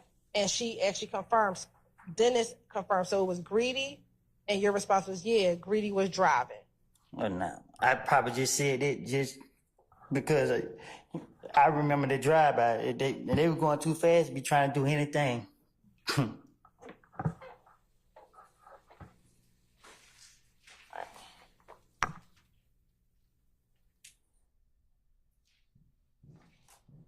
Why would you say it was Greedy? I don't have a clue. This is my first time hearing this. I don't recall what I said in them interviews. I told you, once they would question me, they could have brought up anybody's name and tell me what I got to say about it. I'm going to have something to say. Okay. Do you recall telling that Little D has seen him in the car? Huh? that Little D had seen Greedy driving the car? We didn't have no conversation about this. I told you it was a turn the radio down to try to see that he hit. By the time I realized what was going on, the car was all the way in front of us. I didn't notice until the second car, it shot the window. When it shot the window, I was like, what the hell?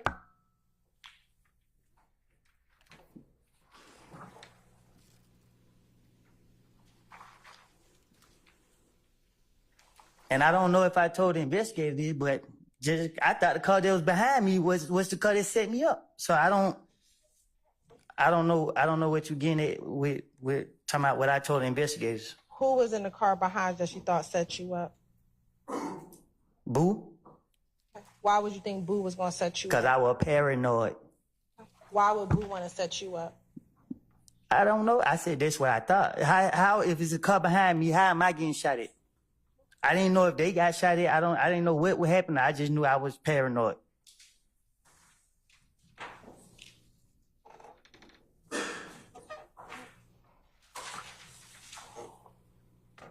When Little D from Cleveland bought the gun for you, did you go with him to the pawn shop?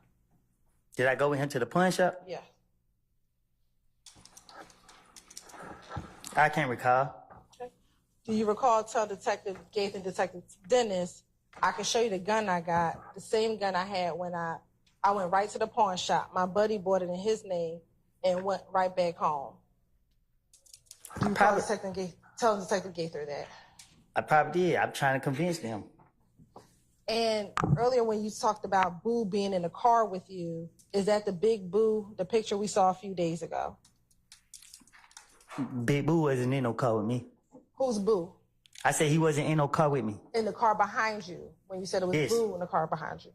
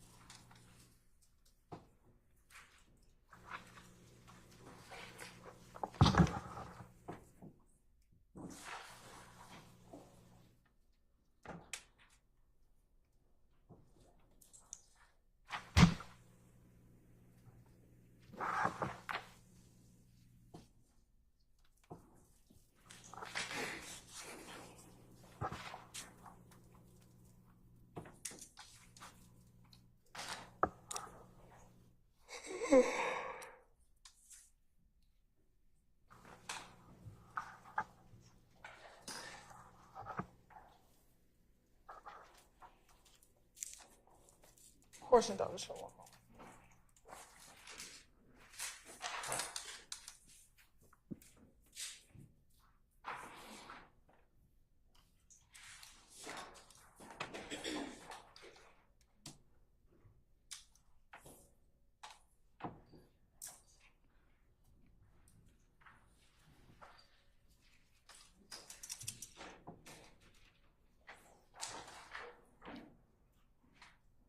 Now,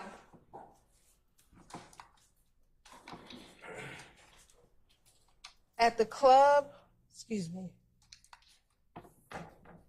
and Crucial, that Monday night, do you recall who you went to the club with? I go every Monday night. That specific Monday night where you and Kel got into it. Do you recall who you went to the club with that night? I don't recall who I was with. Okay. Do you recall if Thug was at the club? Tonight the night I got into it with him? Yes. I can't recall if he was or was it. What about Nard? Which one? How many do you know? More than 3. Were any of the Nards there at the night? No, not that I recall. I don't, yeah. What about Yak? Was he present at the club? Yeah, I think Yet was there that night. Was Shannon there? Was he? I can't recall if he was. Was Little D from Mechanicsville there?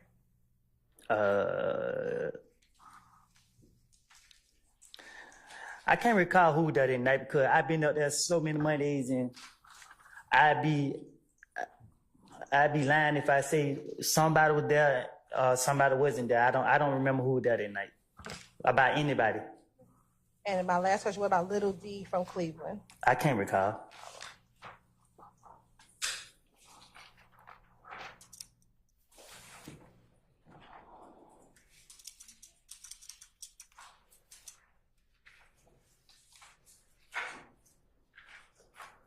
Now, after this interview,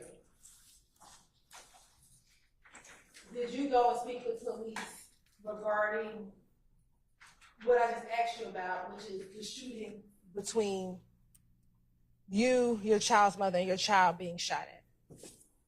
Can you know what you say? What about it? Did you speak with police regarding that incident? They came and spoke to me. Okay. Do you recall what happened the day that you, your child, and your child's mother was shot at? Yeah. If you can tell the jury what happened. My daughter, she was crying. She went and stopped crying. So we take her to the hospital. We came out the door. I seen the car, seen it at the stop sign. I had a gun. The car, they came my way. I stood in the middle of the street. They rolled up on the side of me. They let the window down and they tried to shoot me. And were they able to fire off any shots? I believe so. Where was your baby at when they fired off those shots? I don't know if she was in my hand or if I put it in the, I can't remember if I put it in the, it happened so fast. I can't remember if I put it in the car or if I had it in my hand. Okay. And after they started shooting, what, if anything, did you do? I told my baby mama to get down. And what did you do?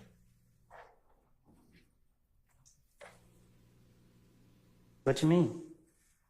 When they shot at you, your baby, and your girlfriend, what did you do?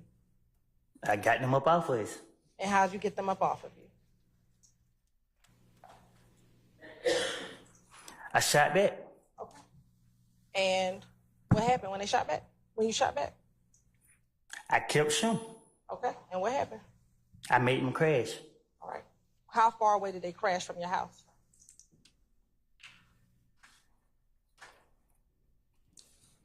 Not far. Was it about the distance that we are? Or was No, it further? farther. Was it back to the end of the courtroom? Probably so. Okay. Once they crashed, what happened? I grabbed my baby and my baby mom and I ran them back in the house. And were y'all able to make it inside the house? Did you go back inside your house or did you go to the neighbor's house? Well, she left her purse in the car. Okay. Well, she left the keys. We couldn't get in the door, so the neighbors let us in. Okay. And once they crashed, did they ever try to shoot at you all anymore? I started shooting again. All right. And what happened? I kept shooting. Did they eventually leave? They had no choice. All right. Did you have to talk to the police about that incident with you, your child, and your child's mother? Yeah, the police caught me before I could leave. And did you go down and tell them everything that you just told the jury about what happened? No. What didn't you tell the police?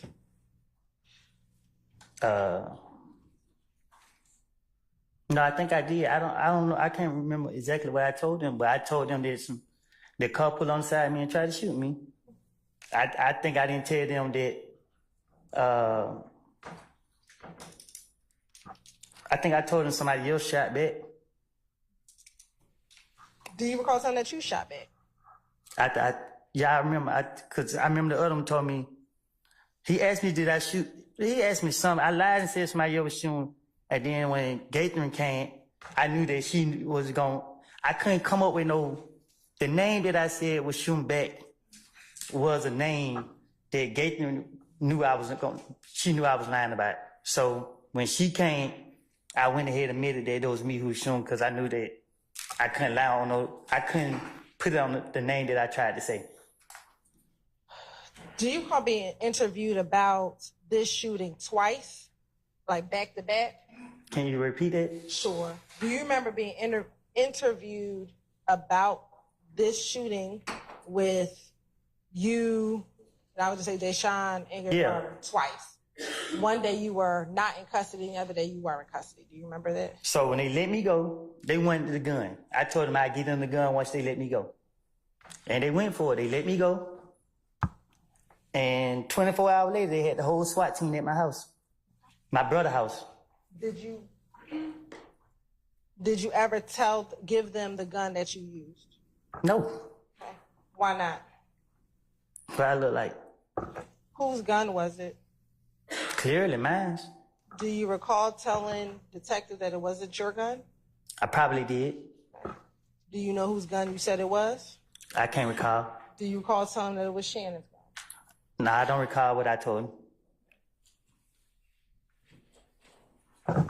Now, the first time that you went in to go talk about this incident, do you remember speaking with a Detective Curry? There's so many different polices. I don't know.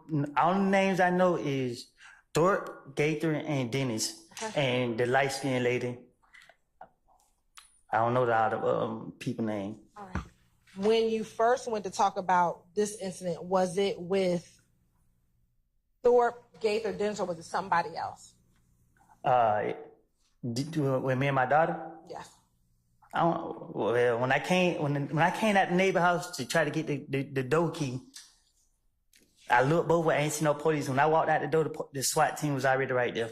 And when they got me right there, it was some investigator right there talking to me. But when he looked and seen who I was, he called somebody. Then they went to jumping out the sky, coming out the bushes, every which way. They questioned me right there. I don't know who it was they questioned me. After speaking with individuals at your home, do you recall coming down to Atlanta Police Headquarters and speaking with the detective? I don't know his name. I don't know who. The person that questioned me, he wasn't Gaither, so he went for what I told him. Okay. And what I'm asking you is, do you remember speaking to that detective down at headquarters at Atlanta Police Department? I remember speaking with him, but I don't really I can't say for sure what I said to him.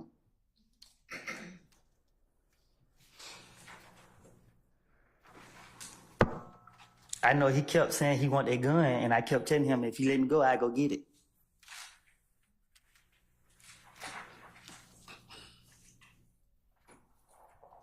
When you had the interview, when you met with that detective, did you meet with, was it you and Deshaun at that interview? Can you repeat it? When you went down to that interview, was it you and Deshaun? Did y'all both go to that interview? Yeah, I made them let her, because why y'all want to question me if it was both of us? Y'all, and I told him, y'all gonna lock me up, just gonna lock me up. And he was like, no, we not locking you up. So I'm like, well, why she can't come if she was a victim too? Okay. So he's like, well, she can come. All right. And did the both of you speak with that detective? I don't think she spoke with him, but because she didn't see nothing.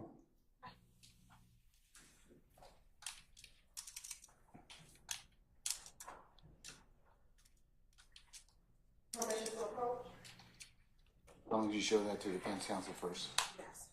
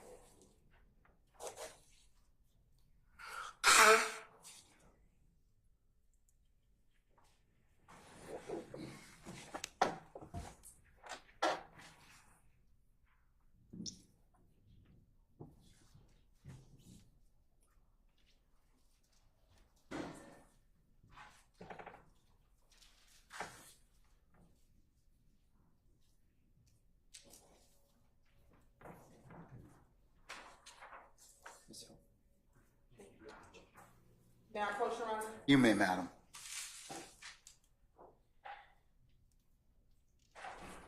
I'm showing you what's been marked as State Exhibit 378, Yankee Charlie 1. Do you see yourself in that exhibit? Yeah, Do you also see Deshaun in that exhibit? yeah, And do you also see the detective in that exhibit? yeah. Your Honor, excuse me, this time say like Tender State Exhibit 378, Yankee Charlie 1. Is that Any objection to states 378 Yankee Charlie 1? No objection. All right, it's admitted and may be published as you see fit. publishing? Court's indulgence, Your Honor.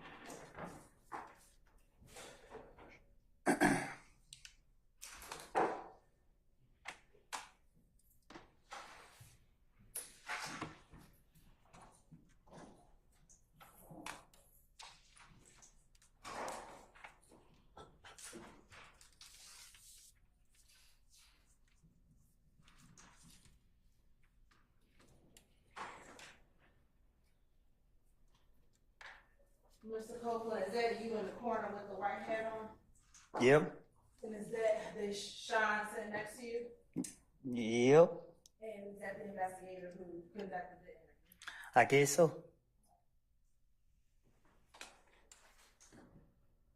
Now, Mr. Copeland, a few moments ago, you said that he wasn't Gator, so he went for what I told him. What did you mean by that? He wanted the gun. Okay, so why would you say that he wasn't Gator, so he went for what I told him? Because I know Gator know she know me. Okay, and when you say she knows you, what does that mean? She know I'm about to bullshit her. She knows me. And again, watch your language. Oh, my bad. I'm sorry. I object to that comment. It's an adult forum. He can say what he wishes to at this point. What was your answer, sir? She know I'm about to play around. All right. Okay. Now, during the course of this interview, Earlier, did you say that you told him it was somebody else, or did you tell him it was you who actually did the shooting? When they caught me at the house, I was trying to sneak back out to the car and get the door key. So when the SWAT team seen me, and then he wouldn't let me go back and let them know that they had me. So I had to stay right there. So when the police started coming out the bushes and stuff, they questioned me right then and there. So I told the man walked up on me. I said there was somebody named Tayshun. Okay. That was when you were still at The house. But when you got to the police department, did you tell him? Before I got to the police department, I think Gator pulled up at the house. I think somebody pulled up at the house that knew who I was, and they kept somebody Tay who, and I couldn't come up with no Tay that they didn't know. Okay. I wasn't gonna lie on nobody. Like I wasn't trying to lie on nobody and get them locked up at that time. So I'm just like, I can't lie on these nigga right now. So I went ahead and said it was me shooting. Okay.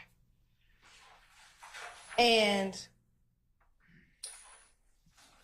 after this interview, were you ever arrested for shooting at the car?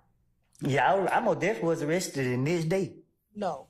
Were you arrested for a probation violation? I was false arrested. They locked me up for not doing community service when I never had community service to do. Y'all held me in jail for 3 weeks for no reason. And that was because I didn't get a police that gun. That's what y'all did to me. Okay, but were you arrested for the probation of not doing community service? My probation officer told me she didn't put a warrant out on me and told me that there was something that had nothing to do with her. She couldn't speak on it. So I don't know. I felt I went to jail for trying to protect me and my family. All right. Did you ever have to plead guilty for aggravated assault for shooting at the car? No. Okay. Ms. Hilton, can I get you and maybe a representative too?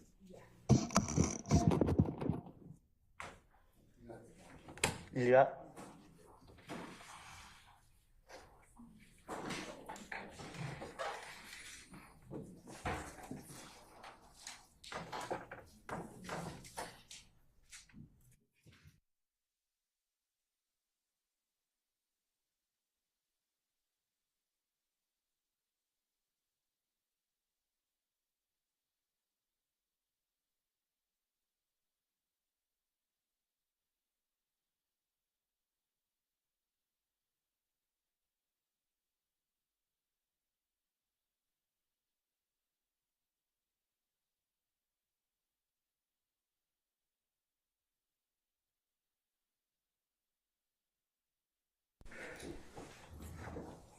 All right, ladies and gentlemen, we have reached the natural stopping point for today, and we're going to go ahead and recess you all until tomorrow. Remember that this Friday I have other unrelated business in the morning, so you won't need to report tomorrow until 12:30, and then we'll start up somewhere around 1 o'clock, and then we'll work until somewhere between 4 and 5 o'clock. Okay. All right. Mr. Copeland, we'll see you tomorrow at 12:30. Okay. Peace out. All right. Thank you.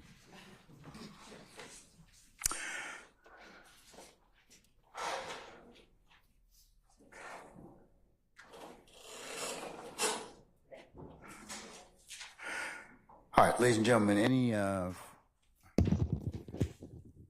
jury, any ministerial inquiry of me at this point? Okay, all right. Let's go through your nightly admonitions, and then, well, we chat here, okay? Remember to leave your notepads in the basket. Do not take them home with you or any other place.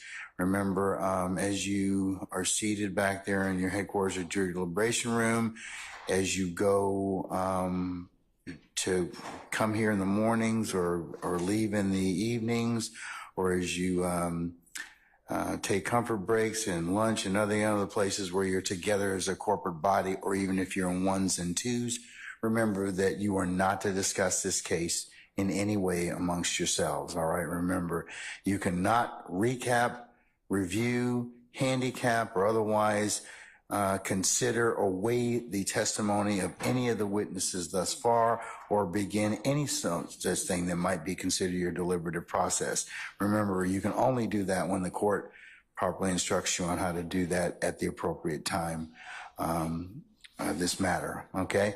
Remember as well, ladies and gentlemen, you cannot seek any advice from any third parties or third-party sites, like, for example, any reference materials, Google, any other reference sites that you may think may aid you in your understanding of what you've heard so far. Remember, you can only consider what's been lawfully presented to you within the four walls of this courtroom during the trial of this matter, and you cannot consider any outside sources. Those include any recaps or any other testimony or any other commentary about this trial or anything such as that. You will be forbidden from listening to that. You can only consider what's been presented in this courtroom. Remember that if any third party should try and reach you by any means, manner of communication, that your duty and responsibility would be to let myself and Sergeant Ingram know immediately. All right, and then remember, ladies and gentlemen, I told you as well that you've heard a number of scenes or you've seen maps that may depict different things.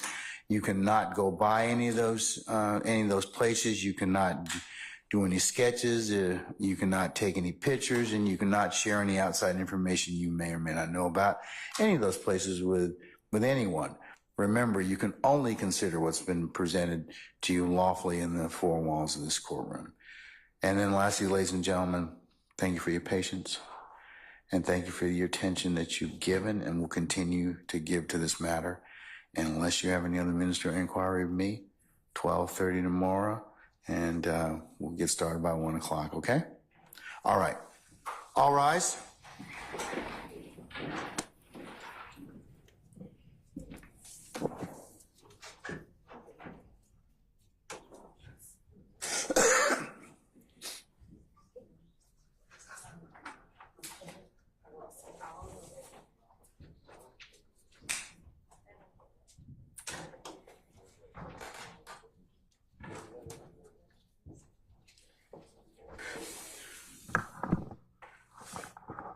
All right, ladies and gentlemen, you may be seated. Our jury has left us, and Mr. Copeland has left us as well. All right, any ministerial inquiry of me before tomorrow morning at 12:30. All right, hearing none. Ladies and gentlemen, I'll see you tomorrow at 12:30, okay? All right, we're in recess.